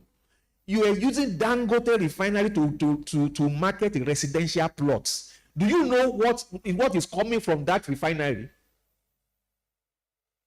But you say 2 minutes from Dangote. Okay, you say the estate is 2 minutes from Dangote refinery. Why? How? What is the advantage? No, what's the advantage? Very close to Fort Mainland Bridge. What's the advantage? Return on investment. It doesn't make any sense. And it's all about knowledge. Because the way how we market will be different from the way you're just following the crowd. But that's what people have been saying. And you believe they've been selling because of those things. What you don't know is some of these people that you've done the marketing of that land to, they've come to us to say, to ask, someone just did the marketing of this plot to me. Oh, it's close to blah, blah, blah, blah, blah. And me, I've told them, don't buy. And they will not buy. Because he knows me, he believes me. And I said, Oga, and I will tell him the reason why he should not buy. And he said, it's true. Now, you will not know. You keep calling the man. I'm not, you're not answering my, I'm not coming again. This, blah, blah, blah, blah, blah, blah. You don't know that me, I've told him not to buy. He will never buy. I don't spoil. I don't spoil. That's how it happens. But you don't know. You will not know. Knowledge that's the difference between you and I, because I will not just take it. Okay, if you want to sell a product, sell land or sell property or sell, you want to use mostly. In fact, there's one particular, I forgot his name, the one that says you will love it or something. The 3-bedroom flat, everything, you will love it and everything. And I just look, it's 400 million, blah, blah, blah, blah, blah. And I say, now my job, this man, they did not. They do like this, You see, he has his own niche, you understand? Maybe all those influencers, all those actors, all those people, maybe they buy from him based on all those adverts, but no serious-minded professional. We go and buy land because of you will love it. No. I'm telling you, because I will tell you, no, I will sit you down and I will let you know why you should buy or why you should not buy. You understand? Why you should buy or why you should not buy. We have intelligent discussion, you understand, on, you think it's because it has a chandelier, it has this thing, you should buy. Property that they're doing the marketing to you during dry season. Go there, do rainy season. You will love it. By the time you're using Kano to enter into your house, you will love it. You understand? These are the things that those guys will not tell you. There are places in Lagos, in Lekki or anywhere, that when you come to me and say, I will say, okay, can you just spend it till maybe when we have rainy season, or maybe after one heavy downpour? I say, it's true. I may follow you to go inspect a property, and all I'll be looking at from outside is somewhere like this, whether there is a mark. That mark means water, water. Yeah, and I will tell you, God, don't touch it. It comes with experience. It comes with knowledge. So it's not just everything that you will love and just say, okay, go and buy and all. So there are ways that you may not, you may be demarketing the property that you are marketing indirectly, and you will not know. Okay. Are we good? Are you tired? Are you sure? If that's okay. Where are we? Okay, we are here. Effective financial planning and budgeting are essential for maximizing returns and minimizing risk in real estate investment. By carefully analyzing income and expenses, planning for contingencies, and monitoring performance metrics, you can make informed decisions to optimize the financial performance of your real estate business. English, long and short of the story, be disciplined with your finances. See, let me quickly touch on this. I think I've said it before. Try to invest. Now, do you know that you can invest with just 10,000 naira? You can. There are shares that you can buy with 10,000 naira. That you can buy multiple safe. You invest, forget, just drop it there. By the time, those things, the maturity, by the time they mature, you will so shocked. So you must learn about investment right from day one, right from the time you're starting your business. You must learn about investment. You must be able to invest. You must diversify. You must be able to invest in some other things apart from real estate. While your real estate is your mainstay, try to invest in some other. That's why you need the financial experts, to tell you where you can invest. Just invest. Just put it there. Forget about it. Just put it there. But see, when they just see it, maybe on your phone or something, just it may be just maybe 1,000 naira or 500 naira. This money in the next 5 years, that thing would have.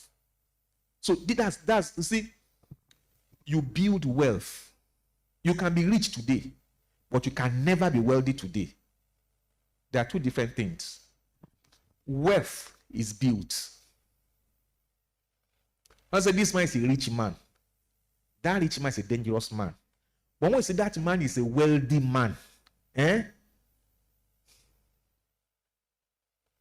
that's, if you like, start dancing anyhow on his wealth, nothing will happen. Those are generational, wealth that you cannot, nothing can enter into it. Google it. The people in America, right? People have this American lottery. People win lotteries and all that. Go and read their stories. Go and read when they won, what they did with the money and everything, and where they are now. Some of them just died mysteriously. Some of them, so many things happened. You understand? Why? Because it will take the grace of God for you, with 1 million naira in your account, to wake up one day and say you've won 2 billion naira. It will take the grace of God for you to stay normal. And that's why when they want to announce the winner of the lottery, American lottery, this thing, they always have medical experts on ground. Because you may from there run mad and just go it like that. It's true. You don't understand. You have 1 million and they say you've won 2 billion. You don't understand. That means there's practically nothing you cannot afford. There's practically nothing you cannot afford. That means you want to build house, you want to buy cars, you want to marry 10 wives, there's practically not, you can buy a man for yourself, you are not married as a woman. Yes, now, what are you saying? I will say you are not housewife, now house man, we do everything. Don't work. 2 billion, you must be, you don't understand. So, but you know what? That 2 billion naira can finish in 1 year. That 2 billion naira can finish in 1 year. But if, for people with wealth, that 2 billion naira, it will touch generations yet unborn. Because the kind of investment they are going to have, it will not even move them. You don't even know that they've made money. But someone that we just want that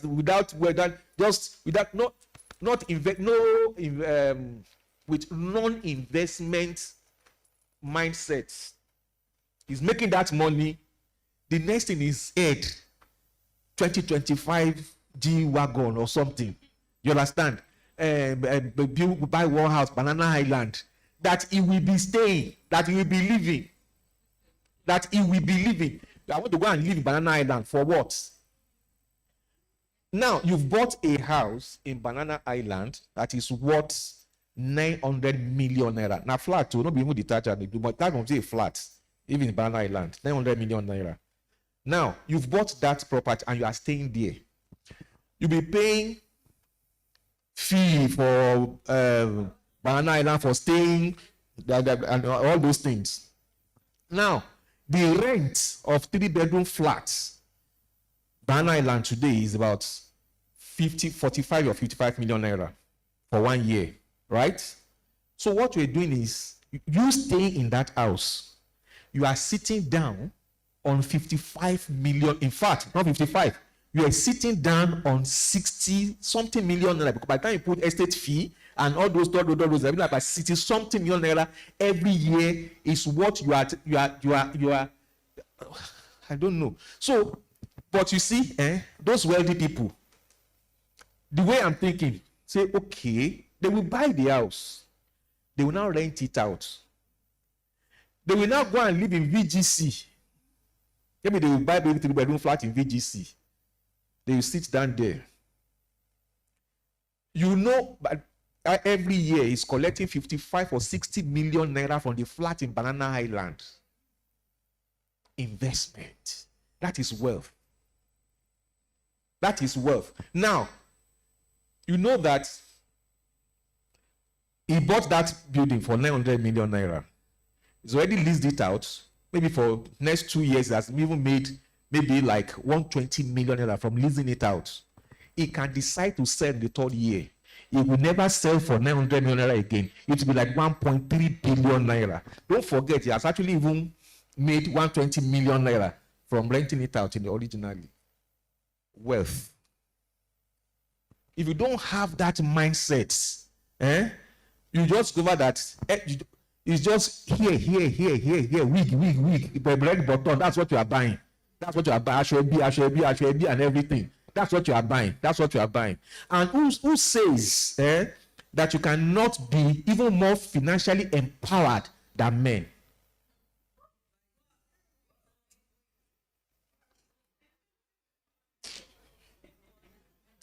You say I'm joking when I say you can buy a man. You can. Yeah. I'm a man. I'm telling you, you can buy a man. Okay. Wait. You make bastard money now. Come and meet me. Say I'm married. You are not going to marry. Just I mean, you're taking care of me. I will be very normal. I will be very okay with her. What are you saying?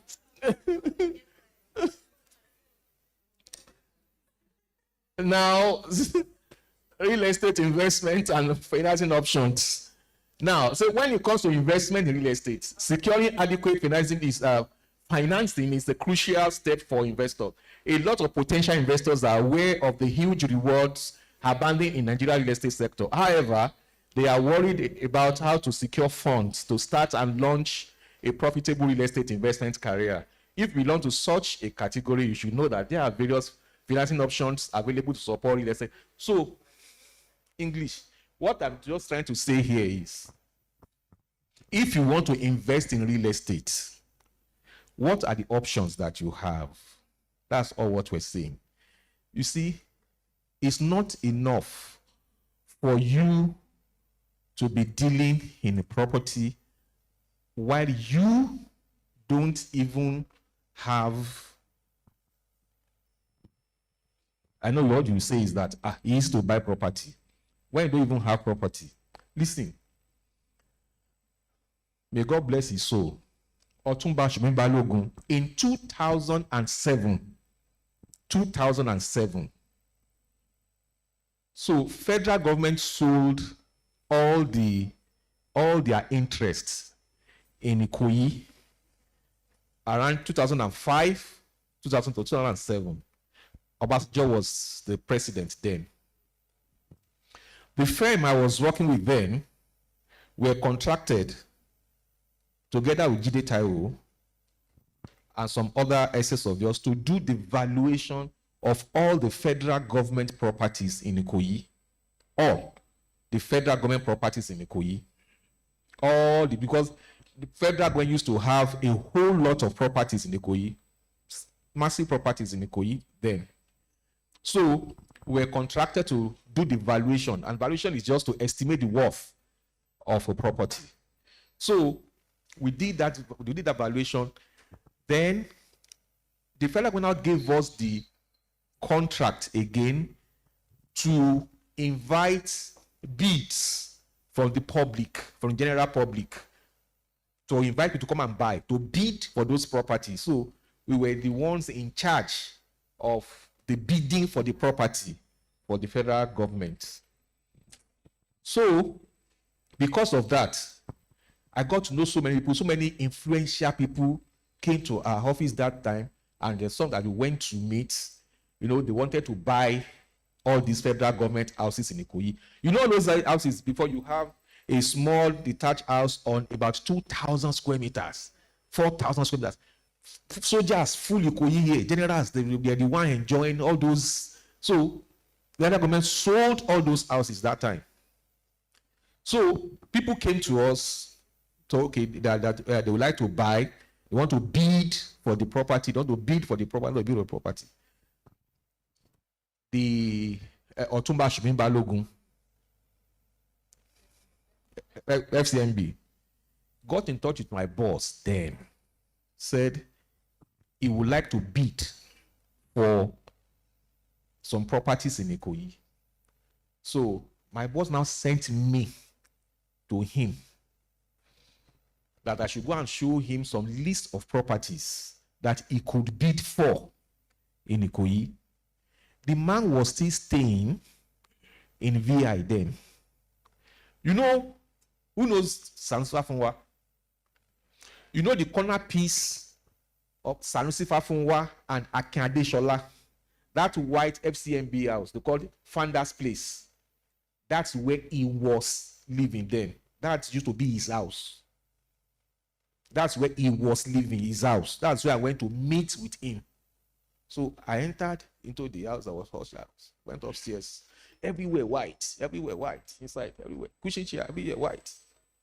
The Baba sit down like this. Say, oh, come on, sit down. Where are the properties?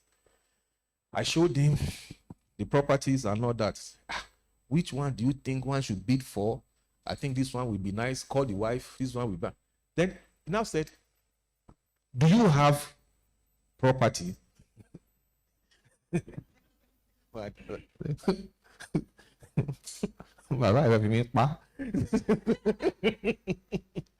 Like, why?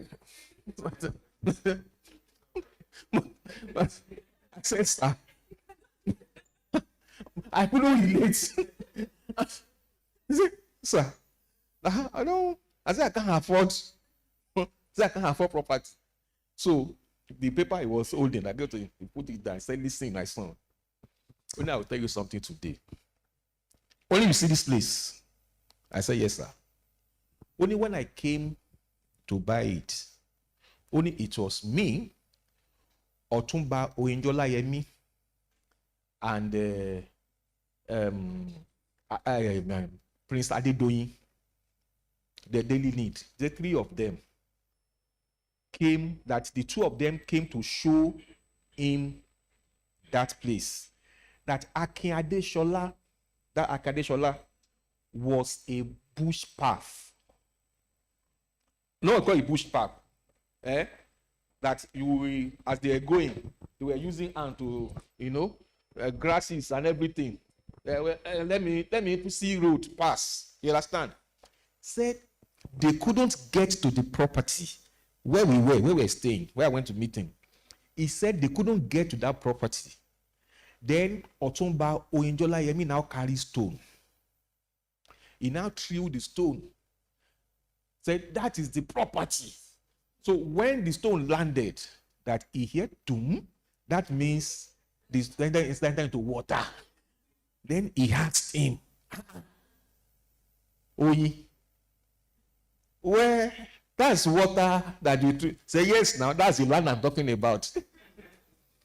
And I said, but why should I be buying? Then he asked him, can you afford the one that is there's no water there? So if you can afford, there's another one I will show you.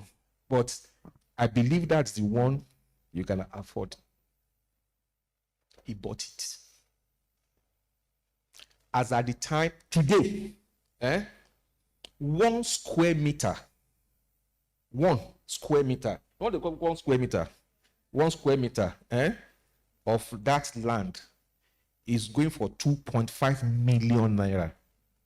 Today, 2.5 million naira. In fact, it will be more. That's the corner piece now. Sanusi Fafunwa, Akin Adeshola. It's more than 2.5 million naira. Maybe 3 million naira. Go and investigate. 1 square meter.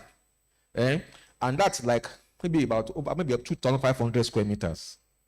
1 square meter. When I talk about generational wealth, the people, maybe the great grandchildren that they will be enjoying from the process of that thing now, they were know to be found then. They didn't even know, most of them don't even know the man. There's a picture that they will see. The man now said, young man, I said, sir, if it's Ekpe, go there, go and buy land, go and buy anything you can afford, go and buy. Don't wait, you may not be able to afford VI in so many years to come. A great lesson. 2, in 2005, we did the valuation of the Lekki Free Trade Zone. They've not started well there. They just had the fence and all that. We met, Chinese were there then. The one they brought to do the free trade zone. The Chinese were buying plots in front of free trade zone. Me, I was making fun of them. You know, see the land buy for correct place. Come buy land in front of free trade zone inside this bush. Go. The thing is, you can't even get land to buy in front of free trade zone again. Then, who knew that Dangote industry will follow down the road? So, if you are making you made small money, only that just don't go and buy any land that put you in trouble. If it's 200 square meters, 150 square meters, 100 square meters that you can buy, keep. Let it be inside the bush. There's no way that development will not come there and overtake it. Take it from me. So you can't be selling clothes and be going around naked. You are selling properties. You to find something. Let it be something. Say, okay, this is mine. It's not every money that you made that you go and buy to buy Benz. Now, I don't have money. You can take a mortgage. You can take loans. You can take loans, right? But only that in our climate here, mortgage is not that because of the double-digit interest rates, So it's not. I mean, if you go in the UK, you can't. So it's only Nigerians that will go to UK and buy property and carry the entire money. Say this property is his £20,000, and you get £20,000. They will go and buy money. Go and buy property. Wow. So they allow you to go through their banking system, the mortgage system. It improves. It helps their banking system. Home ownership. It helps. Unlike here, they say, oh, this property is 1 billion naira. They've transferred the money. We're mad, though. I'm telling you. Say they've transferred the money. 1 billion. That just transfer anyhow like that. I remember in the UK, Sunday, so we went to Asda or Hamda or Asda, whatever. This is the chain of supermarket of Asda or something. Yeah, we went there. So I now brought out £50 to buy. The cashier was just looking at me like, where did this man get this money? Like 50. Say no, that I should use card or something to pay. And I like, so my brother told me, he's not Nigeria. You don't flash high denomination like that anyhow. Like, where do you get it from? You can't even get it from ATM. You can't, like, okay, you go to ATM and now you get 1,000 naira that we get here. No, you can't even get from ATM. You can't get 50 pounds from ATM. Concern you. airport before I left for Nigeria. Airport. Before I left Nigeria. That's why I check. That's where I collect my. That's where I get my money from. Because if you don't have banks, will hardly give you this. What they call it, BTA or what's it called? They do business with that thing a whole lot. So what I do is I have my card. So I just get small money from the airport before they change before I travel. So I use my card out there.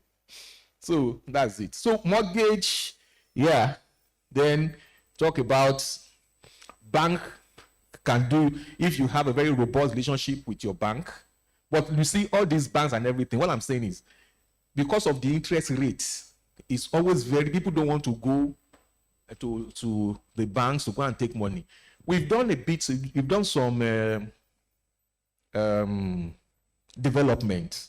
Our first development was at Shangote Edo, on that Novare, behind Novare Mall, Diamond Estate. We built 24 units of 5-bedroom semi-detached houses. Now, we built there. From there, we went to Osapa. We did 2 properties in Osapa. We did 10 units of townhouses in Osapa. Then we built a block of flats, 8 units.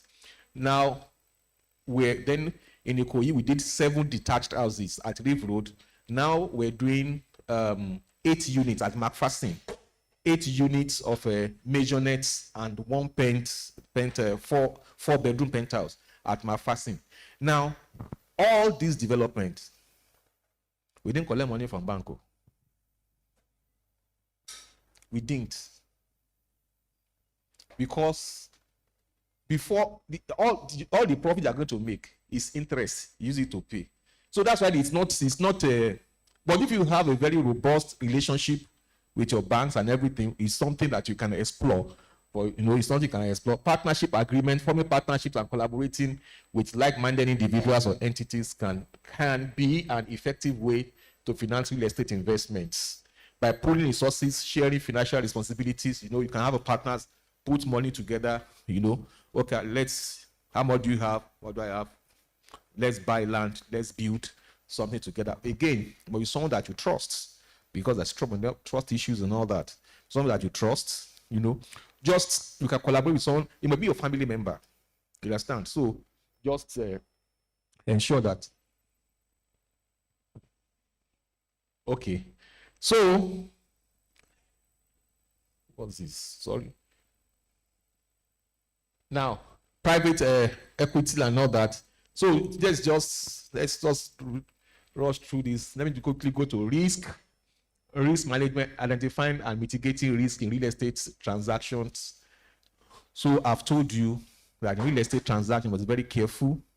It's very risky because some people will come to you they're very fraudulent. Some people are actually very, very fraudulent. They will bring title documents to you. They will even bring properties to you that they don't have right to sell. Now, you go there, okay, you've seen something to sell, you go and look for, you post it, you go and look for someone to buy. At the end of the day, you are buying you are selling what a fraudulent piece of property to someone. They will not only carry you, they will carry your business. So, real estate agents are responsible for helping clients find their dream home. But between open houses, private showings, and contract agreements, real estate agents face a variety of risks on the job. What will happen if a client suffered an injury during an open house? You've done open house, want to showcase a new building, you understand? You brought people. What happens if someone just, maybe due to construction issues, someone just, exactly. So, all these things that there are risks that you face in real estate. I actually made it, how will I put it? I classified it, I divided it in such a way that you could even read on your own and understand. You understand? It's simplified. You know, so risks that might likely occur during real estate transactions. Whether you work independently or for a real estate agency, creating a comprehensive risk management plan can help mitigate the financial consequences of events such as an injury during inspection, breach of contract, ethics violation, accidents while driving to work, data breaches, housing market volatility, etc. These are risks that you face as a real estate practitioner. Now, strategies to mitigate risk during real estate transactions: create a safety plan for inspections. If you want to go and inspect, ensure that where you are going to for inspection, everywhere is safe. Don't take someone to somewhere where they're going to kidnap him. Create a safety plan for inspections, right? Review contracts with a fine-toothed comb. When we don't sell any, if you are given any property to sell, we collect the title document, original. We see the original title document. Like this. We see the original title document. And if you so it's for a family, everybody in your family must sign that you must sell. So don't just collect quickly. Oh yeah, we will start going to market. Check the source of the property first, even so that you not put yourself in trouble. You know, to avoid client lawsuits, make sure you are doing your due diligence. Double check your contract and consider having a colleague or real estate lawyer review important legal documents before you send them. Prioritize transparency and communications. Right? If you are an expert of value and value, we have code of ethics that we follow. That is why you can hardly see maybe someone that's an estate surveyor and valuer that's involved in anything shady. Because if you're caught, forget about going to police station, they will withdraw your stamp and seal. That stamp and seal, it's always very difficult to get stamp and seal as an estate surveyor and valuer.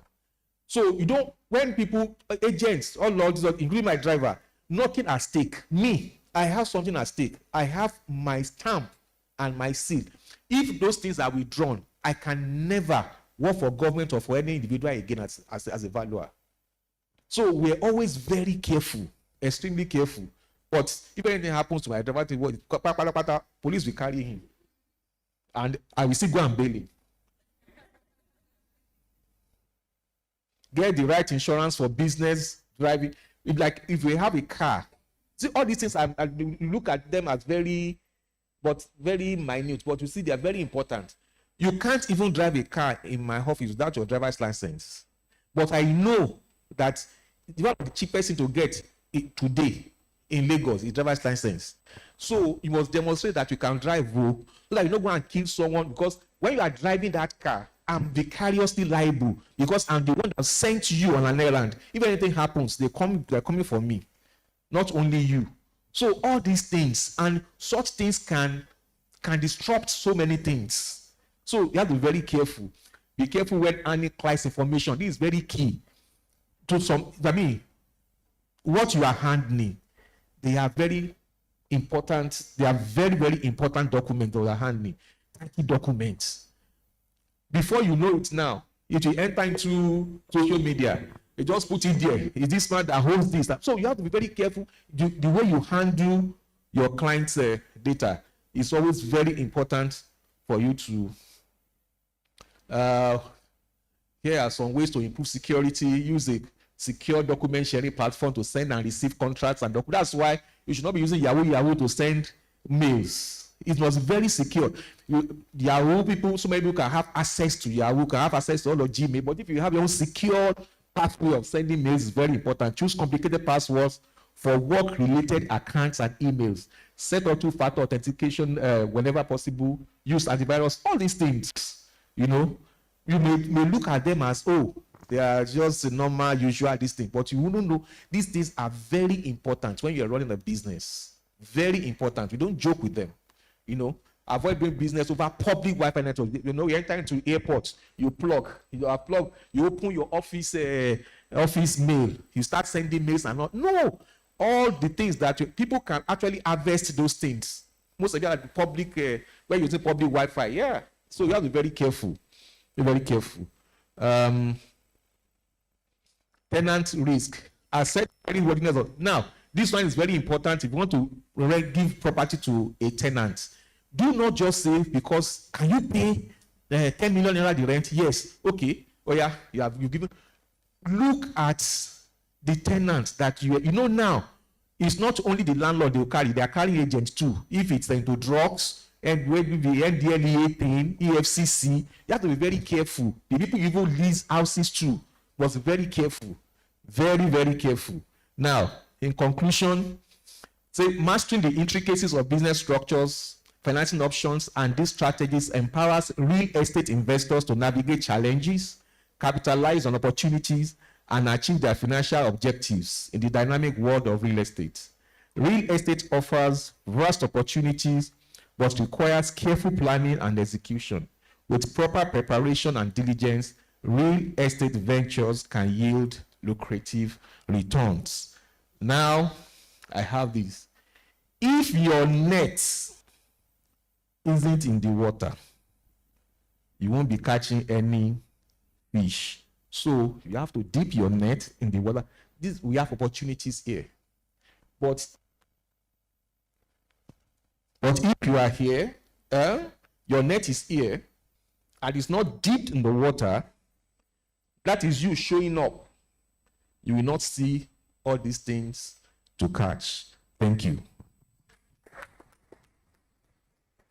A round of applause for our honorable Mr. Yemi Stevens.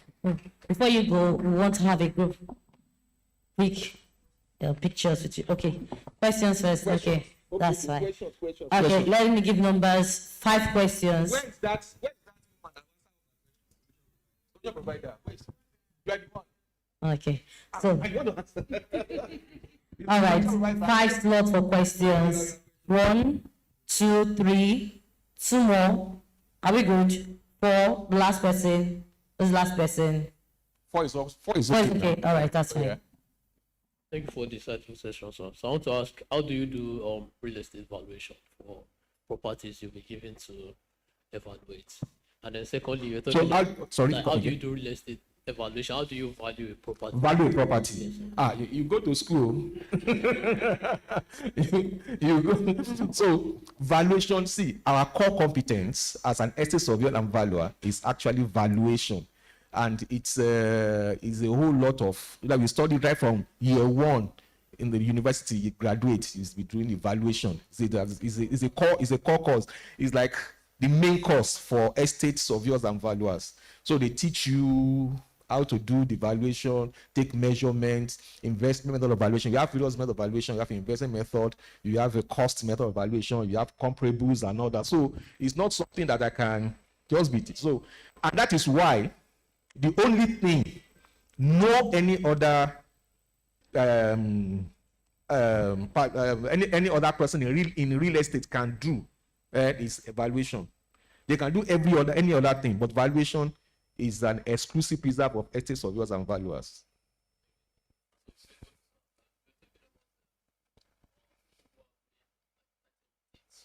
Let's say for a family, what if they have people that are abroad? How do you get their signage? Like to sign that? Let them solve their problems, then they come and meet me. Let them get their when I have the documents that are required, that can make me market the property. You understand? I'll go ahead. So if you want to bring those people to come and sign or take the thing to them, I don't have a problem with that. My own is okay. Let me have what I'm looking for. When I have it, then I start marketing your property. Don't put me in trouble. Yeah.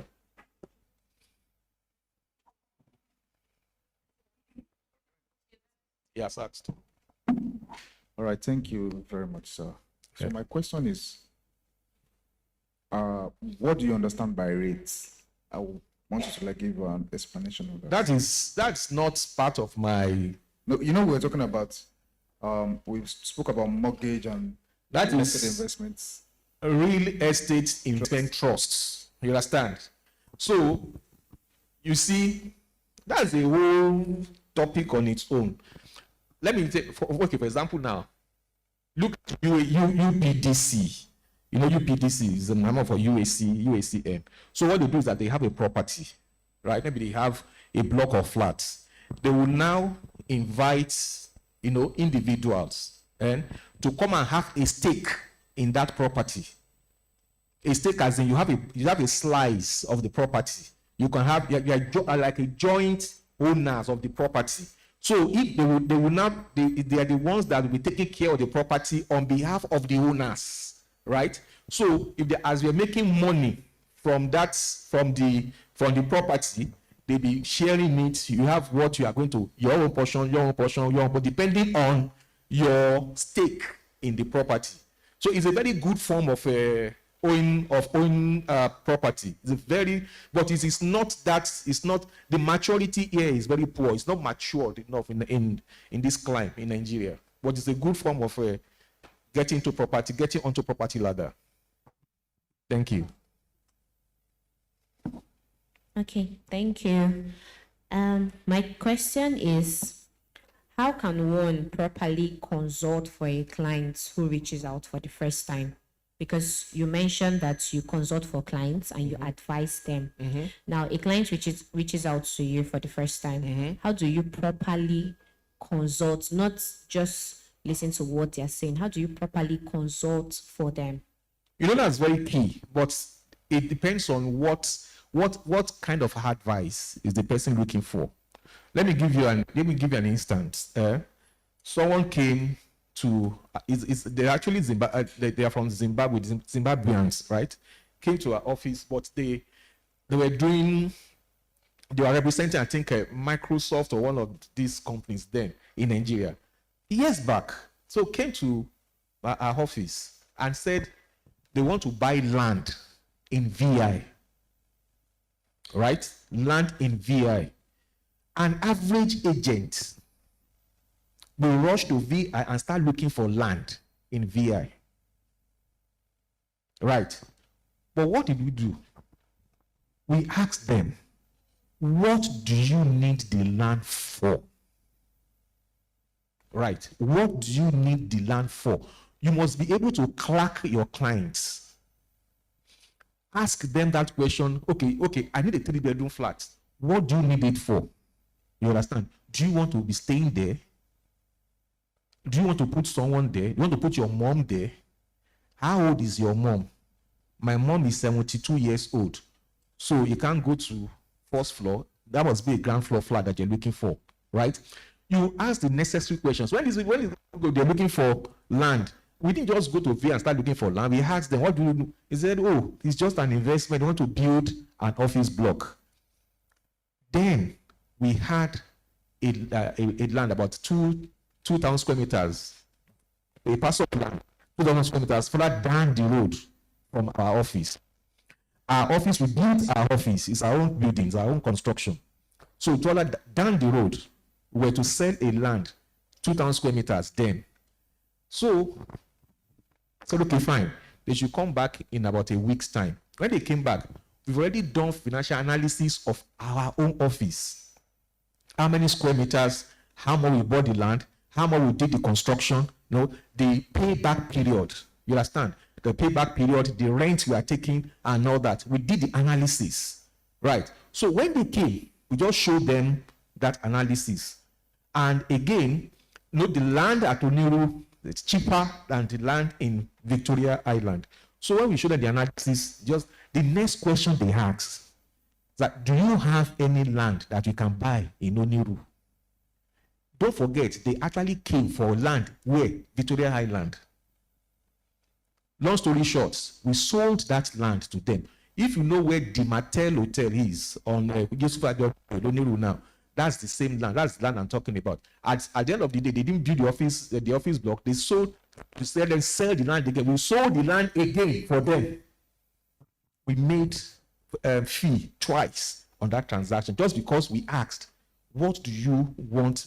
So with our knowledge of the market, we're able to tell them that if you do this, you get this is the amount you're going to get. You are going to spend less money to buy plot of land in Oniru than in VI, but your payback period will be, in fact, will be like the same with VI and all that. And that was it. So it depends on what they're looking for. What do you want? Then you'll be able, with your knowledge, then you'll be able to consult for the client.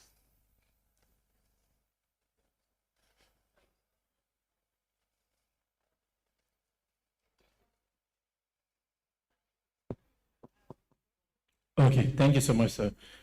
So my question is for someone who has been in the real estate sector, and you probably want to expand, maybe go from just online to having a proper firm.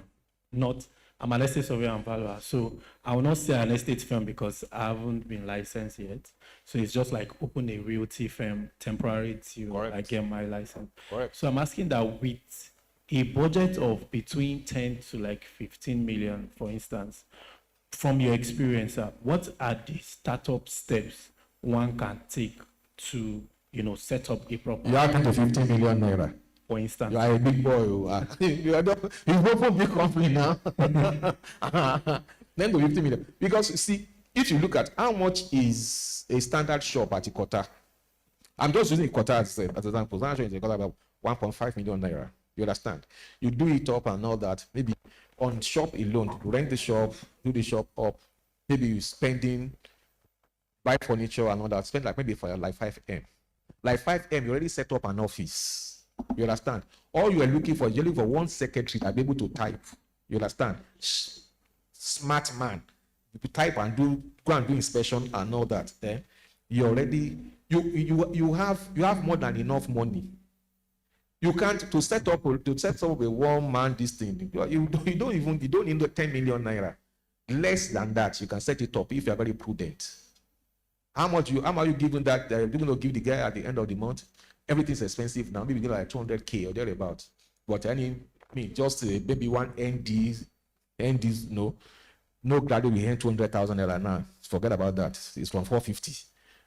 So you can't afford that now, right? So you have an ND guy, you are paid 200 that lives around that neighborhood, smart, sharp. You can buy shirts for him and trust that. Let him look smart. You understand? That blood is there. You can make him twitch him up a bit. So you have that is you and the guy and the office. You understand? Your phone. Then see how you are going to do wonders. Then get Castle Magazine on all those online this thing. Look at, you can pick instructions from estate surveyors and valuers because those ones are genuine. So they are direct instructions. So make inquiries on those instructions. 1, 2, 3, 4, 5. Get like 10 properties. You understand? Direct instruction from them. So that when the deal is concluded, you know that okay, you're just sharing fee with them. Just one person, one firm.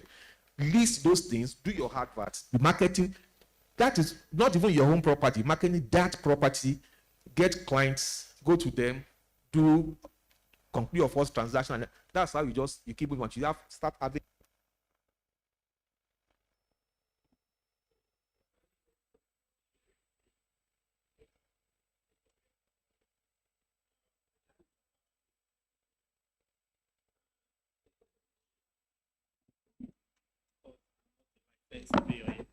So I wanted you to speak on that because that was a slap on my face because I don't have a license, but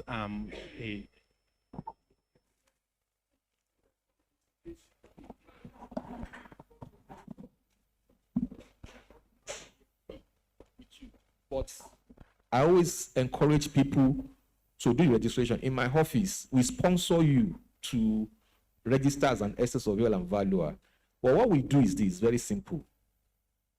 From your salary, at the end of every month, we take 50,000 naira. We warehouse it for you. The day you have your stamp and seal, we pay you the whole money.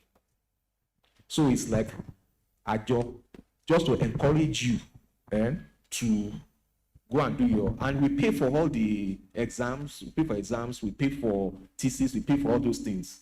So, but the day we are celebrating you, we are taking your stamp and seal like this. All the money that we collected from you, you are paid that day.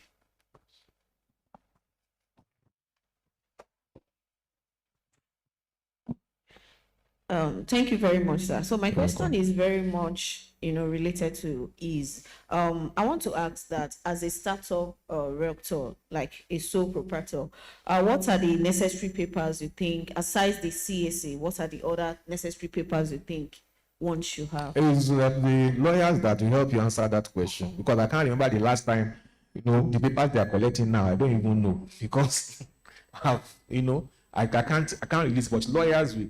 About CAC is very key. Get your CAC. Of course, that was CAC. You have to know business accounts. Business accounts. That one is very key too. They'll separate the two, right? Business accounts. Then there are some other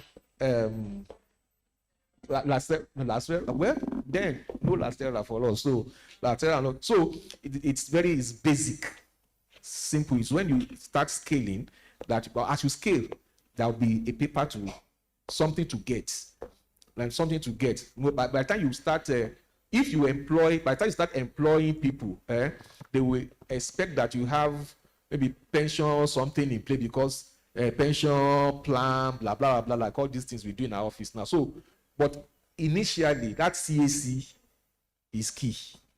That CAC is key. Like she said last year, then you can equally consult lawyers. They tell you if there's any other key paper to collect. But I don't think it's anything. It's not a big deal for the sole proprietorship. Yes. All right. With that, we wrap up this section. A round of applause for Mr. Yunus today. Thank you so much, sir. Thank you. So, as we all know, let's move. First batch, let's quickly go there to take pictures. Thank you so much. Let's make it snappy. Good pictures. Media, thank you. First batch, quickly.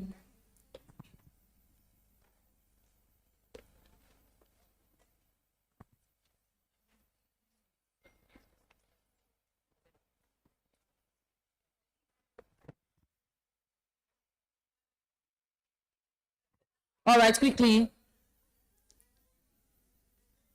Let's make it snappy. Let's make it snappy. We can still fill in. Media, please arrange them well, so we can take enough people for the first section.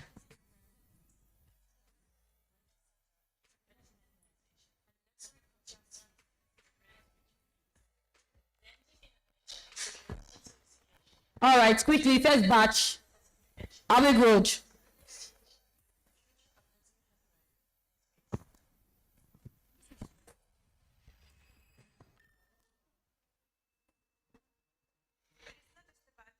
Are we good? Very Cynthia, I can't see your face. Can you see your face?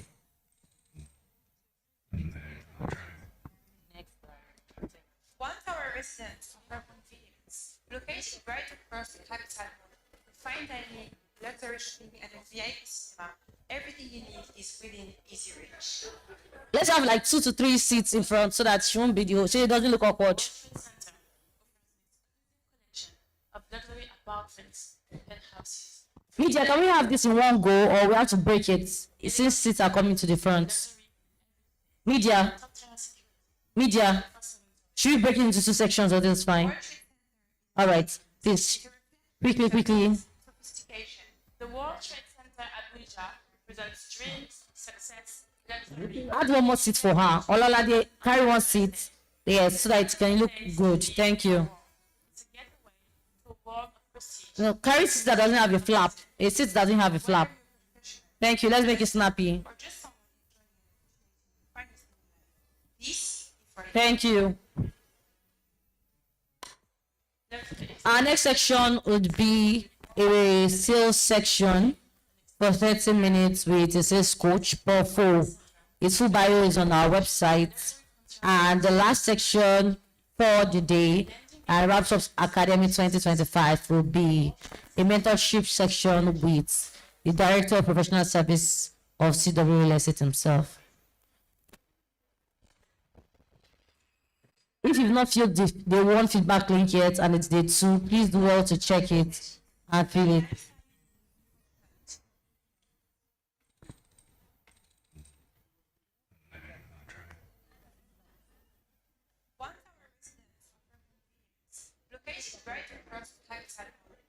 All right, batch two, quickly, Ifunaya, promise, or batch you, thank you so much. All right, batch two, quickly. If you're not in batch 1, please do well to take a picture now. Then for those that have taken a picture, you can take a 2 to 3 minutes water break. Use that to stretch your legs for the last 2 batches to go. Are we good? Trade Center, Abuja. Please let's quickly take pictures before we start networking. Please let's take the pictures before we start On networking. the global stage. This is not Pictures just a place first. to live or work. It's a getaway to a world of prestige, an ecosystem of excellence. Whether you're a professional, an investor, or just someone enjoying and appreciating the finest thing in life, this is where you belong. Luxury extends beyond your living space with world-class amenities, including an exclusive private pool, a fitness and wellness center for ultimate relaxation, and luxury concierge services ready to meet your needs. Blending innovation, security, and sophistication, the World Trade Center sets a new benchmark for international prestige. The future of luxury has arrived.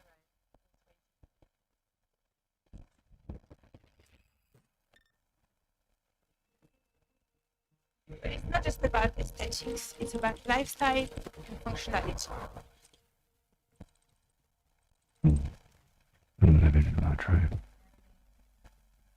One Tower residents offer convenience. Located right across the Capital Mall, fine dining, luxury shopping, and a VIP cinema, everything you need is within easy reach. All right. Thank you so much. If you want to network with him, quickly do that. If you want to ask him questions, quickly do that. If you want one-on-one sections with him, please do well to ask him now. And if you want to stretch your legs, please do well to do that now. We'll be ready for the next section in 5 minutes. We'll be back for the next section in 5 minutes. So take a 5 minutes water break. 5 minutes water break. If you want to go to the restroom, please do that now. Thank you so much. This is a beautiful 4-bedroom, fully situated out here at Pinot Beach Estate. There are so many amazing people out here. Keep it locked in, guys. Don't go nowhere. Come with me. This is one of the most special gems on the market. It's a 4-bed, it's on 500 square meters, it's well designed. We'll be closing this property this week. Oh, that's up for a week. If I close on this property, I'm gonna take a trip to Monaco in December. Like this house is well built in terms of quality, in terms of implementation, in terms of design. I think the owners will really enjoy it as they start living. These are real plants. You get water every other day. If you look around the estate, you see that the design is a bit different from what is obtainable around there.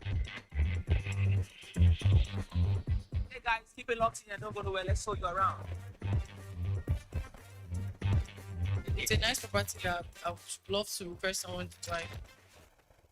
So I've had a number of my clients come by the property, and surprisingly, a number of them put in an offer, and I am elated to see how that goes. I'm very hopeful that I will close on this property. Right now, she wants to offer 600 million. I wish you can up it to like 750. Let's see, it's the reply. What are you offering? You can submit your offer and we'll come back to you. We don't get offers. Submit your offer and we discuss and submit to you. Yes, flexible. 50 is negotiable. Yeah. Is there any more questions for me? Depends on how you want. But this particular developer, this is how he built, because you know it's like that whole abroad standard vibe. So you know the rooms are not too massive. This is the master's bedroom. Spanish wooden tiles as well. Rotex windows from Germany. It's giving like boutique house kind of vibe. So this is the walk-in closet. You can also convert another room to a closet. This is the restroom. I figured you like the bathroom, the restroom. Yeah. Wow, so beautiful, guys. So beautiful out here. Okay, so this is a very circular space. Maybe trailer or maybe a few. Quality space management and finishing also is very, very important.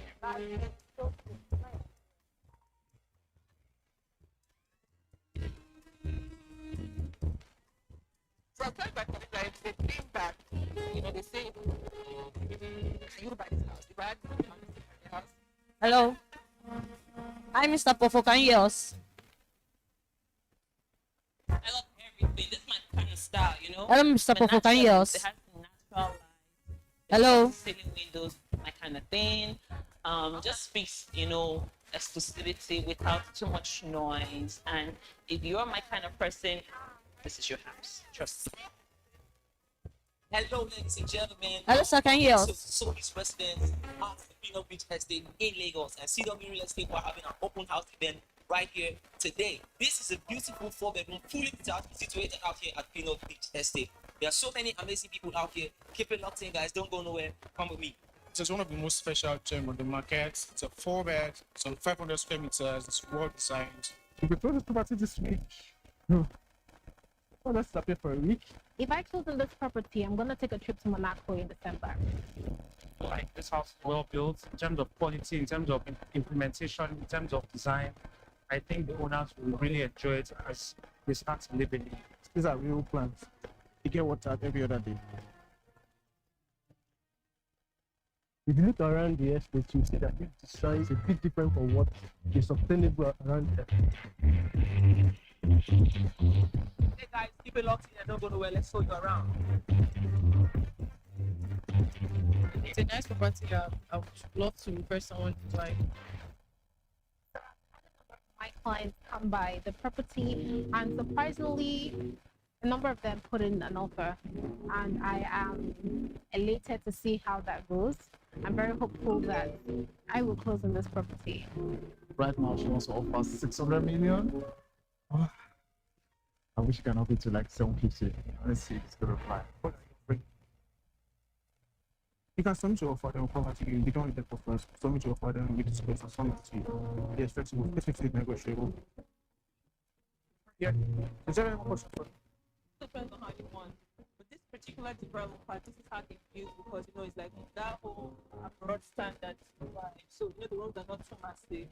This is the master's bedroom. Spanish wooden tiles as well. Rotex windows from Germany.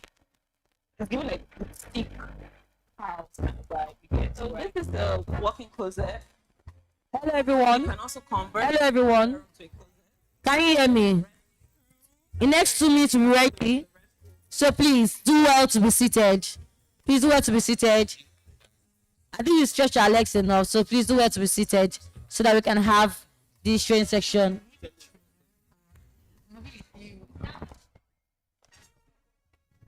Hello, Mr. Poffo. Can you hear us? Yes, please. We sent, our media team sent a request. Please accept.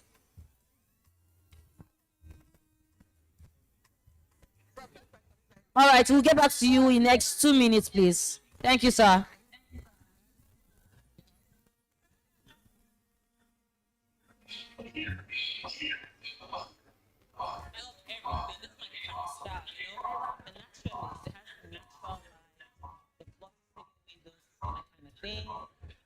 Just speaks, you know, exclusivity. There's not too much noise, and if you're my kind of person, this is your house.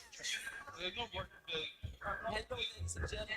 Welcome to Solis residents at Pino Beach Estate in Lagos, and CW Real Estate will have an open house event right here today. This is a beautiful 4-bedroom, fully detached, situated out here at Pino Beach Estate. There's so many amazing people out here. Keep it locked in, guys. Don't go nowhere. Come with me. This is one of the most special gem on the market. It's a 4-bed, it's on 500 square meters, it's well designed. We close this property this week. Oh, let's stop here for a week. If I close on this property, I'm gonna take a trip to Monaco in December. Like this house is well built in terms of quality, in terms of implementation, in terms of design. I think the owners will really enjoy it as they start to live in it. These are real plants. You get water every other day. If you look around the estate, you see that the design is a bit different from what is obtainable around here. Hey guys, keep it locked in and don't go nowhere. Let's show you around.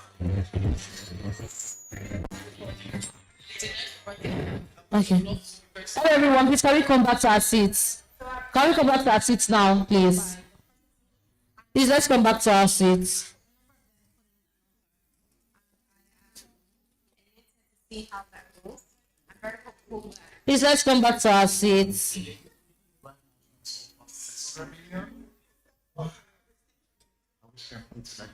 Please, let's come back to our seats.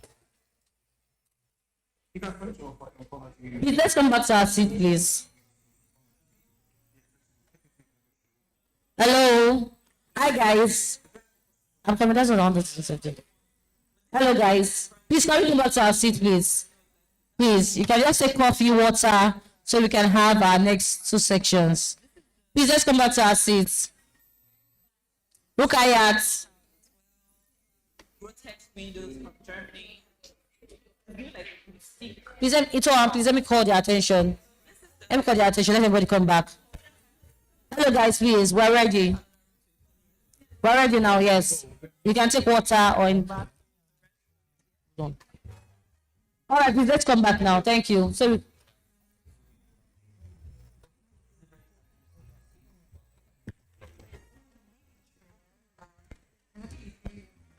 please, let's come back to our seats.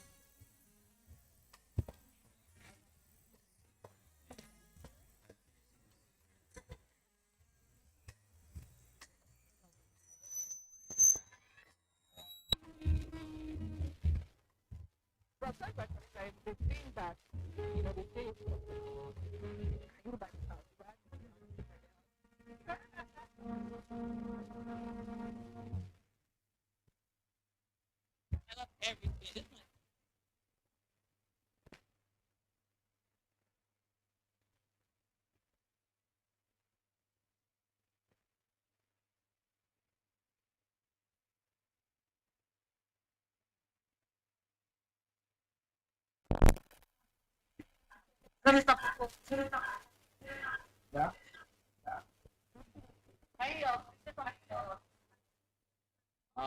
Yes, I can hear. I can hear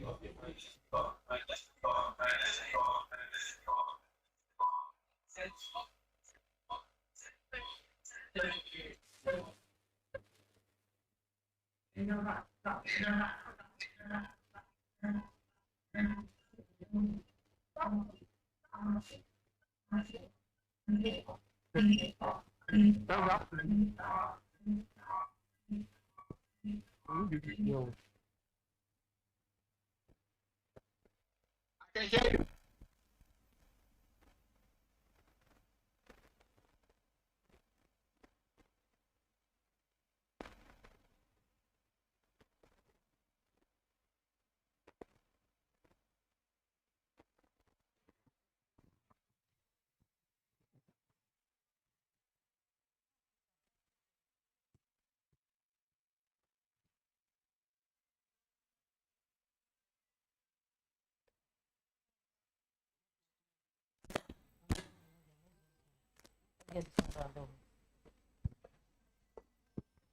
All right, everybody. Are we ready? All right. We just want to confirm again. Can you hear us? Hello, Pofo. Connected. Can you hear us? Yes, I can hear you loud and clear. All right, we're good. We're good to go. So I'll be reading this. All right.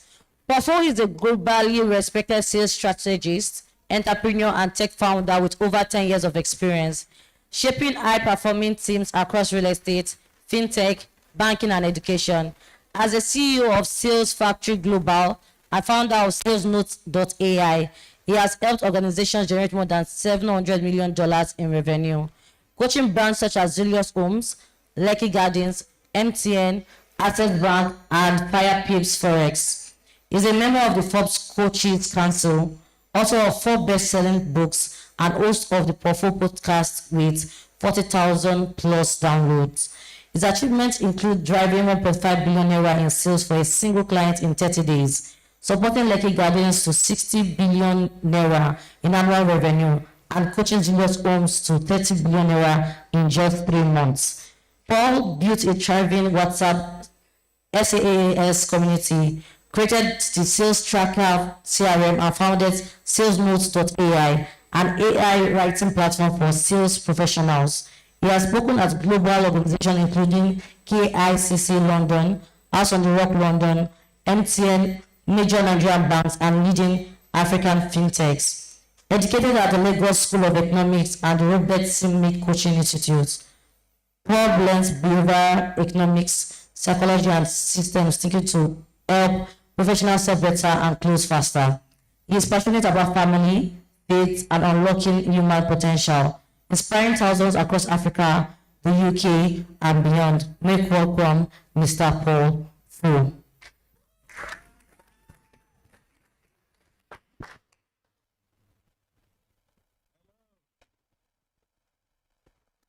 Can you hear me? If you can hear me, please put up your hand. Say yes, I can hear you.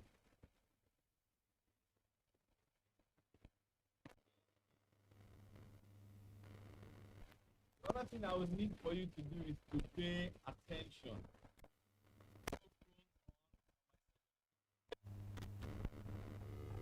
What you would learn in this 30 minutes is basically about your mindset as a salesperson. My average talk is 5 days, but get this one right first and you will be happy that you did. So let me go straight into it since all the introductions have been done. And I'm happy that you can hear me. All right.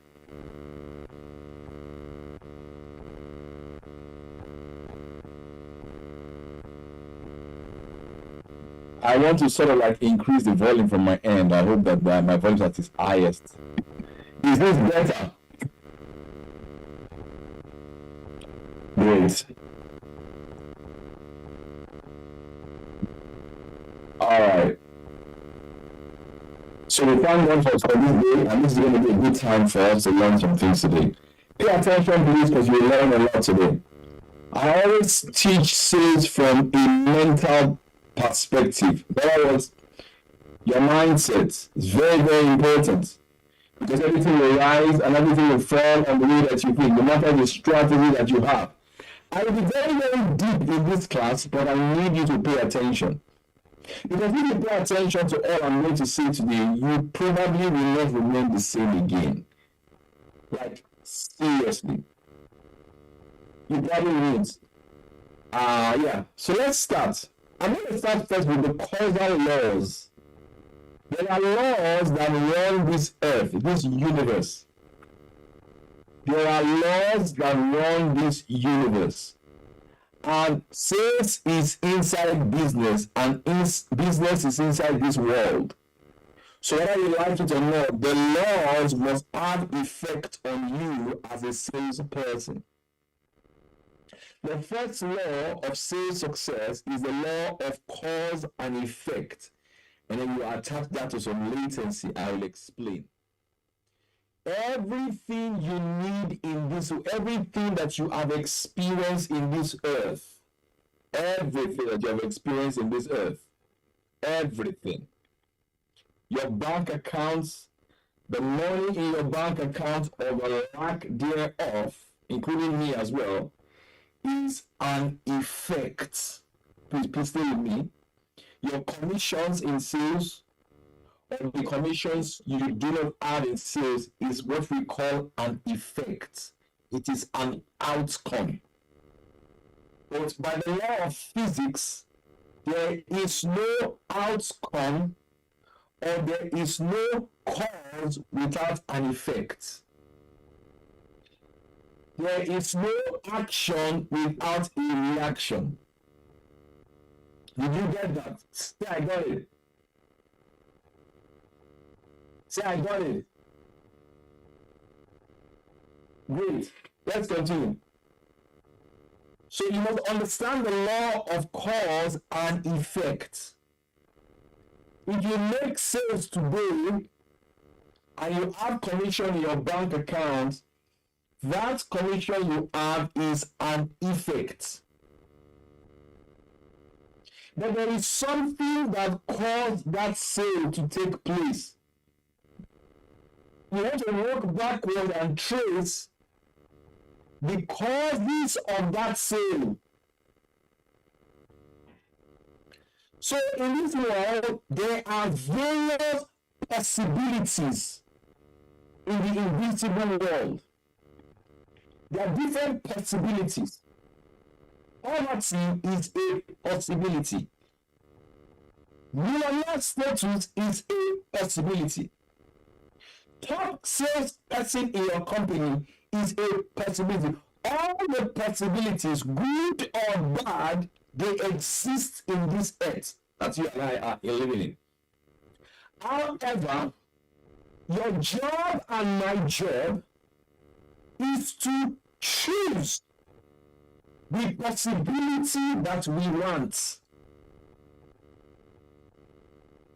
If I say the possibility I want is 500 million in sales, is a possibility and it can exist because other people have done it.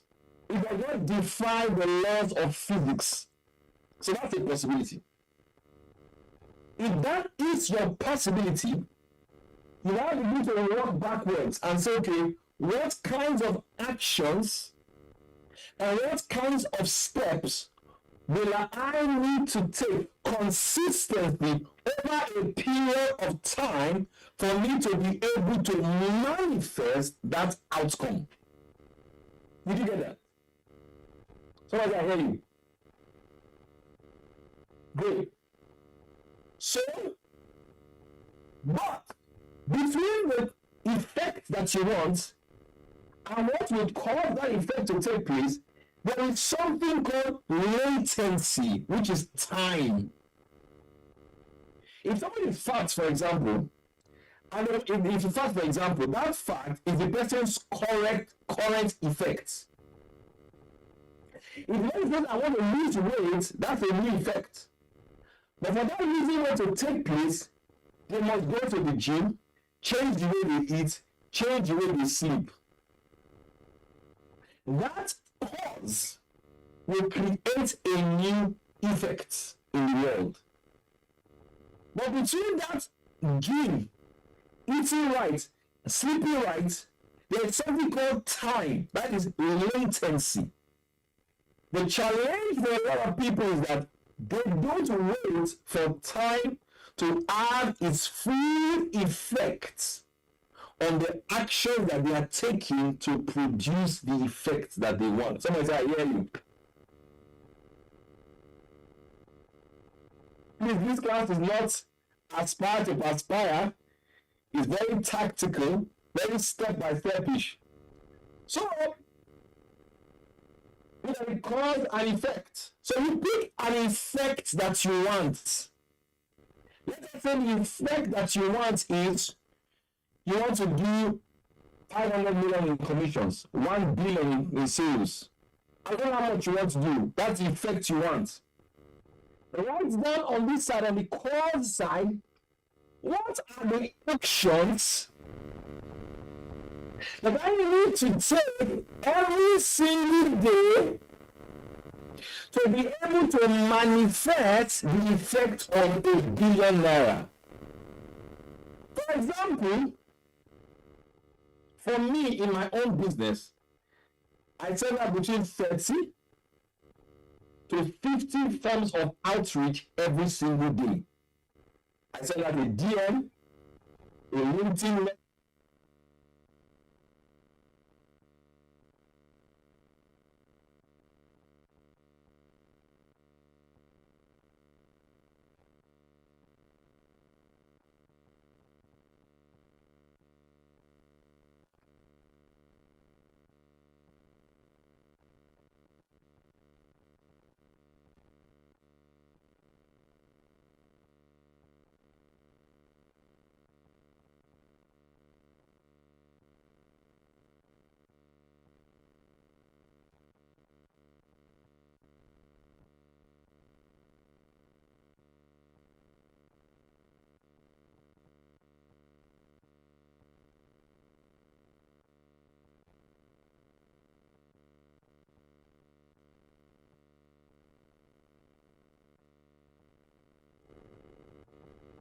Did you get that?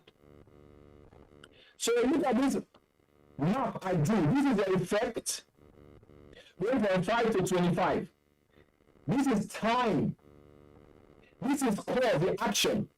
I'm saying if you don't stop and keep taking the action, go for site inspection, make calls, send the DM, send the WhatsApp message.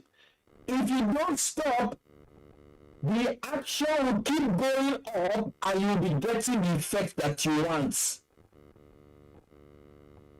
Now, let me use another thing to explain it further because I want this message to sink deeply in your spirit, man.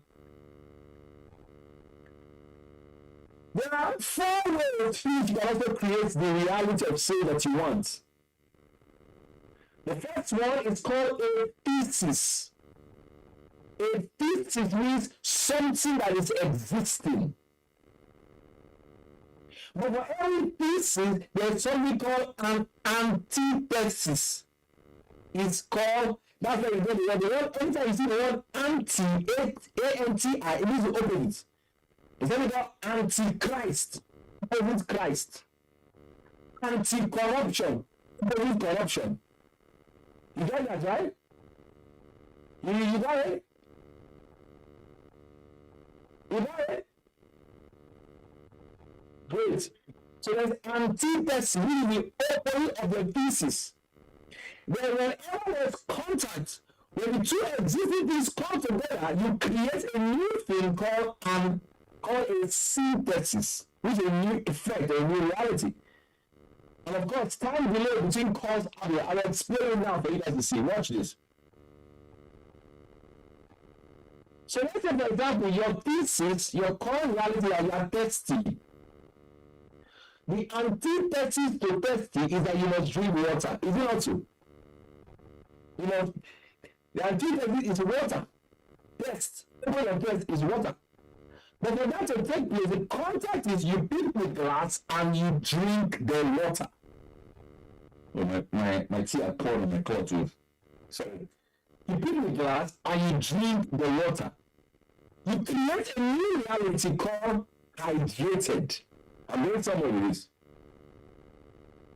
Next, I may take you 30 seconds to do that. Other one is that maybe your thesis is that you have a fat body that you don't like. The antithesis is you want a slim body. The contact is you walk into a gym and you create a new reality called slim and fit body. And that probably took you 2 months to do. So in sales, maybe your thesis is you don't have any sales, you're not making money. The antithesis is you run ads, you call for training like this, you run ads, you make sales calls, you attend events. That's the antithesis to get sales. The contact is you probably go for an event. Alright? Now when your street is up, you create a new synthesis called money in your bank account.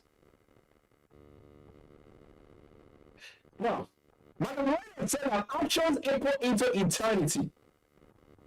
Let me pause it and confirm. Do you understand this concept now? Yes or no?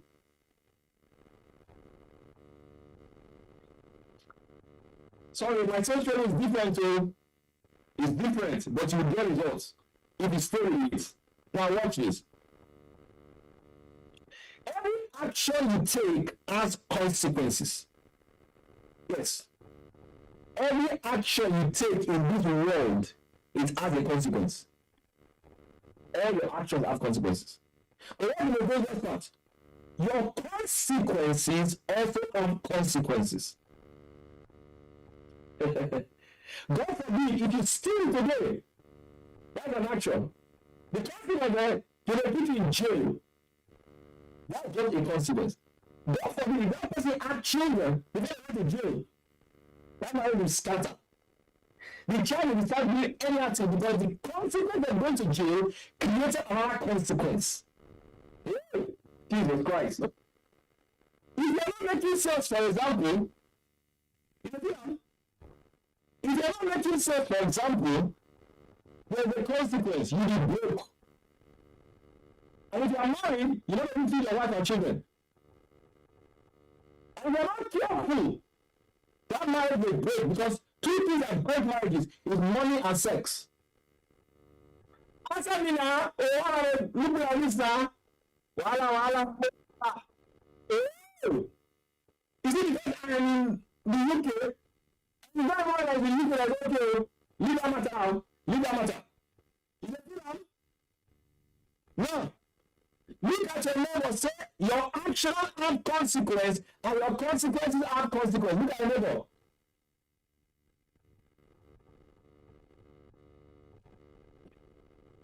I want to explain something to you. What is? I'm the last child of my father. He had 14 children. I never met him. I'm 50 years old. I just turned 50 years old. So I see all of them already there. My papa married, my father married 3 wives, 14 children. That is an action he took. The consequence is that polygamy is a useless thing. If you know, you will suffer because of this man. You know that in consequence, they create another consequence here. Because you don't need to go back to where they leg. You don't tie them. They do it here. Answer me now. No, you don't go now. You don't do all of us for here. It's like a man watching you must know this thing.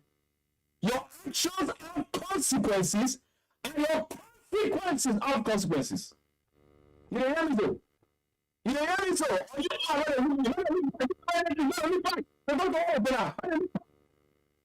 there. Because I'm going to give this problem. Now, if you don't make sales, that has consequences. And that consequences has consequences. And that consequences has consequences. So you need to be careful. You need to be careful. You can know when they say I must make money. You can say I must make money. No. See, I must make money. Oh, check it out. Again. If I'm not removing my coats, oh no, I'm not doing that. Not this. Oh no. You don't know? You don't know?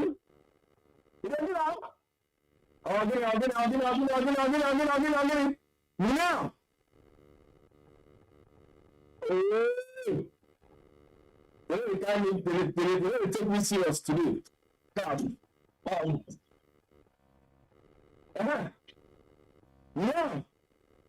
your actions have consequences. Your consequences have consequences. Now check out. Ask CW and say, how did I get a job to be doing work for them? I sent Oga a message on Instagram.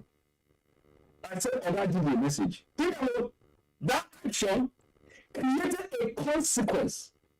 Now we're working with CW now for going to, not 2 months now. Not 2 months now. Everyone is happy because they came here.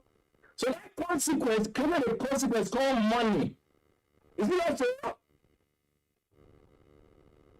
Now, at the top, everybody happy.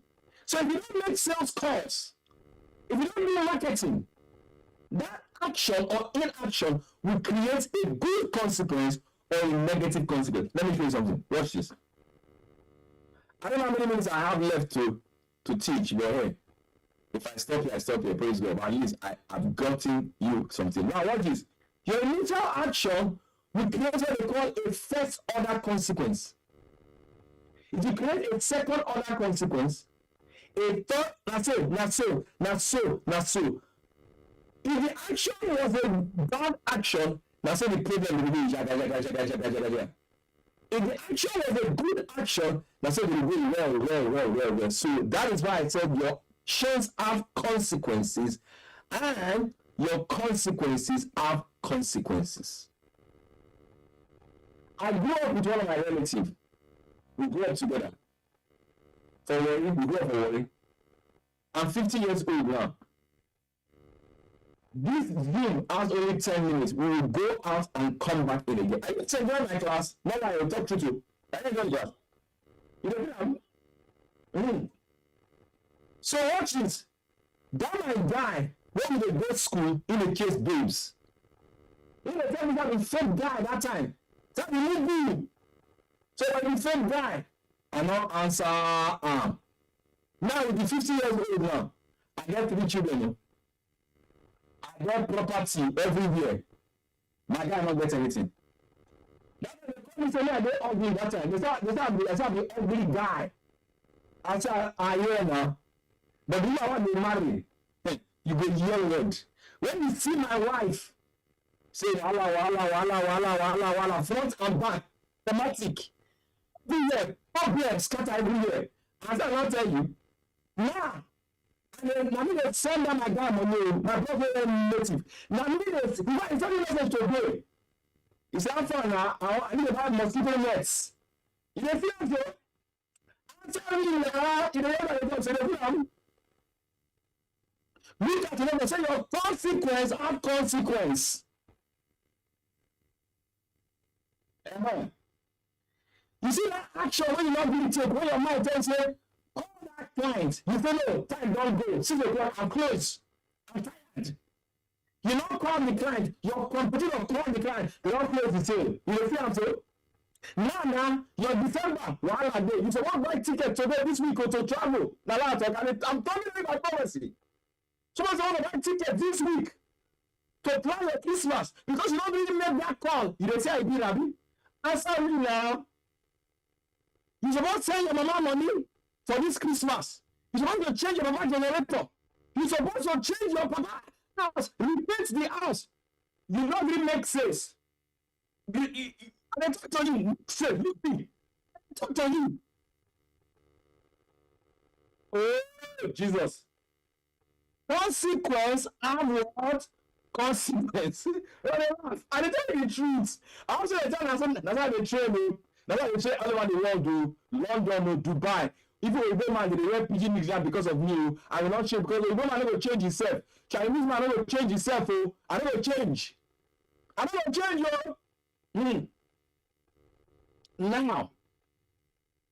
Now, I hope you understand cause and effect now. So I want to ask you a question. If you truly want to make sales, what kind of action do you need to take? For example, I post every single day on all the social media platforms. Everywhere, my brother. Are you in England though? But I get jobs that Nigerian trainers don't even get. So when they Lagos, they don't even get jobs where they get. And they post every day. I send 50 DMs per day. 50. Even for one night, they don't move past me. Oh, answer me now. Oh, you get there. You send 2 DM. You go tell me, say, nobody answer me. You are a sports child. You are very spoiled. You don't spoil. What's somebody today? You don't spoil.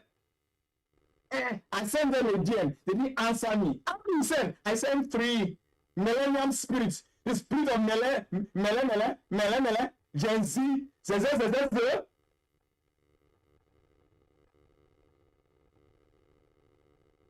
Now, when our politicians want our votes, don't you see how aggressive our politicians are? You may insult them, they say they come. You say they are bush, they say they are very aggressive to get what they want. What about you? You may listen to Pastor J every day. What God cannot be the rest is every day in the show up every day. You show up only 2 times, you don't tire. Since pandemic, the man a new video, single day.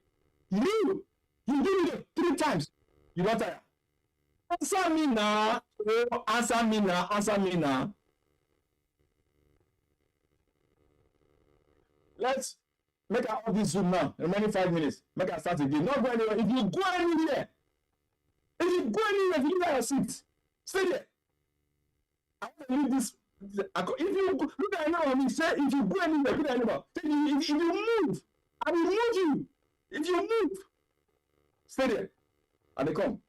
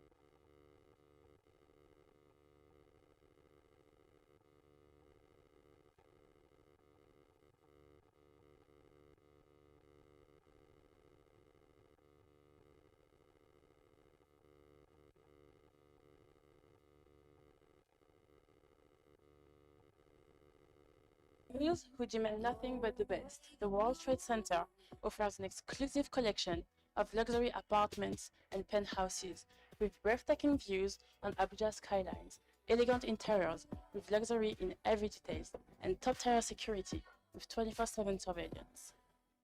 World Trade Center is a statement. It's a reflection of success, sophistication. The World Trade Center Abuja represents dreams, success, luxury, and limitless opportunities on the global stage. This is not just a place to live or work. It's a getaway to a world of prestige, an ecosystem of excellence. Whether you're a professional, an investor, or just someone enjoying and appreciating the finest thing in life, this is where you belong. Luxury extends beyond your living space with world-class amenities, including an exclusive private pool, a fitness and wellness center for ultimate relaxation, and luxury concierge services ready to meet your needs. Blending innovation, security, and sophistication, the World Trade Center sets a new benchmark for international prestige. The future of luxury has arrived and is waiting for you.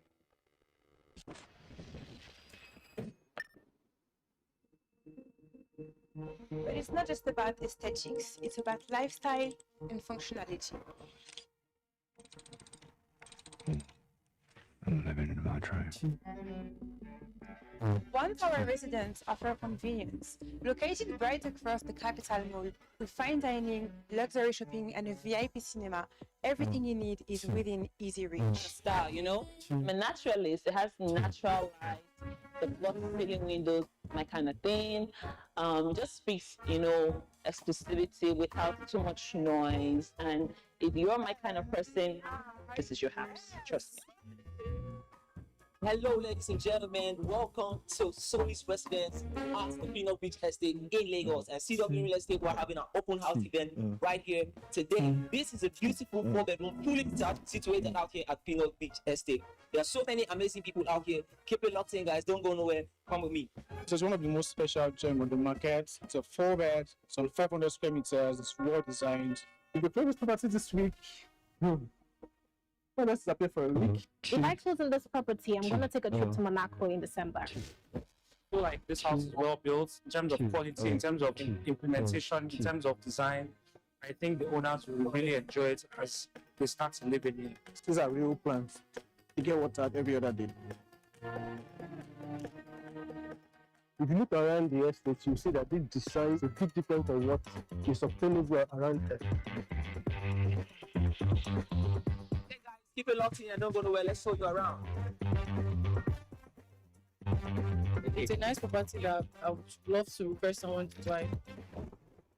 So I've had a number of my clients come by the property, and surprisingly, a number of them put in an offer, and I am elated to see how that goes. I'm very hopeful that I will close on this property. Right now, she wants to offer 600 million. I wish you can up it to like 750. Let's see the reply. What are you offering? You can submit your offer, then we'll come back to you. We don't need that for first. Submit your offer, then we discuss and come back to you. Yes, flexible. 50 is negotiable. Yeah. So, is there any more questions for me? Depends on how you want. But this particular developer, this is how he built, because you know it's like that whole abroad standard vibe. So you know the rooms are not too massive. This is the master's bedroom. Spanish wooden tiles as well. Rotex windows from Germany. It's giving like boutique house kind of vibe you get. So this is the walk-in closet. You can also convert another room to a closet. This is the restroom. I figured you like the bathroom, the restroom. Yeah. Wow, so beautiful, guys. So beautiful out here. Okay, so this is a very sizable cinema space. What kind of movies do you like? Maybe Thriller or maybe if you. Quality space management and finishing also is very, very premium.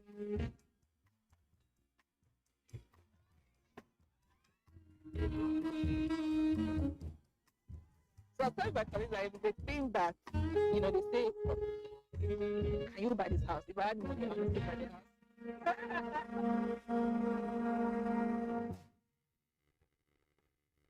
I love everything. This is my kind of style, you know? I'm a naturalist. It has natural light, the floor ceiling windows, my kind of thing. Just speaks, exclusivity without too much noise. And if you're my kind of person, this is your house. Trust me. Hello, ladies and gentlemen. Welcome to Sony's residence at the Pinot Beach Estate in Lagos. And CW Real Estate, we're having an open house event right here today. This is a beautiful 4-bedroom, fully detached, situated out here at Pinot Beach Estate. There are so many amazing people out here. Keep it locked in, guys. Don't go nowhere. Come with me. This is one of the most special gems on the market. It's a 4-bed, it's on 500 square meters, it's well designed. If you play this property this week, well, let's disappear for a week. If I close on this property, I'm going to take a trip to Monaco in December. I feel like this house is well built in terms of quality, in terms of implementation, in terms of design. I think the owners will really enjoy it as they start to live in it. These are real plants. You get water every other day. If you look around the estate, you see that this design is a bit different from what is obtainable around here. Hey guys, keep it locked in and don't go nowhere. Let's show you around. It's a nice property that I would love to refer someone to buy. So I've had a number of my clients come by the property, and surprisingly, a number of them put in an offer, and I am elated to see how that goes. I'm very hopeful that I will close on this property. Right now, she wants to offer 600 million. I wish you can up it to like 750. Let's see the reply. What are you offering? You can submit your offer, then we'll come back to you. We don't need that for first. Submit your offer, then we discuss and submit to you. Yes, flexible. 850 is negotiable. Yeah. So, is there any more questions for me? Depends on how you want. But this particular development part, this is how he built, because it's like that whole abroad standard vibe. So the rooms are not too massive. This is the master's bedroom. Spanish wooden tiles as well. Rotex windows from Germany. It's giving like boutique house kind of vibe you get. So this is the walk-in closet. You can also convert another room to a closet. This is the restroom. I figured you like the bathroom, the restroom. Yeah. Wow, so beautiful, guys. So beautiful out here. Okay, so this is It's only iMac. space. Okay. Is it there? Maybe I think that TG. That TG. maybe with you. Quality management. Yes, I'm running up now. I'm running up now. I'm running up now. So I started by saying like, Yeah, just tell me. Just tell me. Tell me. can you buy this house? Alright, can you see me now? Can I see them now? I can't see them now. Can I see them now?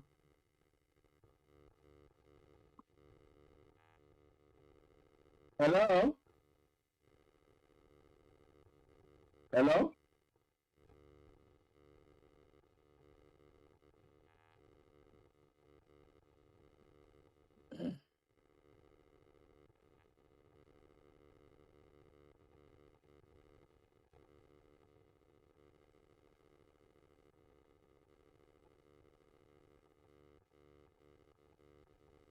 It will be fixed. It's not a big deal.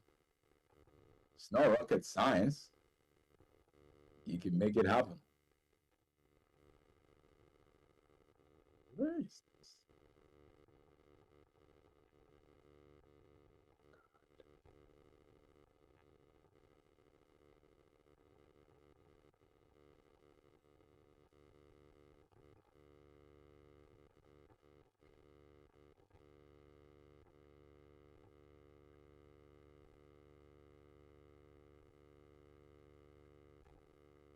Hello? All right, so let's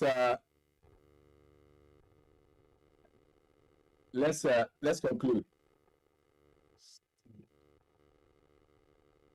Okay, so guys, that is the conclusion of the class.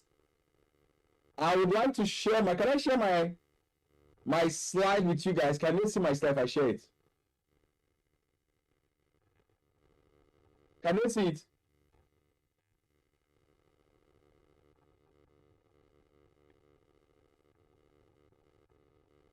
Yes, I can see everybody now. I've added Tijiri. Hello? Tijiri is joining.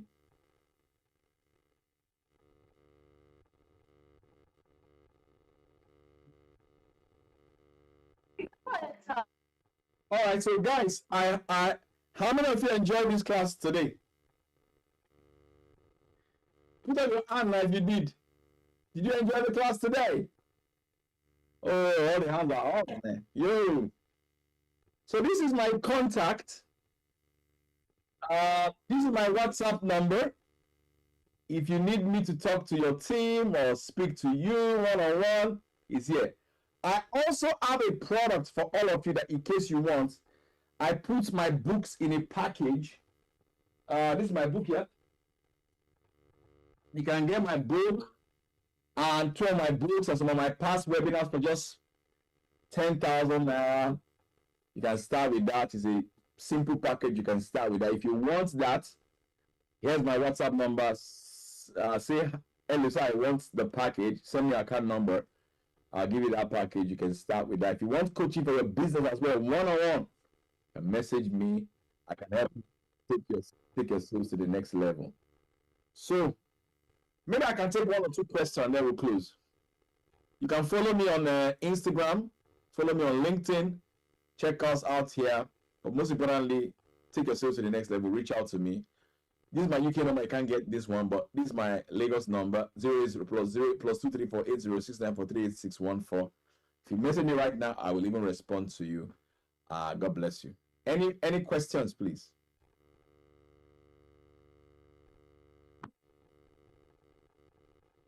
Any questions, please?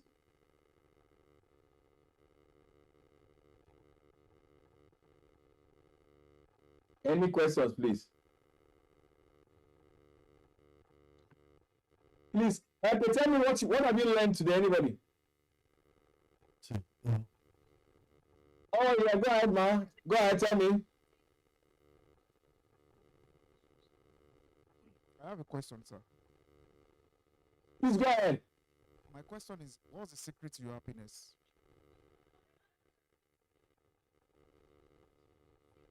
What's the secret to what? Your happiness. The secret to my what? Secret to your happiness, sir. My confidence. Happiness. Okay, secret to my happiness. I'm not a better wife now. 18 years old. Now my wife. Now my wife. 18 years. Now my wife now. Mama, now my wife's my secret to my happiness. My wife and Jesus.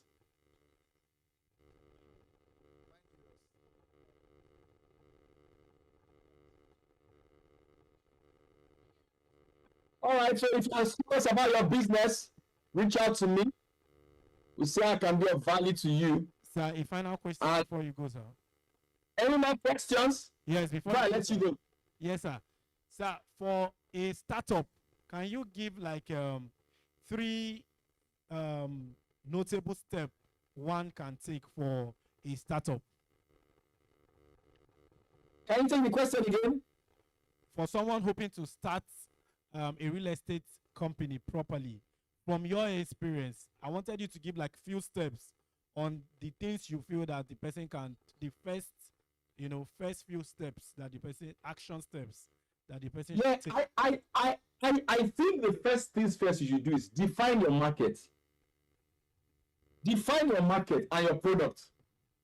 Do you want to sell luxury like CW Real Estate? Who do you want to sell the luxury to? Where's your focus? That's number one. Define your market, honestly. Number two, immerse yourself in that market. Understand the market thoroughly. Then number four, hire me as your coach.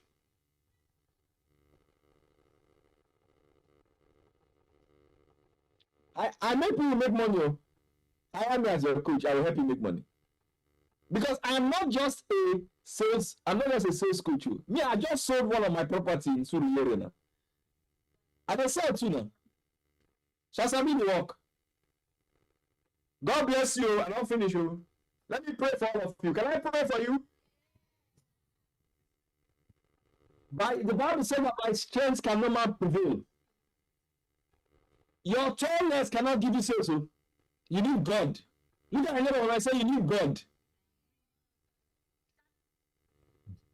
I will tell you, in the name of the Lord Jesus, Father, I pray for all these young men and women here watching me.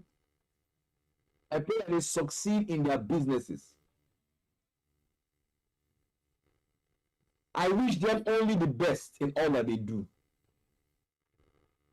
I wish upon them hard work, discipline, focus, and Lord, remind them that their actions have consequences and that their consequences have consequences.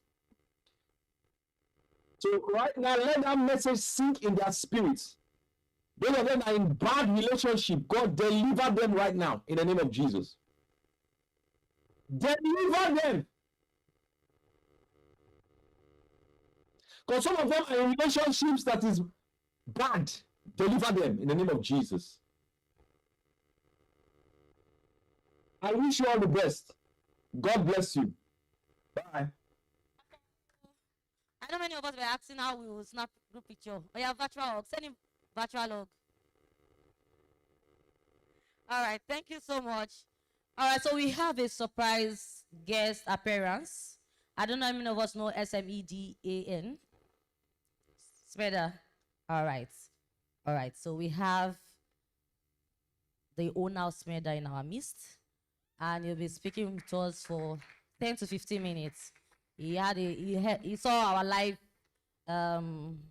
streaming, and he called our boss that he would like to come and say 1 or 2 words. So I'm reading a brief profile about him before my boss takes over for the last section. All right. His name is Charles Odi. He's a renowned author, entrepreneurship development expert, and small business advocate. As the current Chief Executive Officer / Director General of the Small and Medium Enterprises Development Agency of Nigeria, SMEDAN, Charles Odi was honored with the Sun Newspaper Award for Public Service. His role involves stimulating, mentoring, and coordinating development of Nigeria's SME sectors, which comprises approximately 40 million SMEs. He also initiates and articulates policies for SME growth and development. Since his assumption as the CEO of SMEDAN on October 13, 2023, Charles Odi has led various impactful initiatives. In the first quarter of 2025, the agency under his leadership created 90,162 jobs. He led the facilitation of over 11 billion naira in funding for small and medium enterprises. These efforts have driven rural industrialization, poverty alleviation, and livelihood enhancement in Nigeria. Charles is an alumnus of the U.S. State Department International Visitor Leadership Program, IVLP, on global business development. He's a member of the Nigerian Institute of Management Advertising Practitioners Council of Nigeria. Charles is a certified business development service provider, a mentor for the United States Young African Leaders Initiative, and an entrepreneur coach. The Sun Public Service Award for the year 2023 due to his outstanding contribution on SME development in Nigeria as a DG/CEO of SMEDAN. The Sun is one of Nigeria's most prominent media organizations. He was also awarded Public Sector CEO of the Year 2024 by Independent Newspaper Nigeria. Please welcome Mr. Charles Odi. Okay.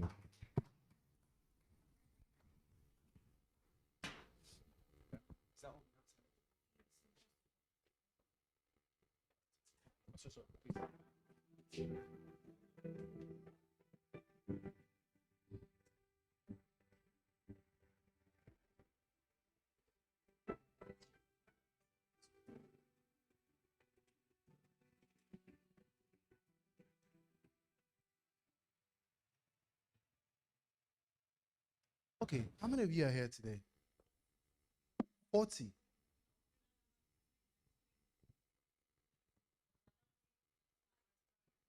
$29 people. Where are the rest of the people?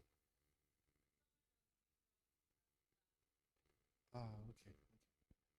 All right, so just to briefly introduce myself and get to know couple of you that are here. My name is Charles Odi, and I work for an organization called SMETA. It's a government organization that started with the responsibility of job creation, poverty alleviation, livelihood enhancement, and rural industrialization. And the last time we counted, we have 654,385 nano, micro, small, and medium enterprises in Nigeria. And I don't know if that's a thing of joy or a thing of concern, but I am grateful to His Excellency President Bola Ahmed Tinubu for appointing me to lead such an agency of approximately 40 million enterprises at such a young age of 35. But I just want to get a feel of, I'm here to just encourage you. Many of you are about to become entrepreneurs. Some of you are about to get job opportunities. Others are about to win grants, I'm being told. Why are you guys looking at me funny? Are you not aware that some people would get jobs?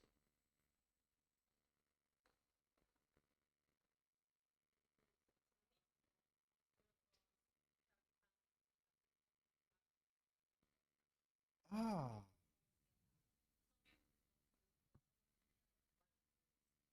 Okay. Let me see with a show of hands. How many of you have businesses here? 1, 2, 3, 4, 5, 6, 7, 8, 9. How many of you want to start?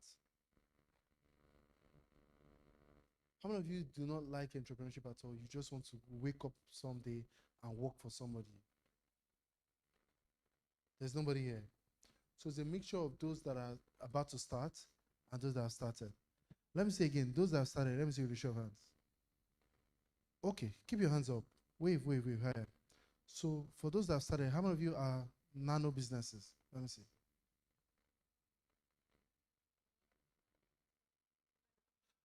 Okay, put your hands up, all 10 of you. How many of you are medium businesses? Let me see. You don't know. You don't know what you are. Okay. Let me just show you. So you don't know if you're a nano, small, micro, medium enterprises? You don't know. Should I tell you? Okay.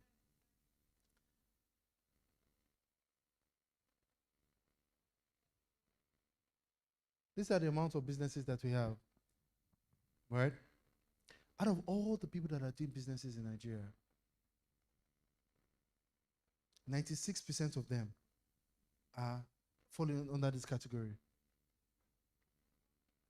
So we have, you can write this down now. So we have nano, micro, small, and medium. And we use basically two metrics to categorize this. So the first is balance sheet, and the second is number of employees. So for us as Smedan, our nano businesses are businesses that have less, what's greater than? This is less than, right? Less than 3 employees, and are doing less than 3 million naira every year. So approximately they do, are we together? Some people are on your phones. Do you take notes on your phones? Or? Okay. So number of employees, don't forget, I said number of employees here and annual turnover. So for us, nano businesses are businesses that have less than 3 employees and doing less than 3 million. So approximately they do 250 every month. So these are like your mom and pop shops, laundromats. Some people call them aboki, right? They are the guys that have businesses at the corner of every street. The next category are the guys that have 3 to 9 employees and are not doing more than 25 million naira annually. So monthly they do somewhere around 1 point something million. Did we get that? 3 to 9 employees, and less than 25 million naira annually. The third set of entrepreneurs are the guys that are from 10 to 50 employees, 10 to 49 employees, and are not doing less than 100 million. So from 25 million to 100 million. And the last set are the guys that had between 50 to 200 employees and less than $1 billion annually. I'll take it again. Less than 3 employees, less than 3 million, approximately 250,000 naira every month. Less than 10 employees, less than 25 million naira, approximately 1.2 or 1.1 million naira every month. Less than 50 employees, less than 100 million naira every year. Less than 200 employees, less than $1 billion naira every year. This is how we have categorized all our businesses. And from the data that we have, 96% of all the businesses in Nigeria are not doing more than $1 billion naira every year. So it's a sad thing. As a matter of fact, this category of people are about 38,413,420.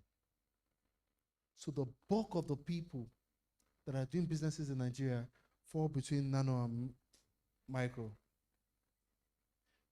Meanwhile, if there are 100 businesses, 96% of them are not doing more than $1 billion. It means that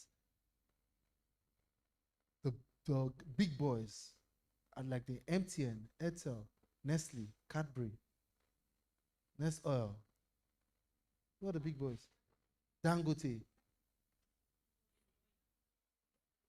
Boa, all of them are in 4%. So the businesses that are doing above $1 billion naira are just 4%. So this is a major concern for me. This is why I wake up at night to come and talk to you, because my job is to actually increase this number and decrease this number. Because we want to make a lot of people become large enterprises. The other category will be this, more than 200 and more than 1 billion. This is where my purview falls, small and medium enterprises. So the small and medium enterprises in Nigeria at about 39 million. Before it was 41 million. After COVID, we lost about 3 million. And due to insecurity in the north and some other things, we lost 3 million. So we're about to count again at the end of this year. And when we count, I'm very certain with the initiative that we put in place that the numbers will increase. But as it stands today, this is where we are. So I'm going to do another census. How many people are medium businesses? Let me see with a show of hands. Medium businesses, you have between 50 to 200 employees and are doing between 100 to 1 billion. Let me see. Please stand up, stand up, stand up, stand up, stand up. These are real estate big boys. Stand up, let me see these medium businesses. I'm not speaking faith now. I'm not speaking faith. I'm speaking present day reality. As at 31st of December 2024, how many of you's balance sheet was reading more than 100 million naira annually? So there's nobody here. Okay. How many of you are small businesses? Let me see. Small businesses with a show of hands. Small businesses are businesses that have between 10 to 50 employees and are doing between 25 million to 100 million annually. So there's no small business here. How many of you are micro businesses? So a bulk of you are micro. You have a question? I'll come to it.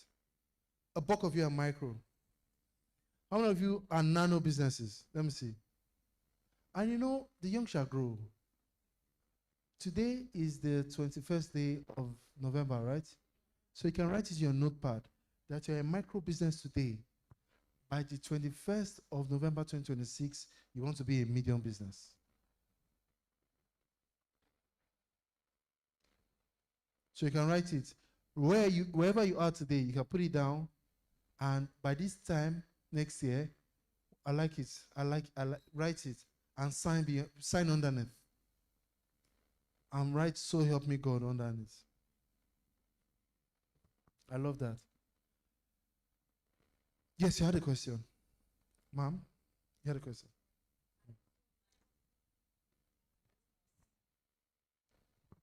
What if you're a nano business, but your turnover is more than... Fantastic. That's a good question. So, if there's a dichotomy between this and this, maybe two brothers wake up and they become forex traders. They are less than 3 employees, but they are doing $1 billion. Where do you put them? This always supersedes this. So if somebody is turning over $1 billion, but they have less than 3 employees, where do we put them? They're nano businesses. Because number of employees are more important to us than the balance sheet. If somebody is doing $100 million every year, but they have 200 employees, they're a medium business. If somebody is doing 3 million, I don't think there'll be anybody who will be doing 3 million and not turnover and have 200 employees. Something's wrong. They should flog everybody. They should line up everybody in the organization and flog all of them. But do you understand? This always supersedes this.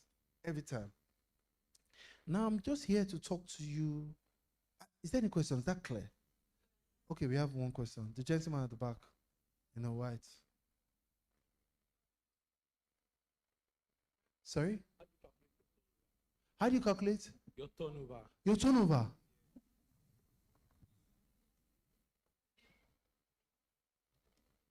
Turnover equals cost price minus selling price minus cost price. Do you understand? If we have said that you have made over $10,000, let's say 15 million naira, right? And everything that it costs you. Sorry, turnover is actually this, everything turned over. Profit is everything that you have got, when you minus everything that costs you to get this 10,000, you now minus it from this, then you get profit. But turnover before tax is everything that has come in. Do you understand? So at the end of the day, if you take all your bank accounts and put it together, how much came in as your turnover? If it's this, that's how much the turnover is. Now, when we say how much is the profit, so this is profits, right? How much it costs to pay salaries, how much it costs to pay rent. So for instance, CW Real Estate, I'm sure it's not even a medium business anymore. Am I right? It's not a medium business anymore. Because even though it started as a nano business, I remember when CW Real Estate started in Ikeja. As a matter of fact, there's a funny name for CW back in the day, but it rebranded and it became CW, right? When it started in Ikeja back in the day, it started with an idea. It was here. So today it will be somewhere around here. But turnover is every amount that the company has turned over, right? That has come in. Either through, for CWB, either through purchases of land or houses, rent and lease, everything that has come in. If they actually now use this place to do trainings, the cost of giving out this space is the one that they turn over every year, right? So that's turnover. Profit is when you now deduct the cost of running or keeping the lights on, salaries and all that. What is left is now profit. But turnover is everything in turnover. Is that clear? Next question. Any other question? You have questions here. I like that you guys are interested in where you are and where you want to be. Good afternoon. I want to know the thing behind this calculation, how you were able to come up with classifying them into different sections. Is it with the tax, or is it with the registered businesses, CST, or is that something you guys use? So before now, as Smedan, we used to just categorize people as small and medium. But because of the uniqueness of Nigeria, right, there was a need to actually further categorize them. So don't forget, it was just small and medium before. All these are under the small category.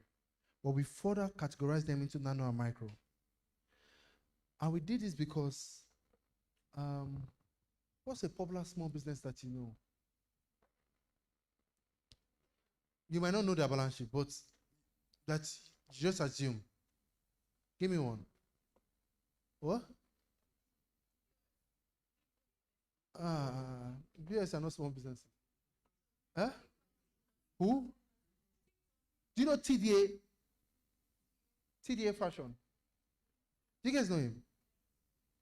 What's the name of the founder? Do you know King Michi Food? Bellefu. Do you know Ricky James? Who do you guys know then? You know them? Ah, okay. So if TDA, for instance, let's assume that TDA is a small business, or for the purpose of this class, CW Real Estate is a small business, and there is a guy who are just finished school and starting a POS machine, or who is a shoemaker. Do you think that is fair that we categorize that shoemaker and Adelani as the same category? So that's the thinking behind just further categorizing nano and micro. And this is peculiar to our Nigerian circumstance. Because Nigeria is a very unique country of over 250 million. It means that 1 in every 4 persons is an entrepreneur, right? And we thought that it was important through our national MSME policy to further categorize these people so that they can get different interventions. A nano business, we know what they want. A micro business, at this stage, and we have something called ICSS. At this stage of nano, the person is just trying to test out something. The person doesn't even understand what it is that they want to do. At this stage, the person should be able to produce a business model canvas. Have you guys been taught business model canvas? Have you been taught business model canvas? And this is the last day. We have to do business model canvas. At this stage, the person should be able to get a business plan. At this stage, the person should be able to get a growth plan.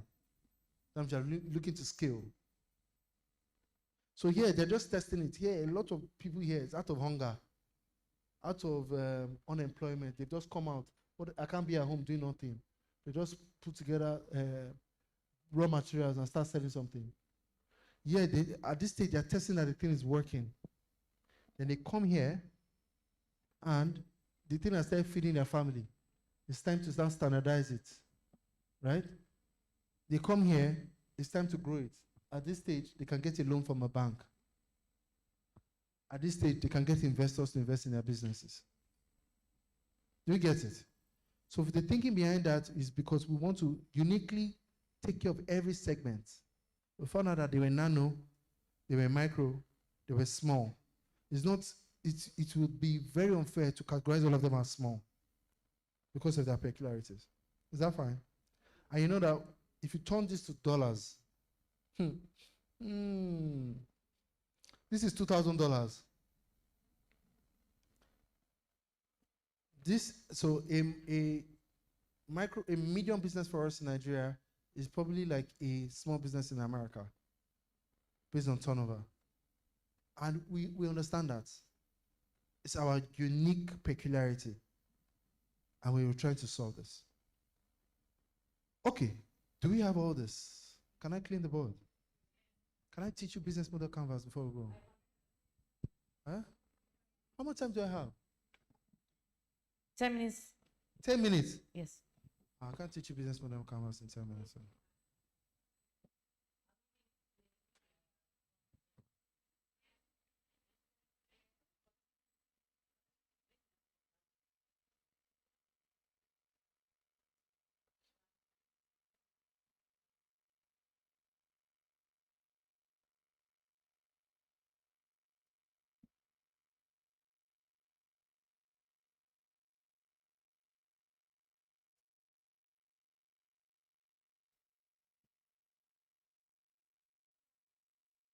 Can I go ahead? All right, please go ahead, sir. Okay, can I First get 5 power, minutes. Can I get a power bank so I can show? All right, we can do from- that, yes.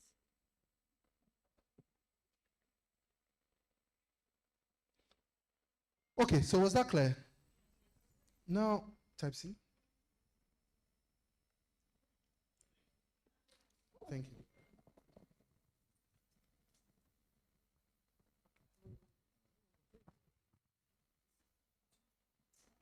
Thank you. How many of you have heard of the business model canvas before?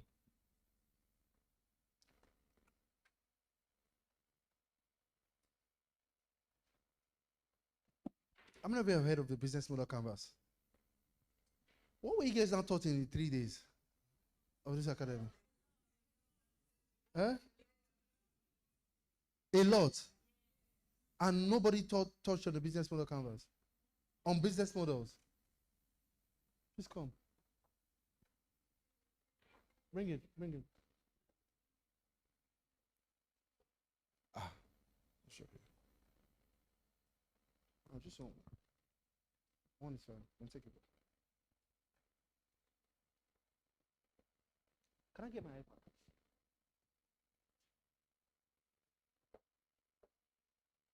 Can I stream from this?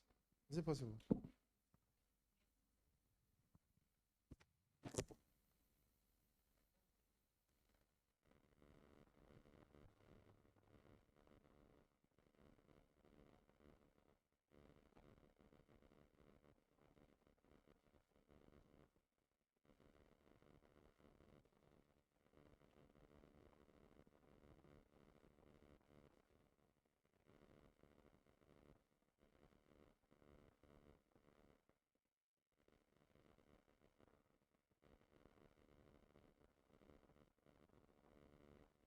Center offers an exclusive collection of luxury apartments and penthouses with breathtaking views on Abuja skylines, elegant interiors with luxury in every detail, and top-tier security with 24/7 surveillance. World Trade Center is a statement. It's a reflection of success, sophistication. The World Trade Center Abuja represents dreams, success, luxury, and limitless opportunities on the global stage. This is not just a place to live or work. It's a getaway to a world of prestige, an ecosystem of excellence. Whether you're a professional, an investor, or just someone enjoying and appreciating the finest thing in life, this is where you belong. Luxury extends beyond your living space with world-class amenities, including an exclusive private pool, a fitness and wellness center for ultimate relaxation, and luxury concierge services ready to meet your needs. Blending innovation, security, and sophistication, the World Trade Center sets a new benchmark for international prestige. The future of luxury has arrived and is waiting for you.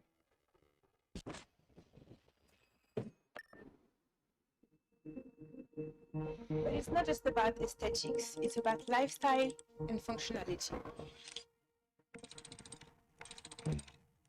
I'm living in my dream. Everything. One Tower residents offer convenience. Located right across the Capital Mall, with fine dining, luxury shopping, and a VIP cinema, everything.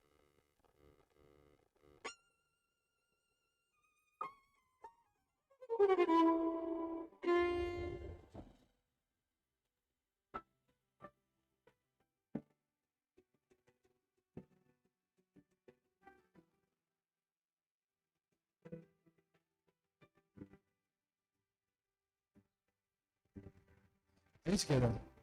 Okay, let's do an exercise real quick. Just tear a sheet of paper for me. Since you guys have been taught for 3 days, I just want to test something. So, the first question, because I have one tab to give out, and it's from this that I'll give out my tab.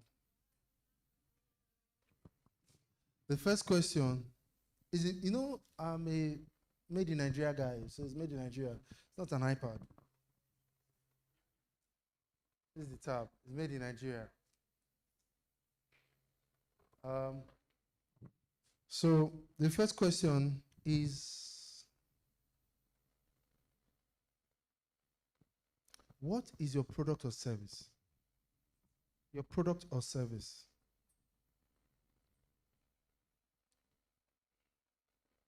Some of you are product entrepreneurs, some of you are service entrepreneurs. What is your product or what is the service?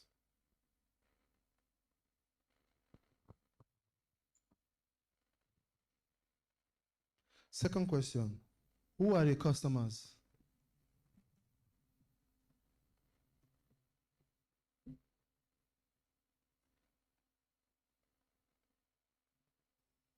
Who are your customers? And the last question is, why would they buy from you? What's the product or service? Who are the customers? And why would they buy from you?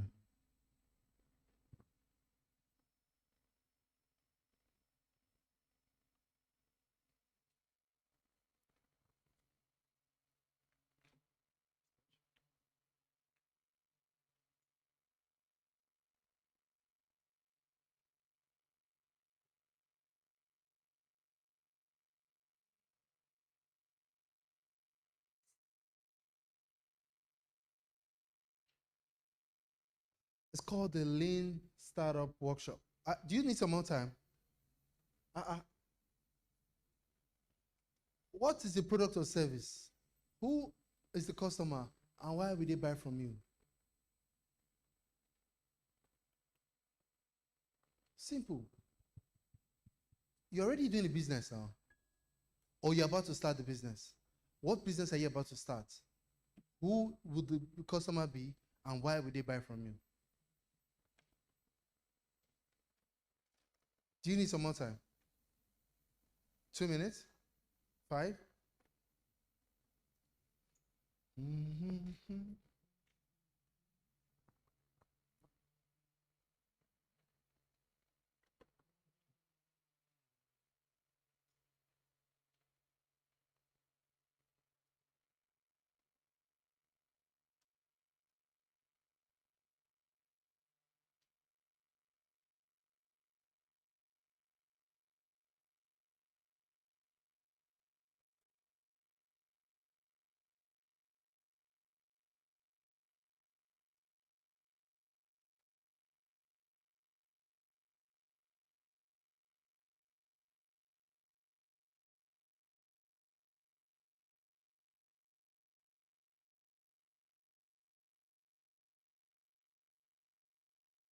Can I move on?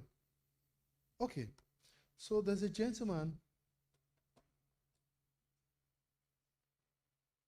Sorry, this was a very long time ago.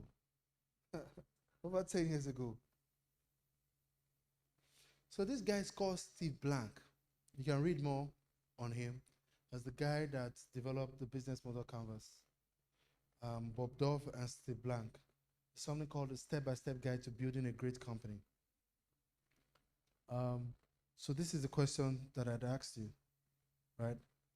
The next question, what is the most common reason why startups fail? Can anybody answer me? What is the most common reason why startups fail? Lack of planning. That's good. Survival, right? Lack of capital. Lack of capital. Research and development. Lack of adequate Innovation. lack of adequate vision and mission. Vision and mission. Inadequate management. Government policies. financial literacy, experience. These are all good reasons why businesses fail. But I have seen a lot of businesses that do not have experience and are still in market today. As a matter of fact, because of Instagram, I wake up in the morning and I see different things. People that have nothing and they're still in business. But there's nobody that can be in business if they don't have any market need. Nobody. You get frustrated and you die in day one. The reason why this company is in business today is because there are people that want to rent houses, there are people that want to buy houses, there are people that want to buy land. That's why this business is alive today. Do you agree? The owner of the business might not have any experience. As a matter of fact, his father was a businessman as well. His father could have handed the business over to him, and he could, at one way or the other, found a way to keep the business going. He might not have any experience. He might not have done any research, but the business might still be alive. But if the business does not have any market need, on day 2, the business dies. On year 2, the business dies. Maybe they've raised money to keep the business going for a few months, but if there's nobody buying or patronizing the business dies. Right? So I'm going to talk about 3 types of fits for businesses.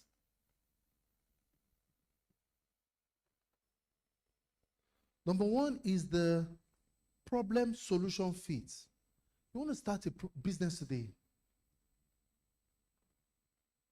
I'll tell you how I started my first business. I went to a school.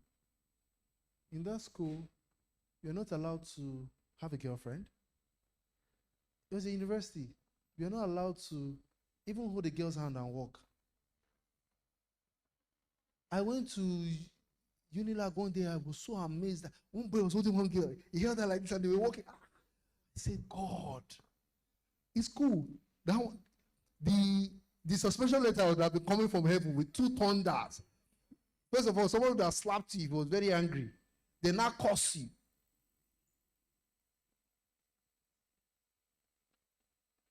But in that school, there was a need. We had just come from secondary school. Lots of us has come from different parts. The name was Covenant University.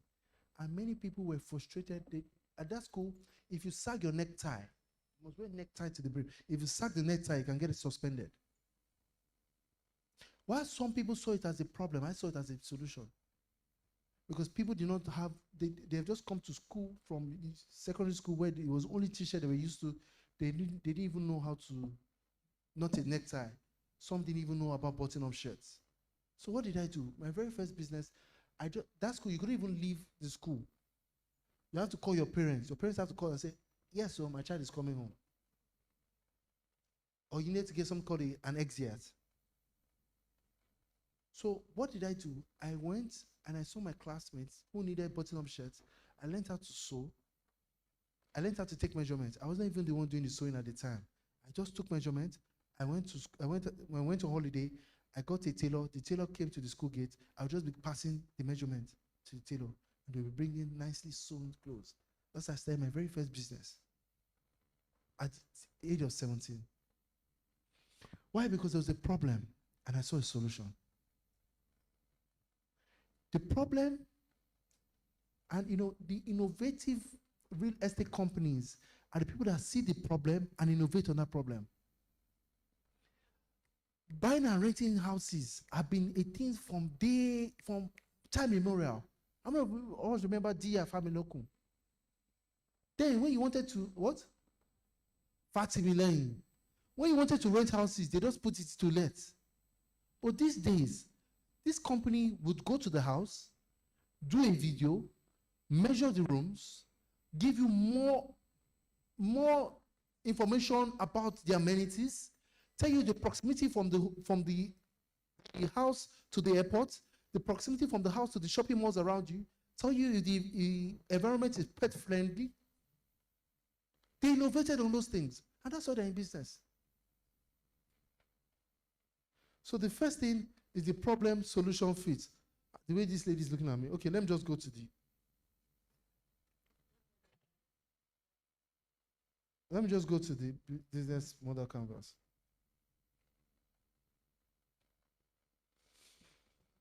Okay, all of you draw this. This is going to be your Bible. By the time you're done with this, you will draw this. If you can print it, they can print this out for you. You will put it out on your bed. Before you go to bed, you look at these things. When you wake up in the morning, this is what you look at. Many of you don't need business plans right now because you are nano businesses. What you need is a business model. And this is a business model canvas. And we are going to answer all of this together.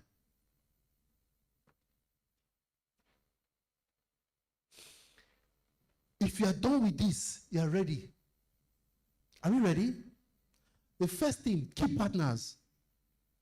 Who are your key partners? Write it down, write it down, write it down. Key partners. For that business you're about to start, that real estate business.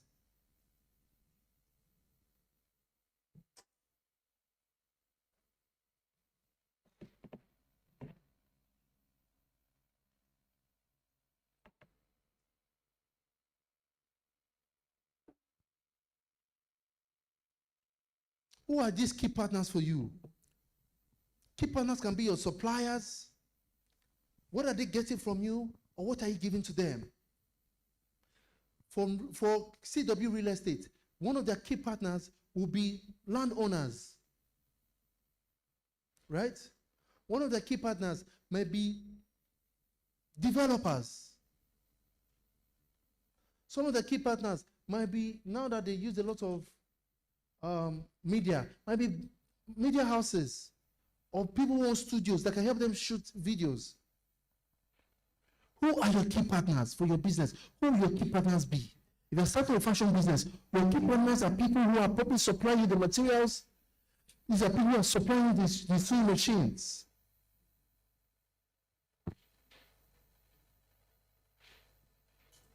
Remember what I said. This is your Bible. You wake up in the morning, you look at it. You're sleeping at night, you're looking at it. You're identifying who the key partners for you. And this is a dynamic document. The key partners today might change tomorrow. Because the business is dynamic. Are we together? Key activities. Number 2. What key activities do you do in your business? Are you in manufacturing? Are you in the services? Are you producing something? What are the key activities for your business? Is your business personal concierge? Write down 3 key activities that your business must undertake on a daily basis. Does your business have to do with communications? Does your business have to do with going to the market, sourcing for the developers, sourcing for the clients? What are the key activities?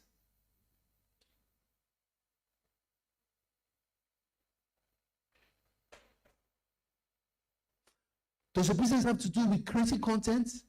Do you have to create content every day? What key activities must you do every day?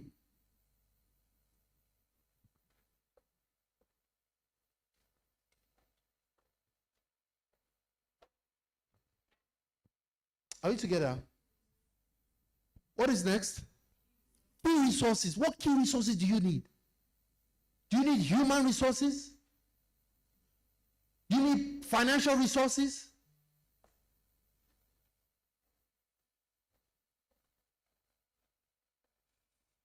Do you need intellectual property? What key resources do you need? Write it there. I can imagine that CW Real Estate will need a lot of financial resources. And with the way they're going, they need some human resources because they're expanding the portfolio. People need to go and do some inspection. So for them, some key activities will be inspection. For them, key partners will be development, the development society, estates, surveyors, depending on the kind of activities, right? Yeah, key resources, financial, human resources, intellectual property, This is a key resource for them. This office.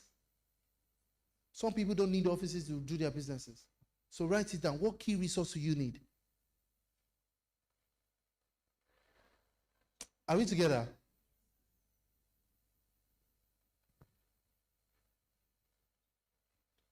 Can I move on?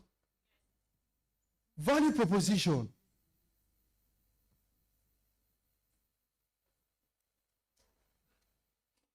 Why would they buy from you rather than other people? How many of you know that one song, identify your selling point? What's your selling point? Do you know that song? Are you guys that young? You don't know the song? You know it? That's what that song is. What's your selling point? What's your key proposition? Is it speed? Can you beat your chest to say that, listen, if you need this thing in 2 days, I will get it to you? For some people, it's quality. Some people will beat their chest and say, the quality you get from me, you can never get it anywhere else. I might not deliver in 2 days, but my quality is the best anywhere. Some people, their key proposition is human relations. They make you feel good, whether or not you are buying. I remember one time, I wanted to rent a house. The way the guy was so hostile towards me, he thought I didn't have the money. So he was just like, okay, this is the house. Look here, look here, look here, look here. But I've gone for inspection with CW real estate people, and they will come, tell you, get the key, open the place for you, tell you, even know the number of the person who is supposed to open the place for you. They'll walk you through it. One time they gave me water. So what is the unique selling point? I remember one time my friend came for Dirty December, and we were hungry one night, and he wanted to eat so bad. So he messaged one shawarma spot. Are you open? Can I get shawarma? Do you know the time they responded to him? In January 15th, when he has gone back to Yankee. So for some people, their unique selling point, their key proposition is speed. For some people, it's quality. For some people, it's proximity. The fact that they're close to you is their key proposition. Are you together? What's the next one? Customer relations. How will you keep and grow your customers?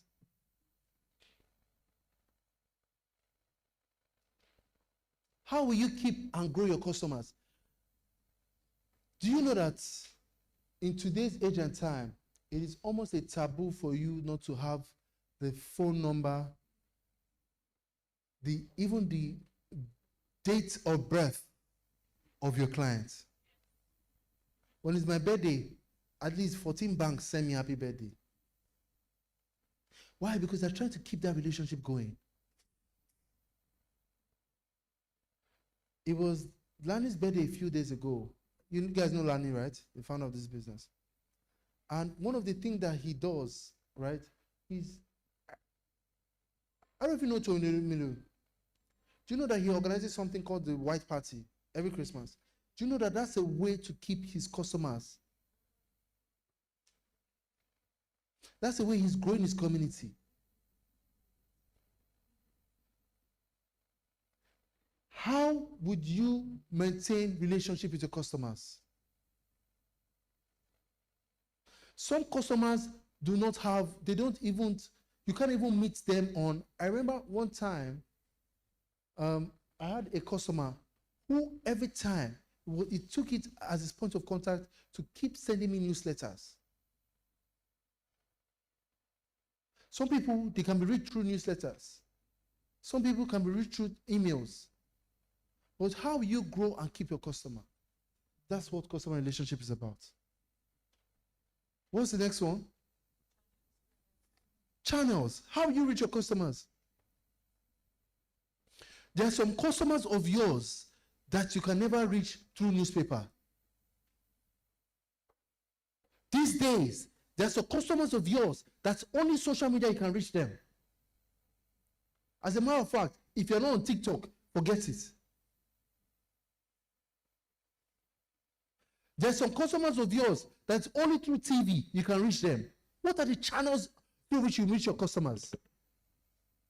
I remember one time when in the early days of CW real estate, when we were in Ikeja, somebody was trying to sell a warehouse. I don't know if you know this magazine called Castles. I don't know if you remember the magazine, Castles. It was a warehouse, and they were trying to sell the warehouse, I think it was for 4 billion naira at the time. And week in, week out, they were advertising on Castles. The people that have 4 billion naira, are they reading Castles? Are they? No. So they reached out to us that time, and we had a conversation with them, and we did the strategy session, and we advised them to advertise in Punch, in Guardian.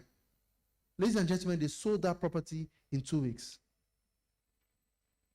Why? Because the people that had 2 to 4 billion naira that they were willing to sell that property were not going through the channels that they had. So channels are very important.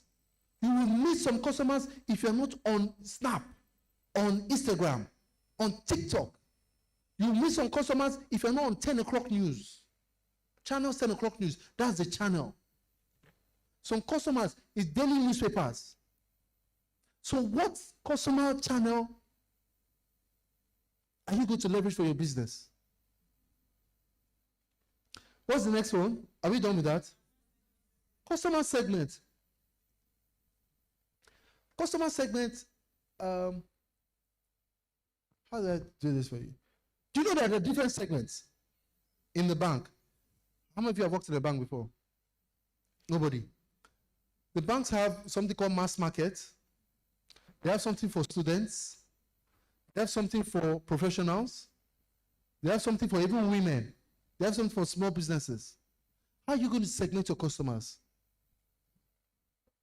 How many of you know Mercedes, the brand? Do you know that Mercedes have different even customer segments? They have the S-Class, who they think is for senior executives. They have the E-Class, which is for the people that are almost there, right? They have the what? C-Class, for the boys that are just coming into luxury. They have the R-Class, for families. That's their boss. They have the B-Class, for the women that are used to Picanto, but they want luxury. So they have those small B classes. They have the G-Wagon. These are different segments. The same thing for Toyota. Toyota has the what? The Toyota Prado. They have the Toyota Corolla. They have the Toyota Camry. They have different segments. And you know what they've done? They segmented their customers. Same thing for you. How are you going to segment your customers?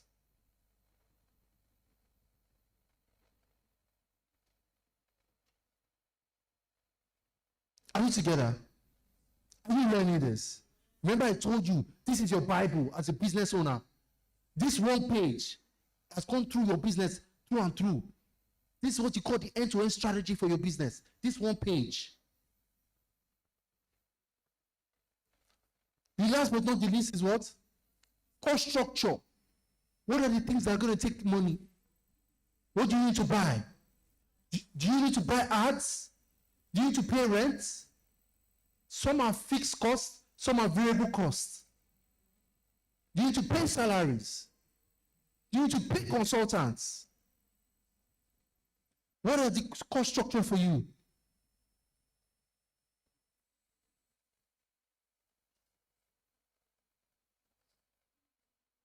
Are we together?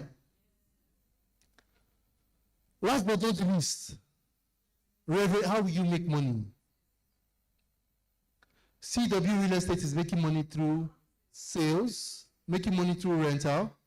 If tomorrow they wake up and the brain of the CEO is touching and say he wants to turn this to event center, he will make money through event center. Tomorrow, the CEO who has done business for a long time says that he wants to put his experience in a book. He'll make money through sales of the book. As a small business owner, how will you make money? What are the streams in which you will make money?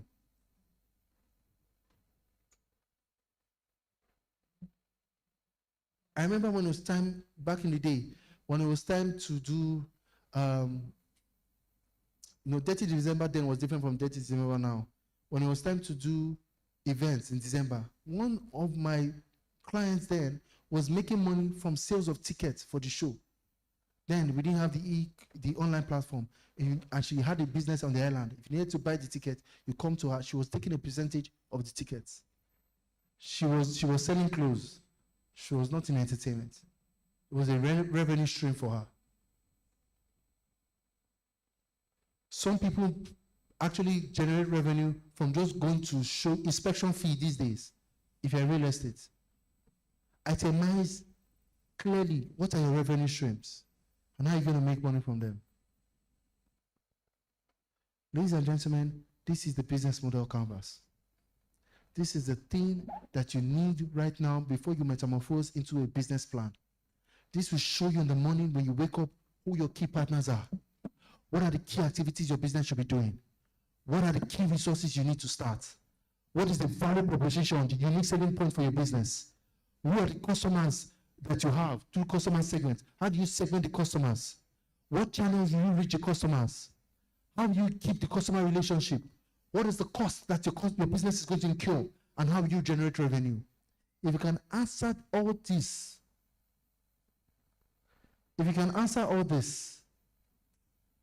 you can see clearly when you wake up, you can see end to end what is happening in your business. So I have 5 minutes. Who wants to come and tell me? Who wants to win my tab? Who wants to come and explain to us an answer? Who can answer? Who wants to go? No. Please come forward.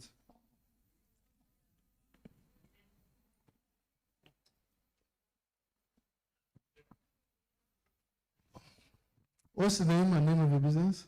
My name is Rukayat. I work with a real estate company. A real estate company. Okay, so this business model canvas is for? It's for my business. You're about to start a business. Okay, what's the name of the business you're about to start? Beams Realtor. Beams Realtor, your own business. Yeah. What do you think your key partners will be for your business you're about to start? Okay, my key partners will be my developers. Talk to. Okay. Partner of judges. My key partners will be my developers, as developers that I will market their product and sell. My key partners will be my media team, people that would help me with videos, content, and stuff. Consultants that will help me with my branding stuff. Those are key partners. Yes, for now. And media consulting for selling and developers. You guys are the panel of judges. So. What are the key activities that your business will be doing?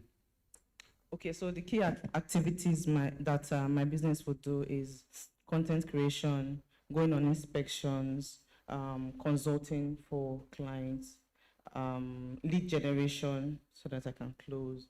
Yeah. Good. Key resources. What key resources do you think you need? Okay, so as a small business just starting, the resources I really need right now will be financing for the things that I need to do, financing, salaries for, graphic designer, the media team, and I will need some gadgets to, do content creation and all that. For now, I don't want to open or start an office yet, but maybe in the future when I'm ready, I'll need finance, office space, and then salaries for at least the first person that will be starting then will generate more money to pay other people as they come. What will your unique value proposition? Why will I come to you instead of going to CW Real Estate? Okay, for a small business owner that is just starting, I don't know about CW. I think CW Real Estate has murdered the market. I don't talk about the money. I think it's my great part. So I don't know, because I would, probably partnering with CW as well. Yeah. So if you're partnering with CW will be one of your key partners. Yes, that is when they fall under developers. Okay. Yeah. So what value proposition? Value proposition. So for me, my value proposition would be to build trust, with my audience because whatever network I'm trying to build, whatever leads I'm trying to generate, they need to trust me before. But I don't know you. Exactly. So I need to make sure that you know me. Yeah, that's that, and I'm gonna do that content creation. These guys are. Yes. CW is in the market. Yes. Real estate. Yes. Why would I go to use of CW? That's what I'm saying. Like, I'm going to partner already. I'm going to partner with people that have the product for me to sell. No, if you're partnering with CW, I can just go straight to CW. Why am I coming to you? That's what I'm saying. That for me, for my value proposition, I'm going to position. The value proposition is for me. Yes. So I'm going to position myself so that you can see me constantly. How? Through my channels. Through my channels, I'm going to position myself because you don't know me. Yeah, so you have to know me somehow. So for me, the way you are going to know me is through my channels, my Instagram, my LinkedIn, my social media network, probably network where I'm sure that I'm going to meet you or the likes of you. You know, just be in your face constantly. But my value proposition to you would then be that I'm transparent, right? I'm transparent. I'm trustworthy, I'm honest, right? Yeah. For me, transparency, honesty, integrity, you know, making sure that if we book an appointment for 2 o'clock, I'm there even before 2 o'clock. So those. That's one. Yes. Transparency is your pocket too. Not to concern me to transparency. I'm a client. When I say 2 o'clock, yes. Yeah. That's one. Yeah. What other value proposition? Yes, transparency in the sense that if you have me or you're making a request for me to do something for you, I'll come back to you, you know, with updates, reports. So that's not transparency. Transparency is that the thing is 2 million is 2 million. That's transparency. Or so coming back with me is something else. Okay, right? what would you call it? I can call it being efficient. Right? Okay. Efficiency. Yeah. Okay, I think. Customer relationships. How will you keep and grow your customers? Okay, so currently where I work, we are very big on customer relationships. So. Forget who you work. I'm talking about your business. No, I'm saying that you know has kind of built, you know, so for me right now, I'm going to make sure that I have my customers' data.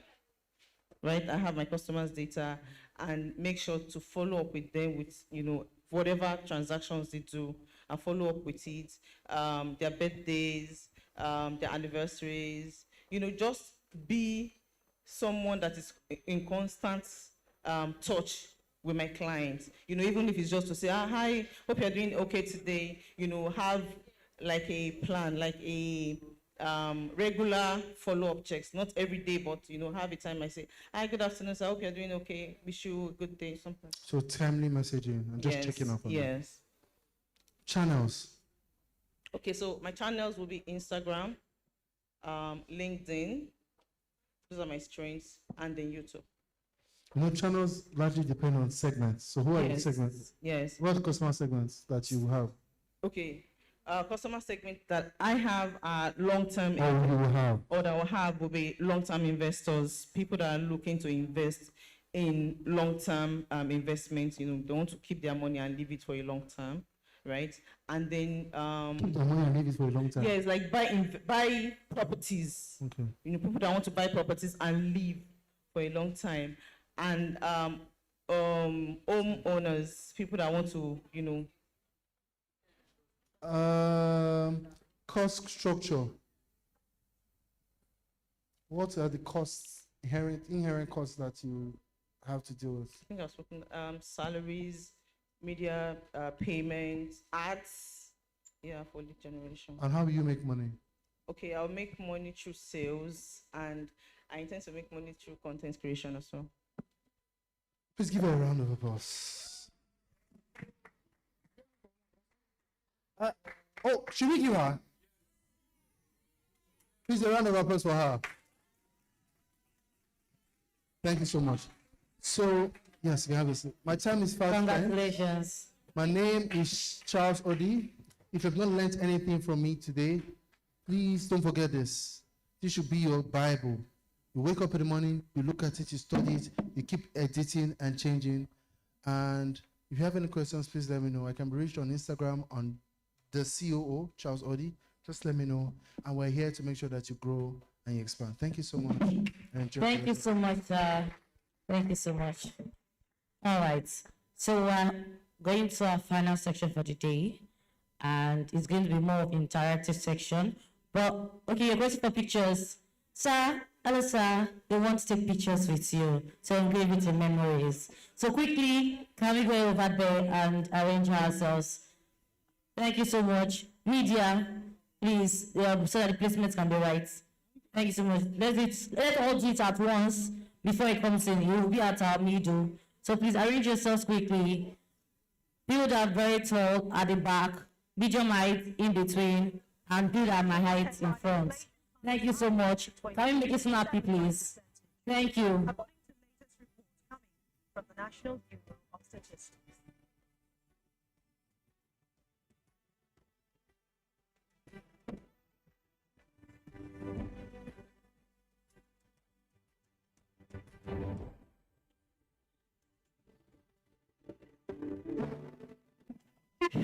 Sound. Sound. The second mic. We're good.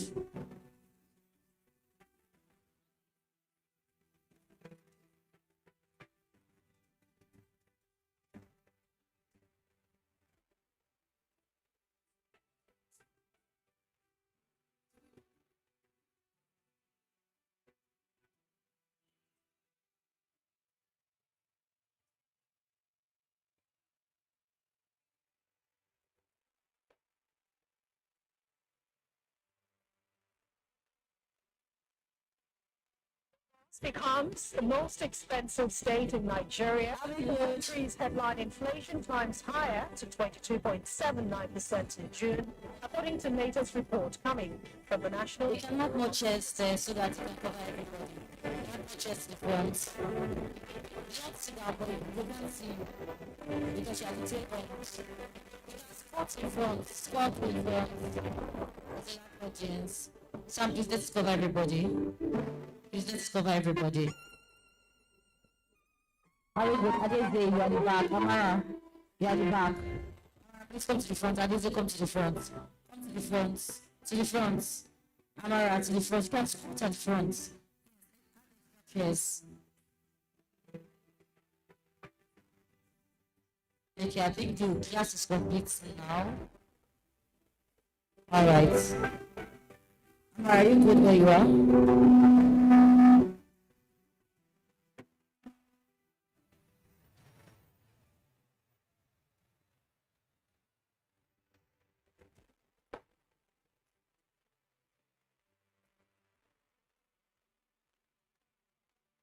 Becomes the most expensive state in Nigeria as country's headline inflation climbs higher to 22.79% in June, according to NATO's report coming from the National Bureau. Thank you so much. Let's go back to that for the final section.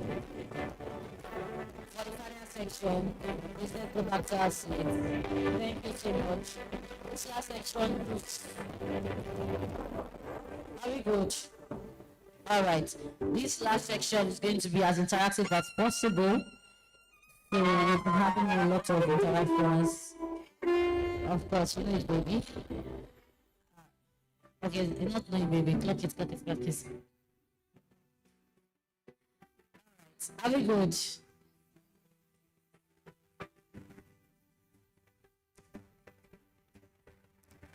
Sam, eyes on the resume.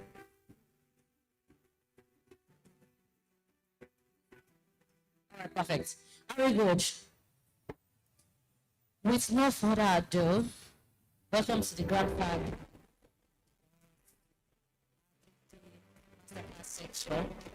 To close this section is going to be the most expensive the one and state in only Nigeria As countries Not any headline two inflation person. climbs higher to So I've already his profile shortly and we will not sharing with a standing ovation.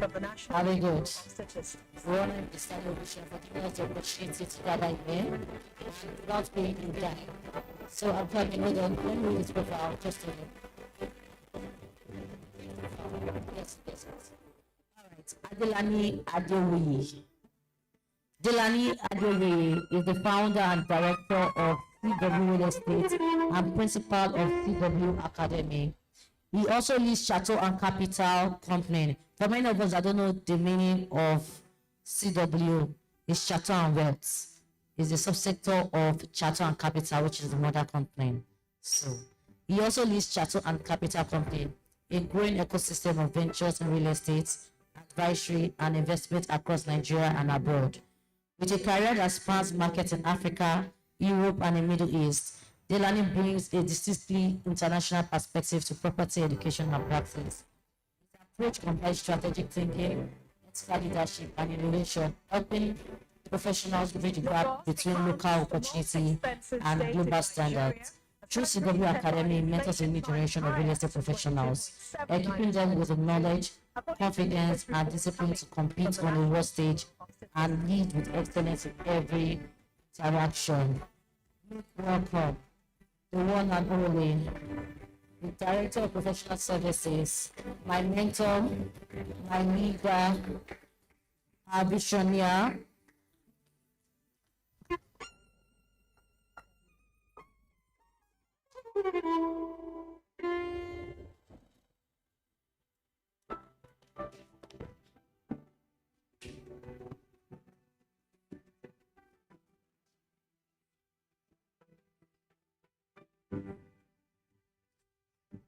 All right, so because Mr. Charles is leaving shortly, they want to take a section that is 2 minutes, so they are begging 2 minutes of our time and he'll be with us. Is that fine? So paying that time, please just take water or something. Trust me, it's going to be interactive and we'll share a certificate and we'll be done for today. Thank you so much. Okay, I think with that, I'll just share this picture. Is that good? All right, perfect. Who wants to volunteer and help me out today? All right, beautiful. Let's come. 22.6% in June, according to latest report coming from the National Bureau of Statistics.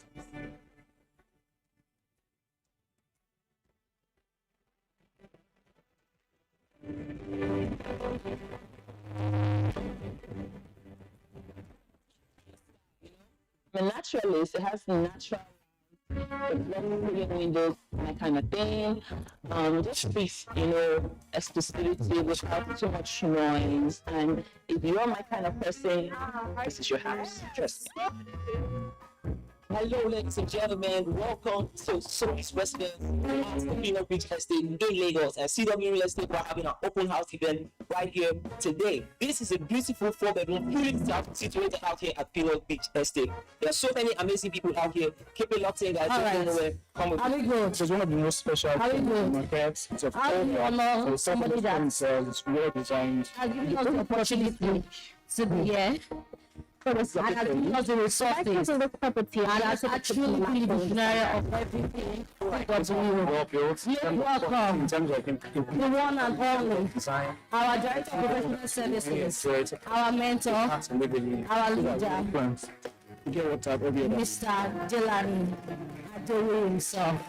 If you look around the estate, you see that this design is different from what is sustainable around. Hi everyone. You guys want to sit?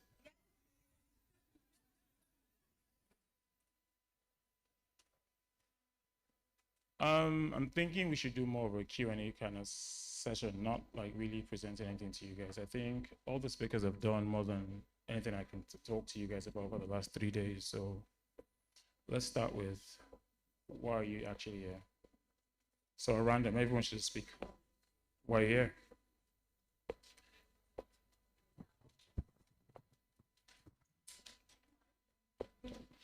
Yes, that's Mike. You can sum to offer them come to you. We don't get offers. So I'm here because I've started real estate for a while and I feel like I'm not doing better. So I know that when I come to this space, I'll be transformed, and definitely I can see the evidence that yes, I'm truly transformed. Thank you. I came This here is to the learn more master's about bedroom. sales and marketing. I'm all better place to learn it at Spanish wooden CW tiles Academy. as well. Rotex windows from Germany. I'm here because Give, I like, admire house kind of CW, vibe how here. they So run this the is the operations, walk-in closet. media and everything, and something I'm You can looking also towards convert learning. another room to a closet. This is the restroom. I think I already like I'm here because a colleague yeah. was here and she talked about her experience, and because I also want to better myself as a salesperson in real estate, so I said, I'm here because this is my first time. And I checked content on Instagram. I saw the brand positioning and everything, content education of CWRE Peters. So this is my first training on real estate, and I've learned a lot in this training program.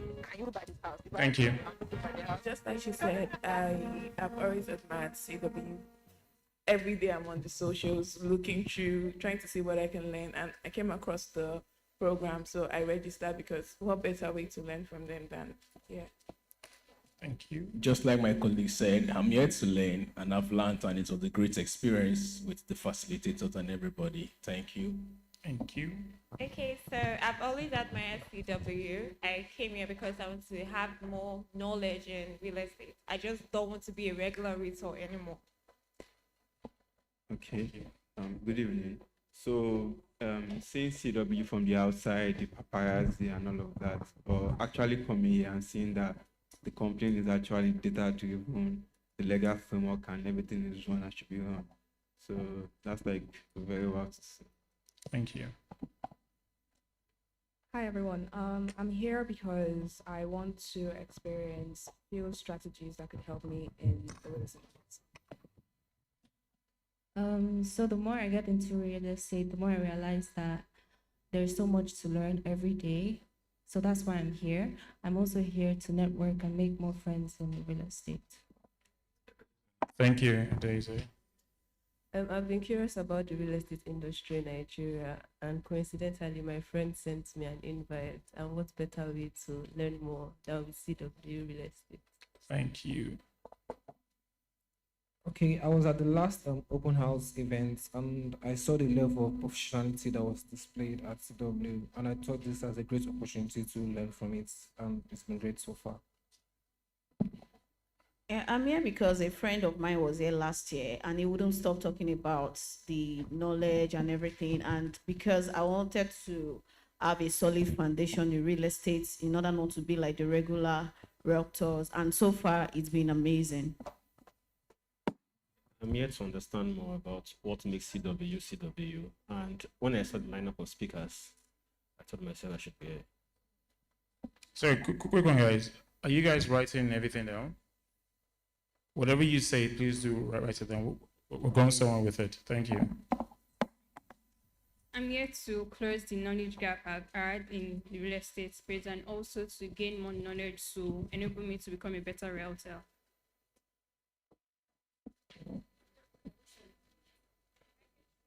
Okay. Hi, my name is Ifunaya. I'm here to know the in and outs of real estate.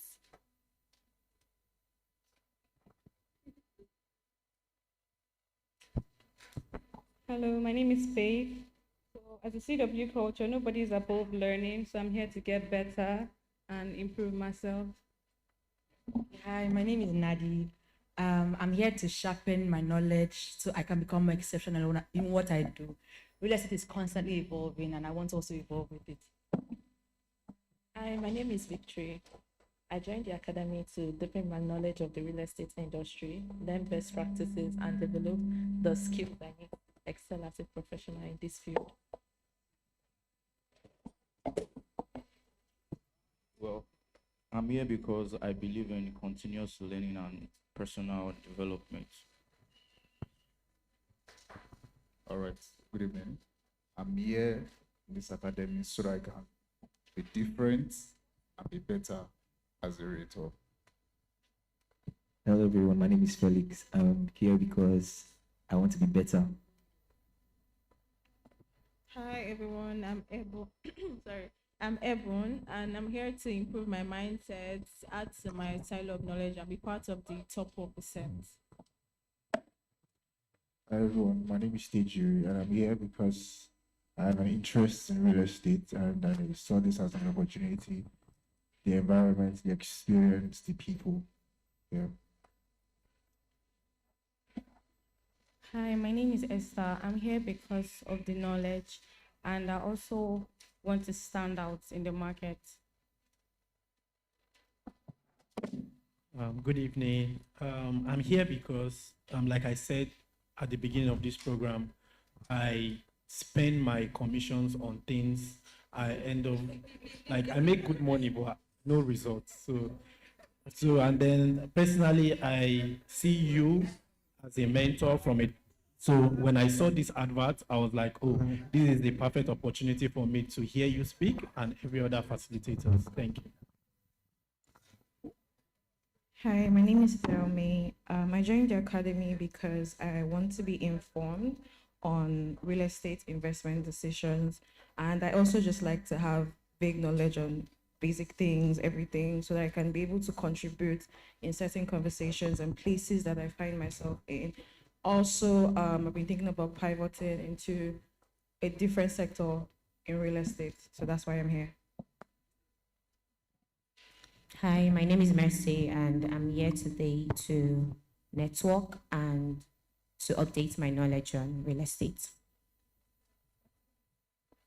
Hi, my name is Sophia. I'm here to elevate my understanding on real estate operations, branding, and client management. My name is Mary Cynthia, and I'm here to understand the in-depth transaction of real estate because I realize that real estate transactions can be very complicated, and I'm here to understand how to handle transactions, especially because I'm a lawyer. Hello, I'm here to understand the effects your digital presence has on properties that you're selling. Hi, my name is Nelda. I'm here to learn. Real estate is involving, so I want to involve as long as I can. Okay, I think we're this person.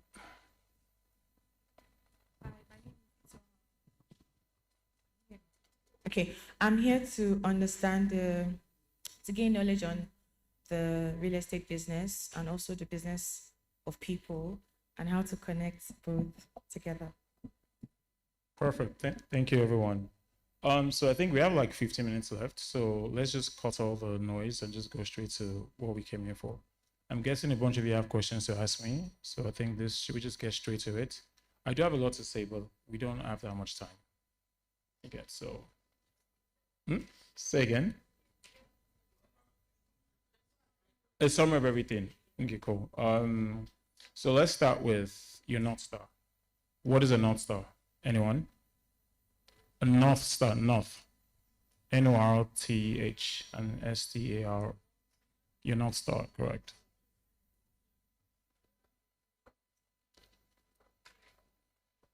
Anyone? Your guidance. Thank you very much. I mean, Google is your friend. Google is your friend.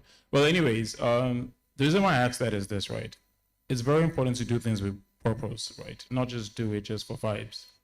Once you have a North Star guiding you, regardless of anything you do in life, you would always have something to bounce back on. Now, for us at CW, we have 3 founding principles, which are North Star. Anyone here, anybody from CW here? Just let me make videos. Anyone from Maddie, go. Correct. So what does that mean? Say it louder for people at the back.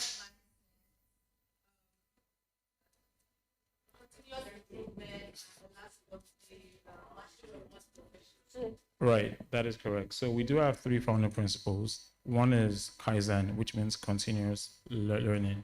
What we're doing right here is testaments to that. What else again? Shokunin. What does Shokunin mean?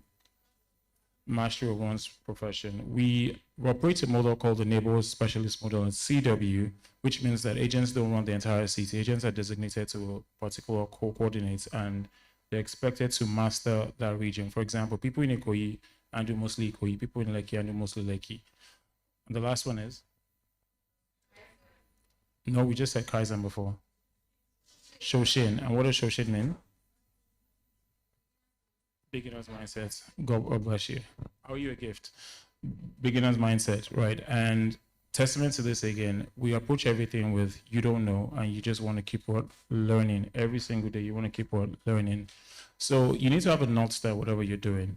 In your personal business, wherever you are, you need to have a North Star. North Star keeps you grounded and you can always fall back on that. There's a lot of noise going on around. And once you remember, why am I doing this for? That always keeps you focused on what you need to do. So that's one thing you should take away from this. 2 is what sets you apart. What sets you apart? Who are you? What sets you apart? What is your name? Rebecca, what sets you apart? Okay. My values set me apart. And what are your values? Okay, honesty, and Let me make it easy for you, right? When I mean what sets you apart is everyone has uniqueness in them. For example, maybe your past experiences, the way you look, the knowledge you have in your brain, the people you know. When you say again? Your strategy. When you stack up those things together, gives you your uniqueness. So when I actually what makes you unique, let's go again. Okay, I would say relationship. I'm able to relate with people. Right. So I can listen, get what you want, and put my own personal needs aside. Okay. Regardless, and just focus on the customer. Then that's what makes me unique. And Okay. also, I strive to always attain excellence.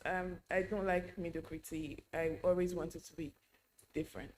So Okay. I think that sets me apart. All right, perfect. Next. Any other person? I am very relentless. I don't see impossibilities. I see the way everywhere. One. That's it. It has to be a bunch of things. Yes. That is just one thing. Insight, knowledgeable. About what? About everything. So for example, if you're knowledgeable about, say, astronomy, for example, I don't know how that works, but astronomy, for example, and you're a really good cook, and you're an empath, and you grew up in the military, and you studied in a particular place, those things, see all those things together, those experiences, that's what makes you unique. No, I don't have those experiences, you do.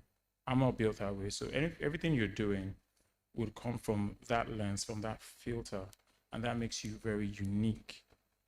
And you need to lean a lot into that uniqueness. For example, I have a lot of international exposure. One, the way I think is very, very different than most people do. I know that for a fact. What else again? The networks that I do cultivate, both professionally and unprofessionally, are very, very unique and very different. So when I put that stack together, I'm able to give analogies about certain scenarios in a different way that you would, or relate to clients in a different way that you would. So that's my uniqueness. That makes me very unique in the way that I approach things. Do you understand what I'm saying? So it has to be a bunch of things that are genuinely you, like your uniqueness. What makes you unique? If you went to military school, maybe you have friends that are all in the military. All those different nuances is what makes you unique, and you need to really lean into that uniqueness while approaching real estate. It's very, very important. And you need to understand that real estate is not about property, it's about people. People are people that are buying. It's not. I'm pretty sure there's someone somewhere that will probably outbeat all of us in this room collectively just by the people he knows. Let me give you an example. If you're good friends with, say, Bezos, for example, Jeff Bezos, good friend with Jeff Bezos, right? Just by knowing, it buys everything, but obviously in the States. So another guy, the Citadel guy, the guys that own the Citadel hedge fund, he buys heavily. I can't remember his name right now. Those are people that spend billions in real estate, like in a year, right? Commissions, I'm guessing, are upwards of $20 million every single year, whoever is buying for them. If you just know that guy on a one-on-one, you don't have to know anything. I mean, you do have to know. If he trusts you and you guys have that kind of relationship, he wants to put you in charge, you're probably beating everyone in commissions, yeah. See? people business. It's not really about property. Property comes second. People come what?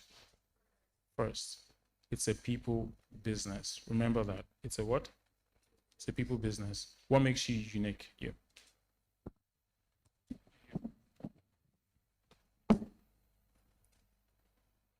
What makes me stand out is my drive for quality. Okay. I'm always aspiring for quality products. Looking at quality, I have a very high taste. Right. Yes, and That's one. That's one. Another thing is I'm meticulous. Two. Yes, and the last one should be the way I think. Yes. How do you think? So I'm one person that if I say everybody going towards one particular way, I like to always stand out from the pack. I like to look different. I like to think differently and set myself apart.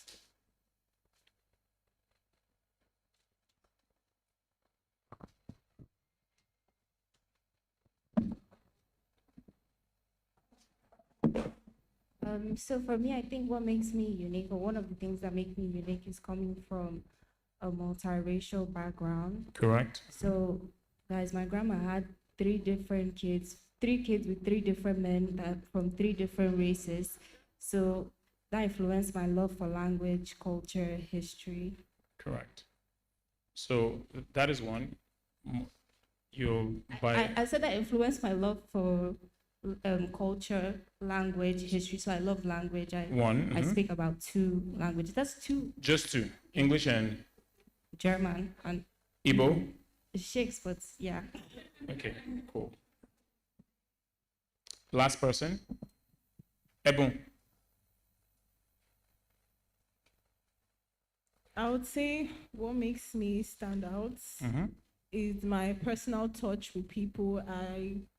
I grew up in the family where my mom's like a giver, so I always make sure to implement it in my everyday life. Even when I meet clients, I try to give something and leave a mark.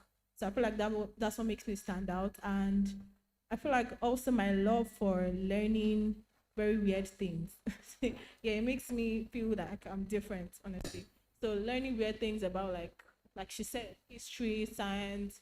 So just the love for knowing and learning new things, that also makes me, stand out. Okay. Thank you all for that. So let's go on to the next thing. How to be what? Does anyone understand everything here? Pretty straightforward, right? I think. Anyone doesn't understand?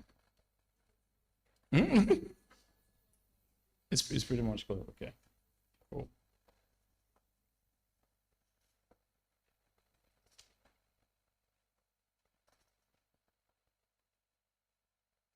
Everyone still understands?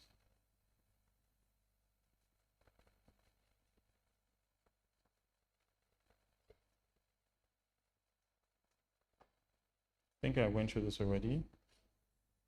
Right. So I think as given exercise, you should actually write your North Star down. Everyone. You should. Everyone knows what a North Star is, correct? No. Have you tried Googling again since we mentioned it?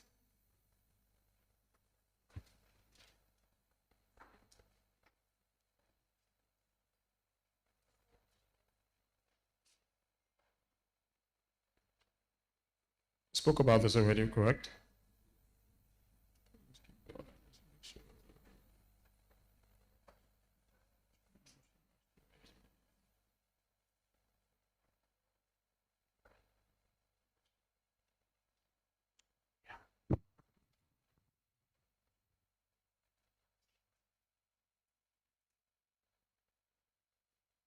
I think you guys should ask me a lot of questions. I feel that I have a wealth of knowledge that you guys should want to tap into. You're not going to get this very often. I promise to answer. Not tell me, please. Someone wants to ask how CW started.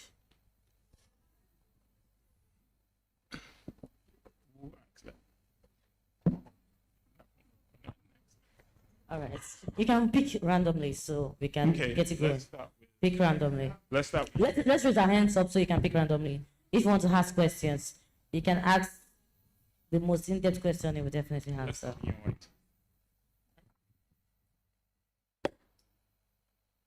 Thank you very much, sir. Like the very first time I heard about CW, I was looking at the founder, this director to be like an old elderly man. Yeah, but seeing you, We have one here. The old elderly man. but seeing you, I was surprised too. So I was like, how long have you been in the game, sir? Square meters of land. In real estate in general, or Yeah, with real estate in CW, general. think about 15, 16 years. Is that not a Okay. Thank you Right. so much. I don't believe we can resolve it throughout this year. So I'm curious to know why you're not front facing. Things. It's hard Basic to know the principle founder we are not following. Right. If you don't Same dig thing deep. with So Para. why different? So I think it's deliberate. We're trying to build a brand that it's not led by just one person. So we have a saying in here that everyone is kind of like a co-owner. There's a lady here, Jennifer. She will typically tell you. I mean, where is she around? She's not. Everyone is kind of like everyone kind of owns CW. CW is more of an idea than a company. It's more of just an idea to do better, to be better, keep learning, keep growing, and so that's it. So if the moment you join CW, you are CW. CW is more of an idea than an actual company, if that makes sense. Yeah. Next. Just ask. Speaking on what he asked, I mean, you have personal branding and all that, you have to create content, show up. How are you able to, grow your brand without being the face? I mean, the idea of a company is kind of like a person on its own, right? So you do have multiple working parts for that person. So you do have like the front facing end, which is like the marketing. You have the art, the brain, which is like the CEO is like the brain. The art is like the operations. The agents are kind of like the legs, the arms. So it's pretty much the same thing. Once you think about it like a business and like a person, you're just moving all those parts around. And I think more importantly, if you have good people in your team, I think it kind of makes everything easy. Yeah. So, sorry, sir, what was your North Star for starting real estate? Why real estate? Why not fashion business? That's a good one. For real estate, this has always been my North Star. So I do have experience selling real estate in Europe and in the Middle East. And when I started real estate in Nigeria, we used to the quality was, should I say, non-existent? Pretty much, it was non-existent. It was more of, it was pretty more non-existent, and I figured that they can be better. I said the way I think is very different. I always think they could always be better, and everything I'm doing, it could always be better. Today it should be.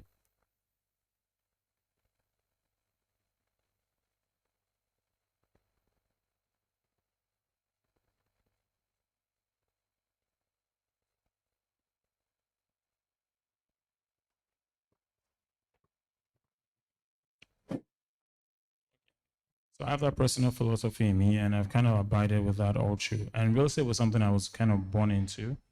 I came from a family whereby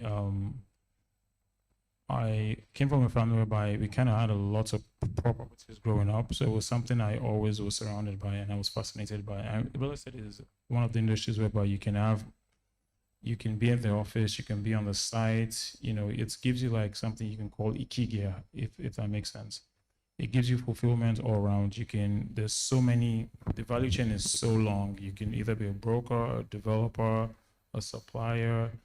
I mean, everything in the built environment, there's so many things you can be in real estate. So that's why real estate for me. What about for you? Why are you not a fashion designer?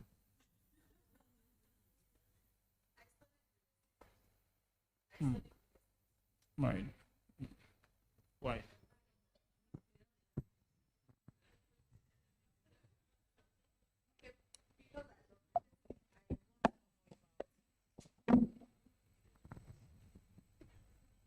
because I want to know more about properties, and I want to be able to meet people's needs when it comes to quality houses. Right. Cool. Next. So Mr. Charles mentioned that you had another name before CW, and I just wanted to ask, when did you know it was time to rebrand? So CW has always been in existence, to be honest. Just the meaning was very different when we started. It used to mean cribs and whips. Correct. Cribs and whips. Yeah. Cars. Correct. Yeah, it used to mean cribs and whips initially. Well, this was like 2000 and this was like a long time ago. It used to. So it was always, that was the first thing. And that was existing for like maybe a few years until it wasn't. So yeah. Fun fact.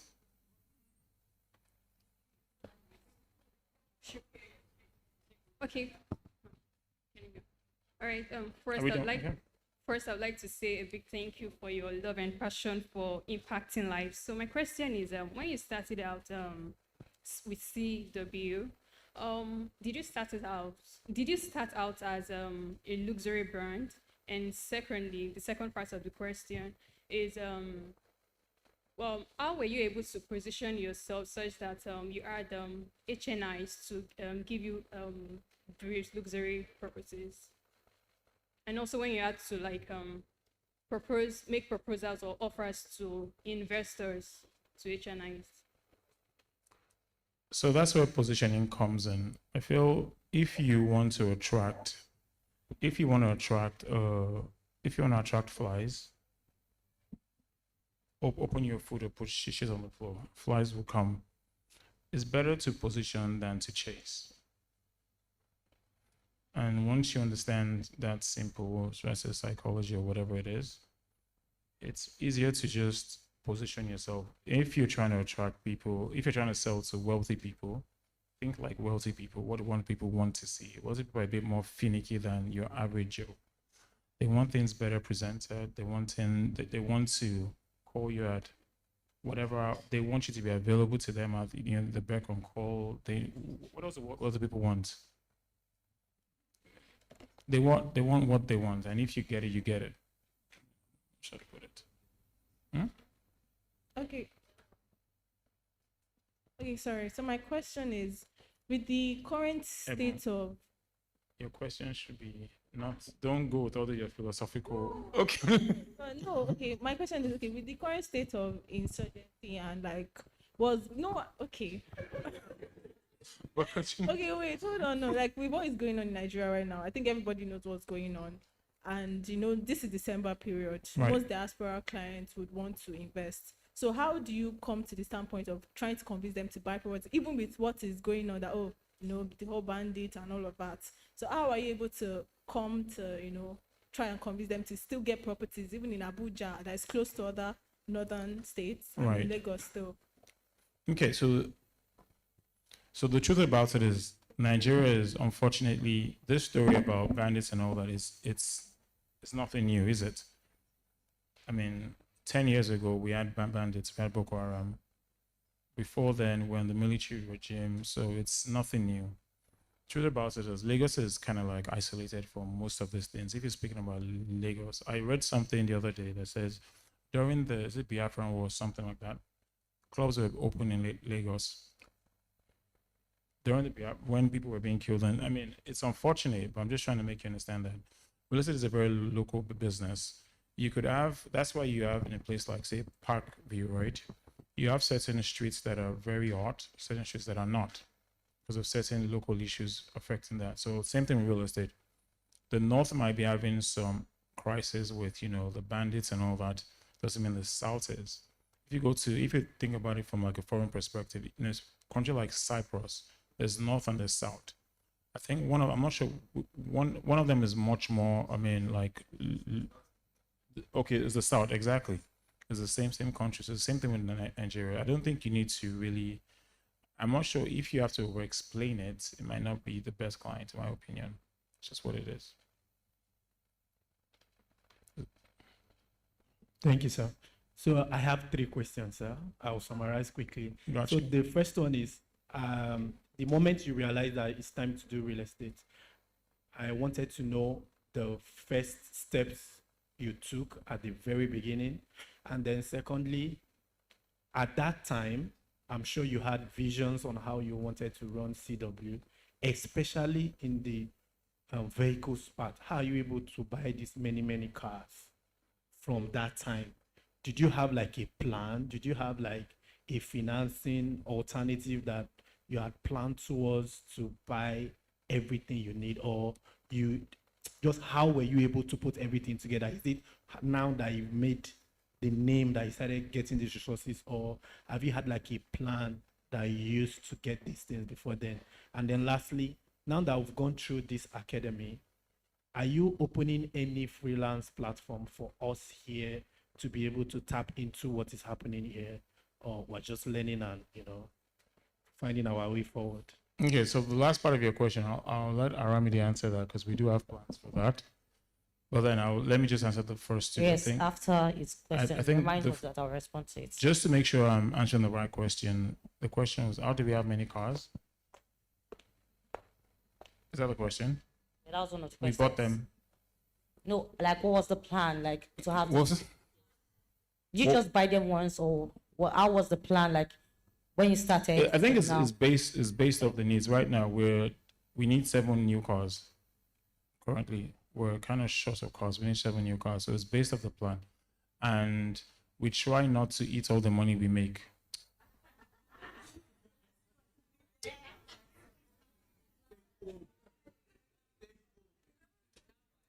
Yeah. So. Does that answer your question? The last 5 questions. Okay. Esther what wants to answer one. I think. Okay, we have last 5 questions slot. So if you have a question, raise your hand so you can pick at a random 5 people. Definitely city of you. 1, 2, Okay. 3, 4, 5, 6, 7. Last question. 8. The Do you girl all wearing- know our numbers now? The girl wearing yellow over there. 8. 8. So the last 8 questions. All right. The first person. Did he pick you?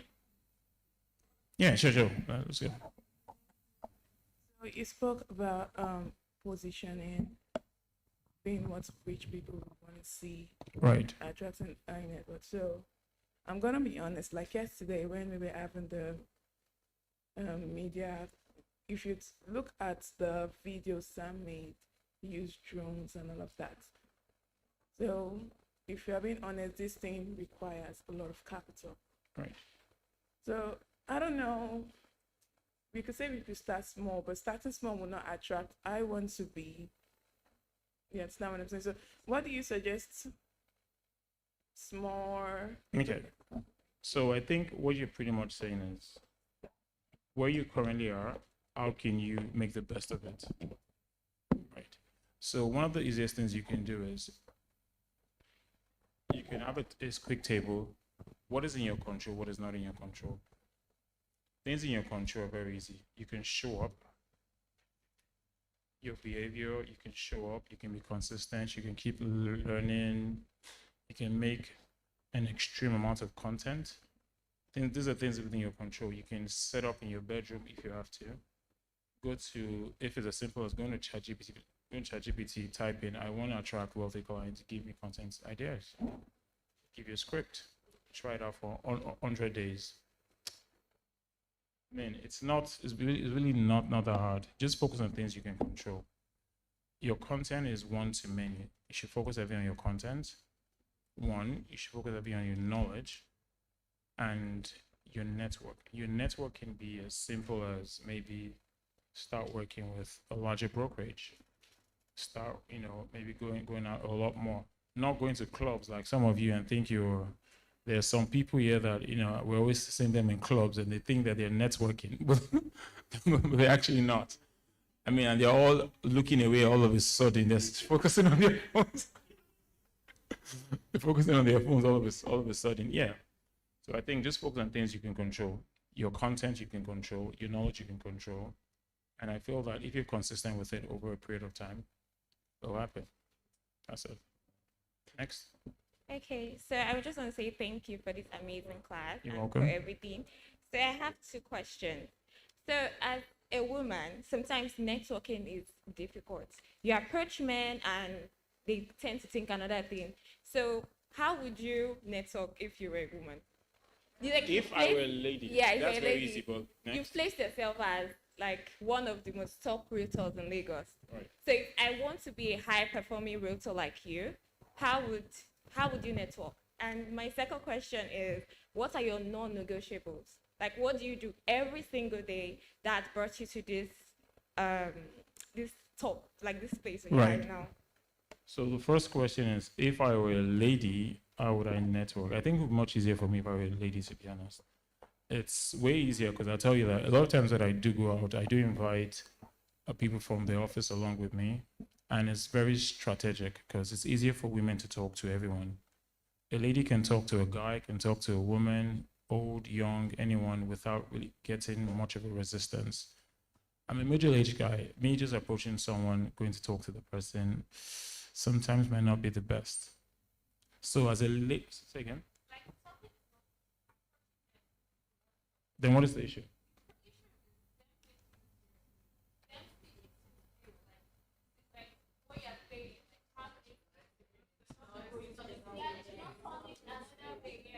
Right. So there's certain things you cannot control. Certain things certain things you cannot control. If someone is attracted to you, how do you control that? I mean, the certain things you can. I mean, it's unfortunate. Certain things you just can't control. I'm just saying. Exactly. It's so like a pretty face, a nice thing can get you in the door, easier than it would get me. For example, if I'm sure like half of you here, if we had like certain clients here, you guys would probably have better chance of speaking to them than I would. Just based off the way you look and all that, they'll give you an audience.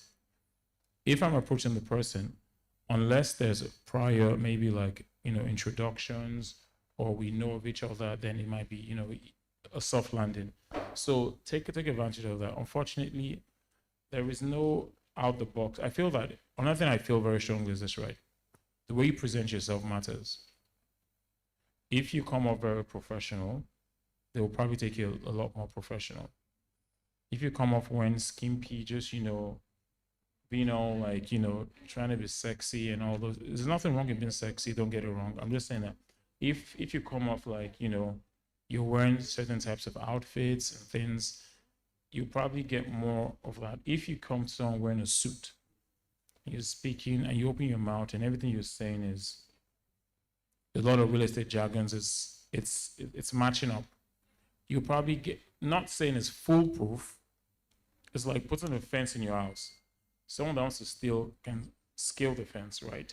However, it would deter a few people. So my point is, look the part you want to attract. If you look the part, you speak the part, you most likely be respected and you most likely get more serious-minded clients, in my opinion. That's one. And the second part is my non-negotiables that I do every day. So for me, I'm a very high-level person. I always look at the board. I run a few companies, and I'm always just looking at how do we move things in such a way that there are no blockers, things move as quick as possible. And I try to talk to people every day. People in the business, out of the business, clients. That's something I do on a daily basis. So let me give you a fun fact. Yesterday, while you guys were here, I went to Ondo State and I came back in like 4 hours. Yeah. Quickly, to just sign a document. Yeah. While we're here, I just had to quickly go. So these are things that I do on a daily basis. I had to jet in, jet out real quick. That was it. Yeah. Next. So my question is, what real estate book or books has influenced your mindset? There's this guy everyone should probably follow. His name is Alex Omonzi, someone I love very much. Alex Omonzi. He has 3 beautiful books. One is $100 million leads, $100 million offers, $100 million models. Alex Omonzi, 100 million leads, $100 million offers and $100 million models. I think those three books have single-handedly given me the most leverage I do have in business, in real estate. Yeah. Next. Good evening, sir. Hi, Esther. I have a lot of questions to ask you. I Let's have go. about 6 questions. If and I relax. Shoot, let's go. Okay, the first one, what approach works best managing high network clients? I'm guessing they should like you. And how do they like you? By delivering value over time. Communicate with them the way they want to be communicated with. For example, I have some HNI clients that I think, how many days ago was that? I typically leave the office really late. There's this client of mine that I know that the only time is active for some reason is always between the hours of 11 to 2. So every time I do have a meeting with him, it's always the hours of what? To 2. I've been trying to reach him for the last few days as regards something very important. It was not picking up. I buzzed him around 11, like, hey, what's up? I'm like, where are you at? I'm like, you know what, come in. I went there. So, I mean, it's just been, HNIs, they're all different, but one thing they do all like is competence for sure. They love competence. Once you know what you're doing and, you know, they see what you're doing, guess everything will align. Yeah. Thank you, sir. If you were to start a real estate company today, what would you do differently? I'm starting a real estate company as we speak again. So maybe, yeah. What would I do differently? It's a good one.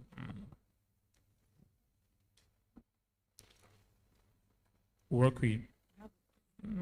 Let's see. I'm thinking what I do differently. Build fast, build faster, market more aggressively, and trust the process. Third question. Okay, what do you think new agents do wrongly when handling clients? Thinking the client is your friend. Sir? Thinking the client is your friend. I see it all the time. Thinking the client is your friend. They're clients for a reason. I mean, you can have a cordial relationship, but I think you should always create those. Yeah, I mean, I always remember, I mean, they always seem like your friend until they ghost you. Then all of a sudden, where's your friend? Like, I mock students. Where's your friend? Like, where's your friend now? Like, your friend has not picked your call for 2 weeks. Ha ha ha. Yeah. Yeah. Okay, fourth question. How do you position yourself in the market to generate high net worth clients? Same thing. Competence. Okay. So there's something very interesting that you should know. It's not about who's the most talented, it's about who's the most seen a lot of times. So seen. Yeah, it's not about, because there are a lot of people that, I'm pretty sure there's a lot of agencies that are, you know, in terms of like, that are, I don't know any agency that's better than us, to be honest. But there are agencies that are, obviously they have more social visibility than we do. Right, so, and they probably do get a lot of business too. Right, so. Okay, so what keeps you going? Knowing that there is literally no plan B. No plan B. You have to just, I mean, so it's obviously really tough, to be honest. It's not all roses and whatnot. It's a tough business, to be honest. There are times whereby you do take like big losses, but then you understand that once you have your North Star, keep telling you that why you doing this for. Once you have your why kind of guides a lot of things that you do. Yeah. Okay, so lastly, what would you tell a new agent in the market to keep them going? Advice or something? Take your content really seriously. One, for sure. Take your content really, really seriously. Because I think that's probably the fastest way you can get from one to many. And in this new age, this new digital age we are, it's easy for Tom, Dick, and Harry, or just anyone here, me, anyone here, to reach out to 1 million people easier than it's ever been. So take your content very, very seriously. Like, take your content, like, just imagine the whole world is watching you. You want to show up your best. You want to put it, you want to really take your content seriously. I've seen a bunch of people on socials that I'm like, I'm really impressed with what they're doing. Like, yeah, nice, cool. So, Okay, next question. Wumi, Yeah, Yeah, sure. that's me. What are you most proud of in your career so far? I would say it's seeing the people that I work with, seeing the growth of the people that I work with. I think it makes me proud. And the feedback that I do get from like externals as regards to people that I work with, I think it's just says a lot. Yeah. All right, thank you. I didn't mention your blessing. Okay, so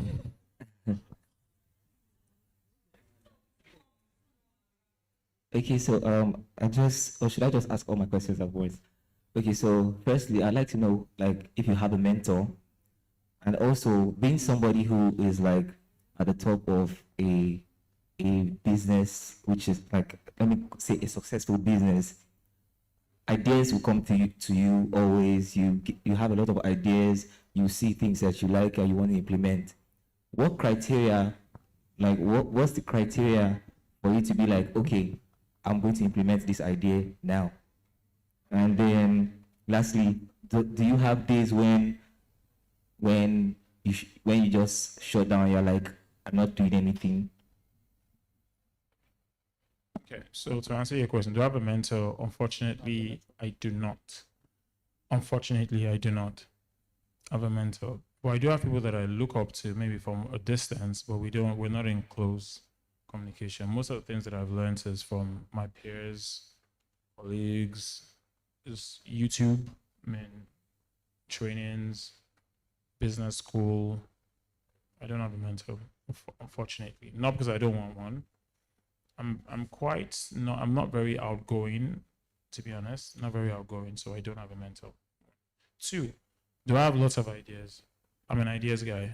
I think of ideas every single day. I have ideas that have not existed since 2008. So ideas are a dime a dozen. There's a lot of ideas that I've even given people that in terms they've become a bit more successful than I assumed them to be. So yeah, I do have a lot of ideas. How do I pick ideas? Usually from problems. Then there's a new company real estate company that we're opening up. You guys will see it in the next few months. It's stemmed from an idea. It's been an idea we had ever since. And it stemmed from a real problem people are facing. So it's more of, there's a market for it. Why not do it? Yeah. So, yeah. And what was your last question? Do I have days that I switch off? Not totally switch off, but then real estate can get really hectic, and sometimes you need balance. So one thing that I do a lot is, I'm fortunate to travel a lot, several times a year. So I think that kind of like balances things for me in a way. I'm always going for work, but then I do find a way to, yeah. Next. All right, thank you. So my question, I have 2 questions. So the first one is, at the start of your career, did you feel like giving up at any point in time? Like, this thing is not going to work for me, I have to stop it. Secondly, what's the secret to your happiness? And do you think your happiness actually drives...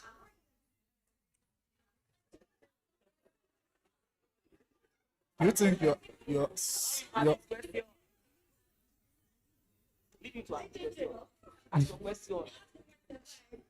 and do you think the secret to your happiness contributes to your success as a realtor? Okay, so the first question you asked was, did I feel like... Yeah, I'm sure if you don't feel like giving up, then you're not doing anything right. If you don't feel fear, I think fear is you pretty much entering a new phase of your life. So if you're doing anything and there's no level of fear, or you're not really doing anything, in my opinion. Yeah. So 100%, any business, anything you're doing and you don't feel like giving up, I feel that maybe you're not pushing yourself hard enough. Yeah. So yeah, to answer your question, yes. And the secret to my happiness.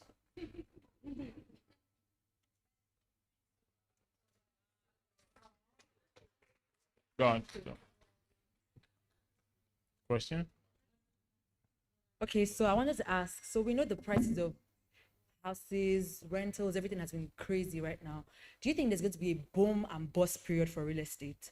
Because things are, prices, 2 bedrooms, 3 bedrooms are going so high. So is there a point where it's going to be like, and then just suddenly fall? Because I have conversations with clients and they're like, don't worry, just give it some years, it will fall, it will crash, boom and bust period. Possibly, to be honest, possibly. But then I like to think of business, I like to think everything, and let's go down to the rudimentaries, supply and demand.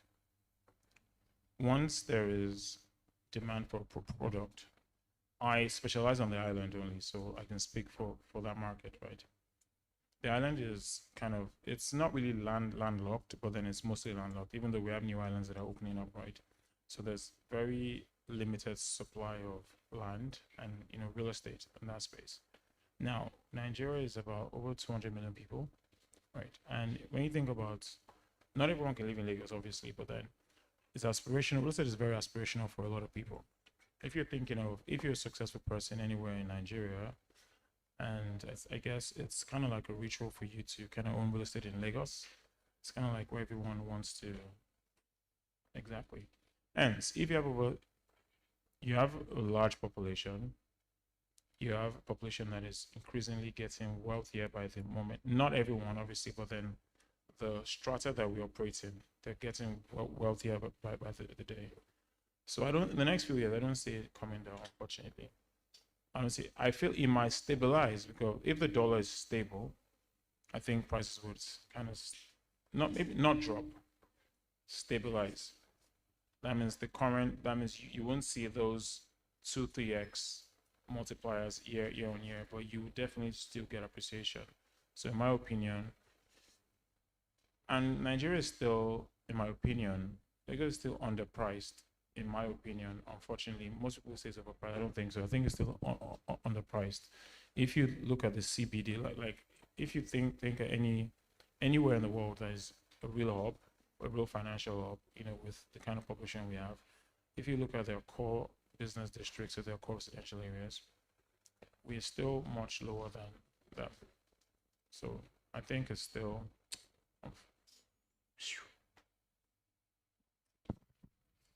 My question is, based on your experience, what's one skill or habit you think can make someone succeed in real estate, especially early in their career? Consistency. Whatever hard work you think you're doing, I'm pretty sure you're not working hard enough. I'm pretty sure. All of you, whatever hard work you think you do, I'm pretty sure you're not working hard enough. Be consistent. Whatever you're doing, 10x it.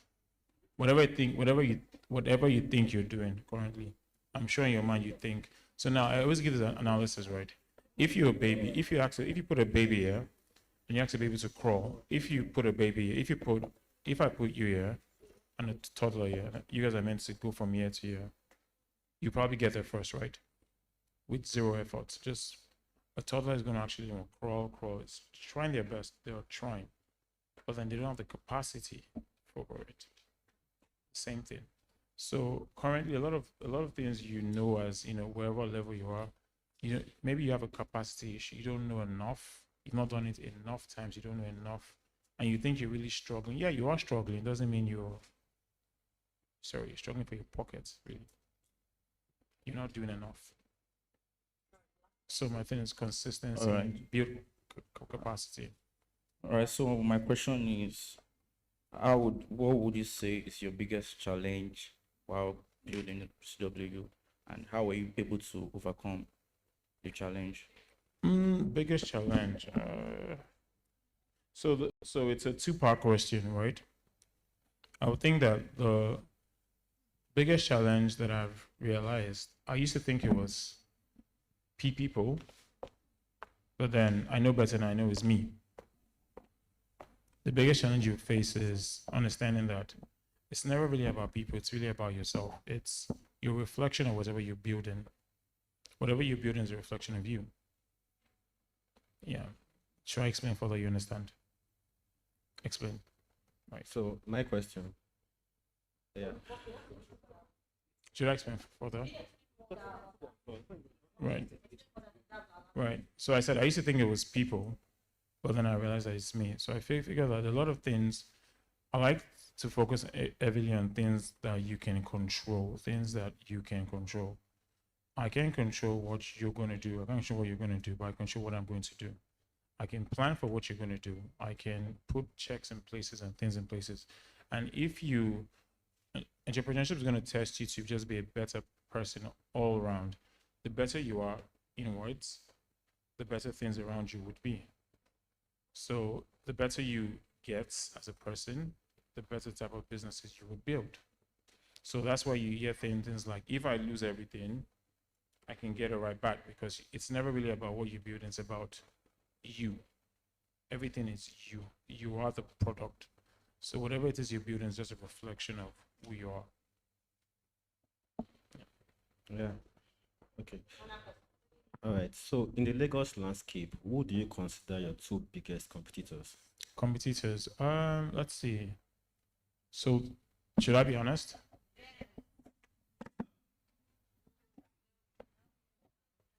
I do have people that I do respect. I do respect what they're doing, but I'm not going to mention names. I do respect what they're doing, but I don't think we have any competition, because I feel that what we're doing is very unique and very different.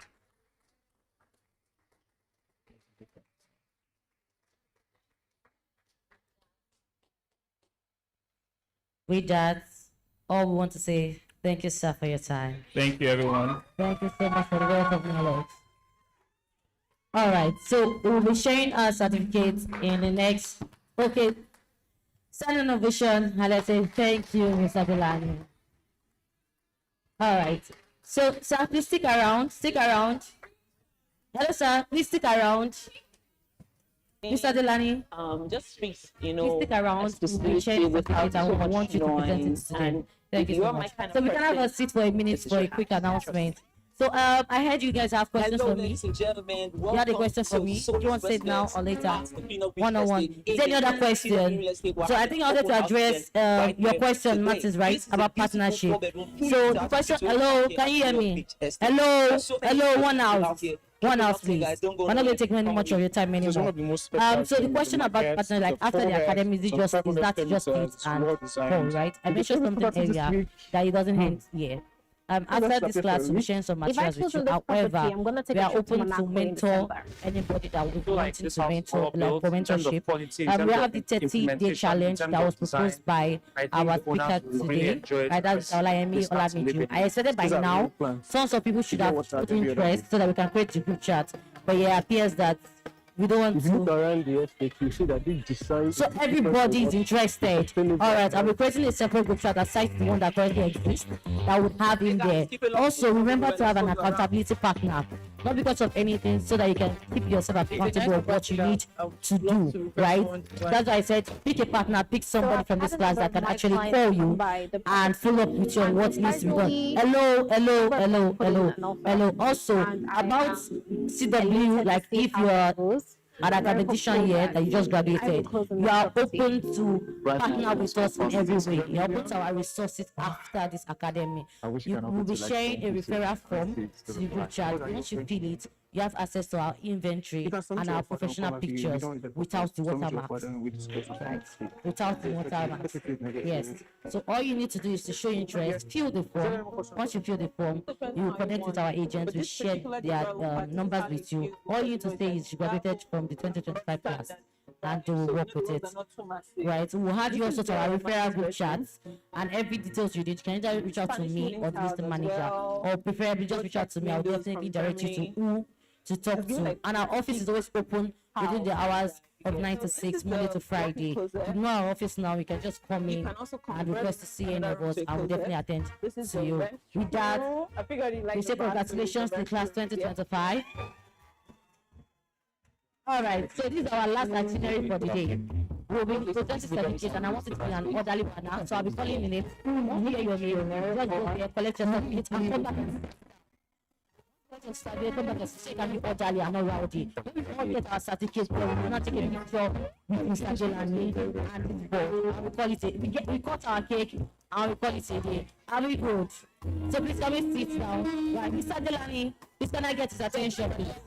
Bring back. Media, are you ready for us? So Mr. Jelani and Mr. Deyemi together. So Mr.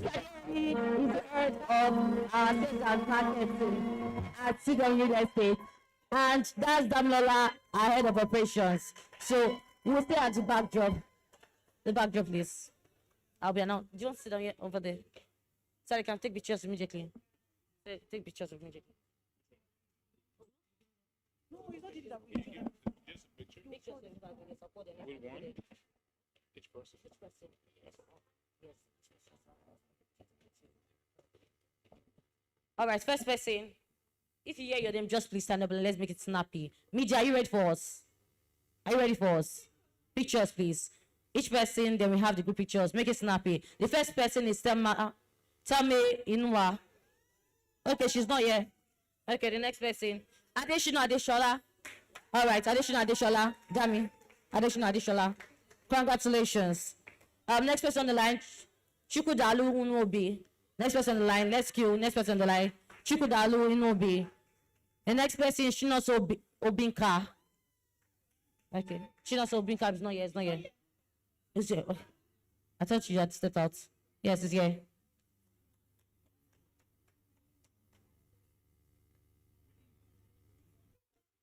Chukwudalu Inobi. Shinoso Obinka. Congratulations. All right. The next person, Ogenete Jiri Efemura. Did I get that right? Ogenete Jiri. Next person, Sophia Essien.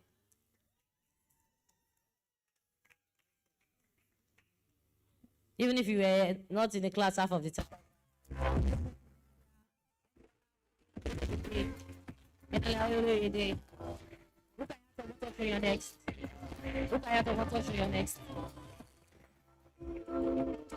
Rukayato Moto show you next. Congratulations. Next person, Amara Ichibiri. Looking at the futures of the young ones. Congratulations. Next person is Millicent. That's Amara. Next person is Millicent. Rebeleku. Did I get that?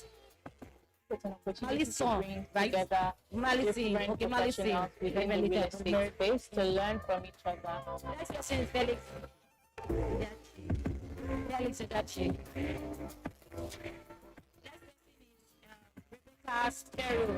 Rebecca Sparrow.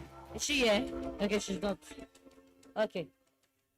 Rebecca. Come and get your certificates. Come this way, please. Be ready, David Demopole too. Yes. Congratulations. Is yet to come. Next person is Michael Igaro. Michael Igaro. We have you here. Space to learn from each other. Martins Adejo. Congratulations. Next person is Oluwa Adesonya. Eboluwa Adesonya. I got to the Looking at the futures of the young ones in the practice of real estate. Itoa Frederick. Is yet to come. Congratulations. Itoa Frederick. It's an opportunity to bring together. Next person, Adekunle Oyedesu. Adekunle Oyedesu. Victory Anumoka.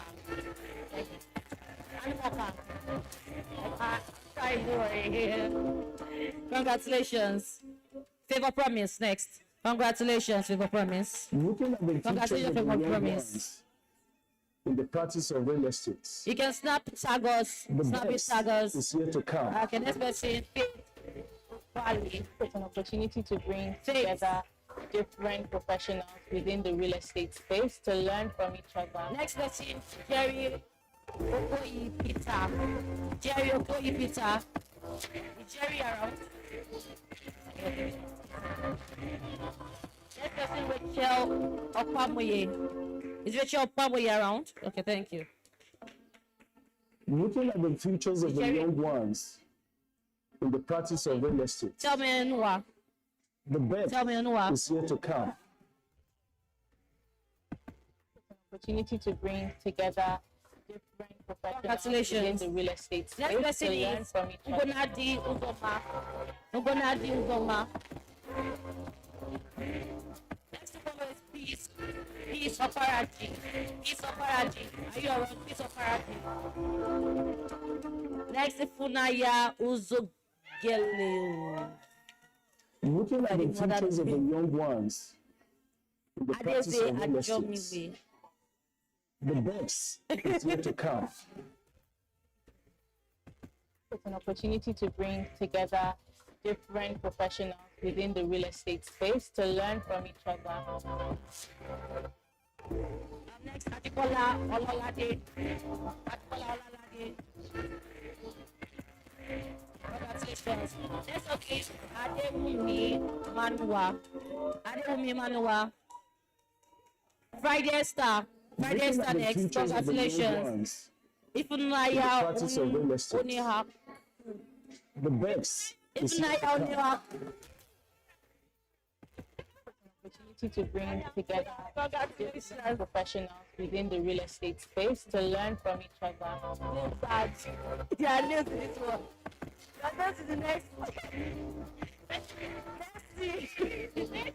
Messi. I tried. Oh, I tried. Congratulations. Lekon Dada, next person. Looking at Lekon the Dada. futures of the young Congratulations. ones in the practice of real estate, Next the person, Tani best Toluwa is yet to come. Murana. Tani Toluwa Murana. Let me Opportunity to bring Congratulations. together different Last person is professionals within the Amarachi real estate space to learn from Paje. each other. Amarachi Paje, is she here? Yes, Amarachi Paje.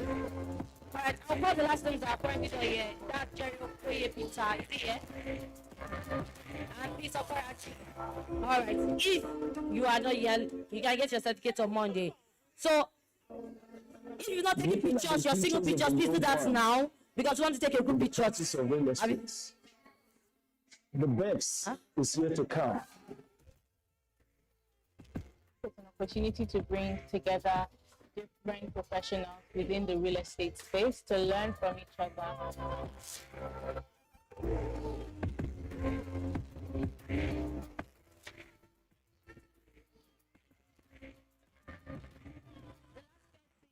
Mary Cynthia.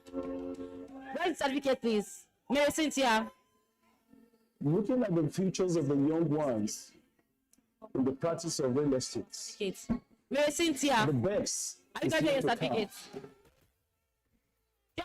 Just bring every other Opportunity to thing. bring together Bring every other thing. Bring every different other thing. professionals within the real estate space to learn from each other.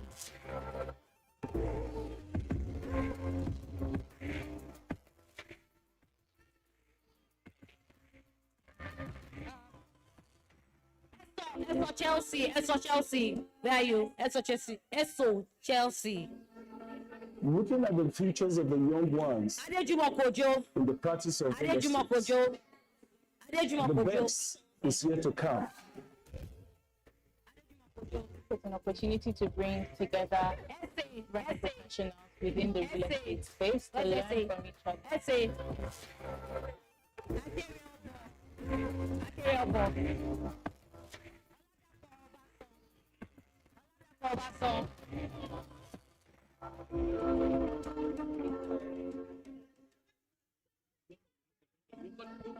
Looking at the futures of the young ones in the practice of real estate, Mary Cynthia the best Sama is yet to come. It's an opportunity to bring together different professionals within the real estate space to Latif learn from Ibrahim. Adejumo Kojo. Take pictures. Sule Nalegu. Looking at the futures of the young ones I'm trying my best here, please. in the practice of real estate, Sule Nalegu. Oh gosh. The best Please, go and take your certificate. Thank you. It's an opportunity to bring together different professionals allow me within the real Monua. estate space to learn from each other. Adedeji Abotede. Adedeji Abotede. Adebuyi Oluwatuminu. Adebuyi Oluwatuminu. Can we speed it up? Please, if you have your name, have you taking pictures? Adebuyi Oluwatuminu, please. Speed it up. Adebuyi Oluwatuminu, please collect your certificate and take pictures, please. Looking at the Let's speed futures up. of the young ones Jessica Obiano. in the practice of real estate. Jessica Obanu. The best is here to Jessica come. Obanu. Opportunity to bring together different professionals within the real estate space to learn from each other. Samuel Undukwe. Samuel Dukwe. Samuel Dukwe. Can we make it snappy? Samuel Dukwe.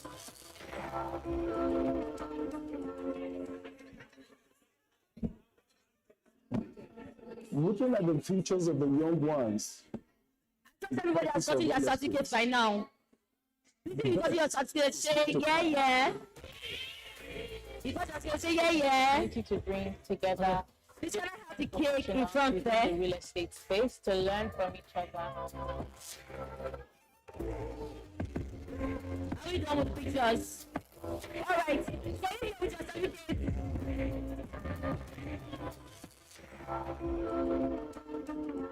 Are we done with the pictures, please? Looking at the futures of the young ones in the practice of real estate. The Even best your turn, it was is here different. to Yeah. come. Samuel Ndukwe. Opportunity to bring together different The name we show now. professionals within the real estate space to learn from each other. Did you have that our class now? Samuel Ndukwe. No, Samuel.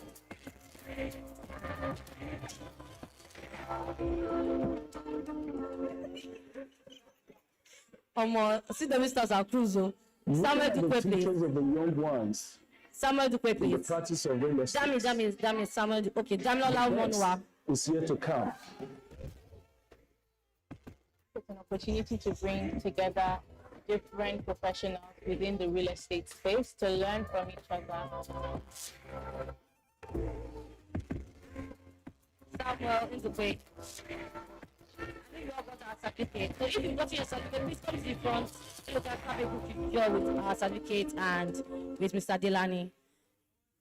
Are we good? Oh, have you taken your personal pictures? All right, group pictures, please. Group pictures, In the please. practice of real estate. Group pictures, please. Group pictures. Mr. The Delani, best would you is want to yet to stand? come. Okay, at the back. Okay. Please, let's take group pictures, please. It's an opportunity to bring Let's do everything together once, please. professionals All pictures within the real once. estate space All to pictures. learn. Hello, please. Let's take our pictures, please. Picture. Let's make it snappy, please. Pictures. Just one. Please, can we arrange ourselves? Put feet in front, please. Single seats in front, please. Looking at the futures of the Mercy, young Victory, ones please. I don't want to repeat myself. in the Mercy, practice of real Mercy, estate. Victory. Please, can we take good The pictures? best Sophia, is good yet to pictures, come. please. Ifunaya, Oyejesu, Oluwaseun. Opportunity to bring together different Chinonso, professionals please. within the real estate Pictures, space to Ifunaya. learn from each other. Good pictures. Good pictures, please. Yeah, sure, it has been a journey. Please, let's all take. Okay, thank you.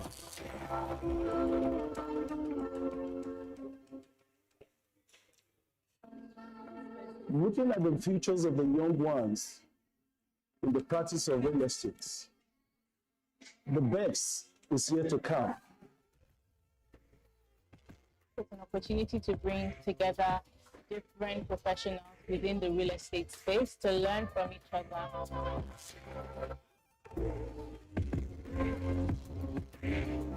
Are we good? Please, don't use certificate to block somebody's face. Let everybody show. I can't see Itoha. I can't see you. Please, will you come to the Looking at front? the futures We of come the and take a young seat at the ones front beside here. in the practice of real estate. Are we The good? best is here to Adeze, I come. can't see your face. I can't see your face, Adeze. It's an opportunity to Please bring show. together Please don't different let cover your professionals face. within We the want real to estate engrave space this to learn memory. from each other. Class of 2025, you did it. Yeah. Please confirm if you can see them here.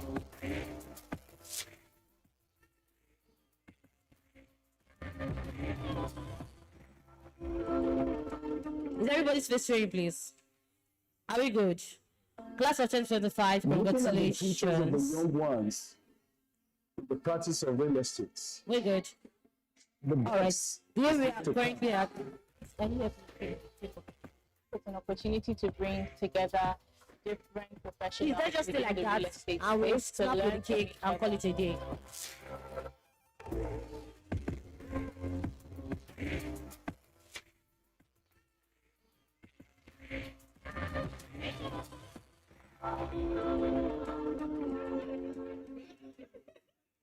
All right, that's good. Looking at the futures of the young ones in the practice of real estate. Are we good? The best All right. is yet to come. It's an opportunity to bring together different professionals within the real estate space to learn from each other.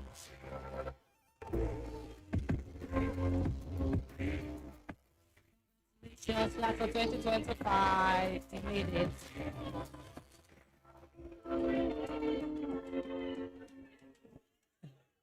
So with that, we'll be taking pictures with a Looking at screen. the futures of the young ones Oh, that's in the true. practice of real Oh, that's estate. true. That's true. But Is yet to come.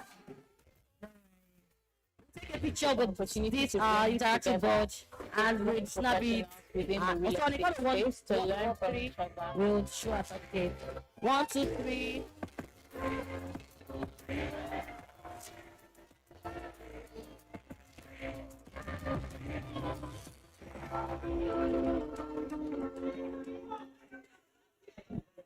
All right. Looking at the futures of the young ones, So it's time in to the mark our practice of real attendance for estate. today. The best is yet to come. It's time to mark our attendance for today. Are we ready? Together Hello, are we ready? within the real You can estate just space to learn make from sure you're in the screen. Make sure you're in the frame of the screen. Are we good? Hello, everyone. Hello, everyone. Hello, everyone. This is our final thing of the day. Then we call it a night. Thank you so much for coming to CW Real Estate Academy 2025. Do well to fill in our feedback form for the day 1, day 2, day 3. And we'll be sharing the links to the group chat. So are we good? The best is Are yet we to good? come. Are we good? It's an opportunity to bring together different professionals within the real estate space Are we to good? learn from each other. So when you show our certificate, make sure you're not blocking our face.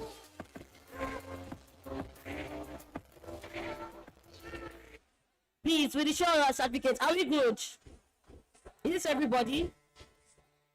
Can somebody like sit beside table? Okay.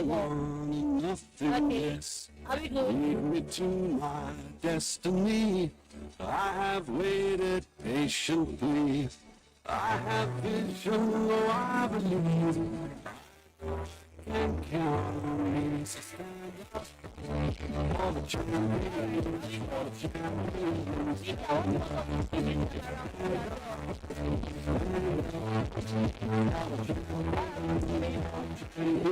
Stand up.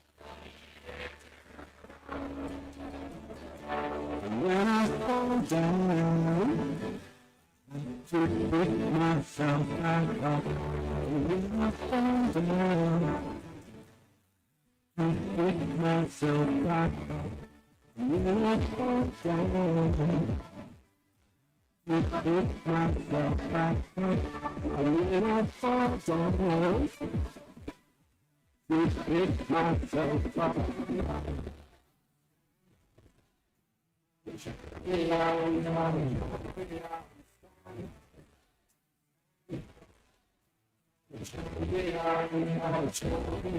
Stand up, stand up.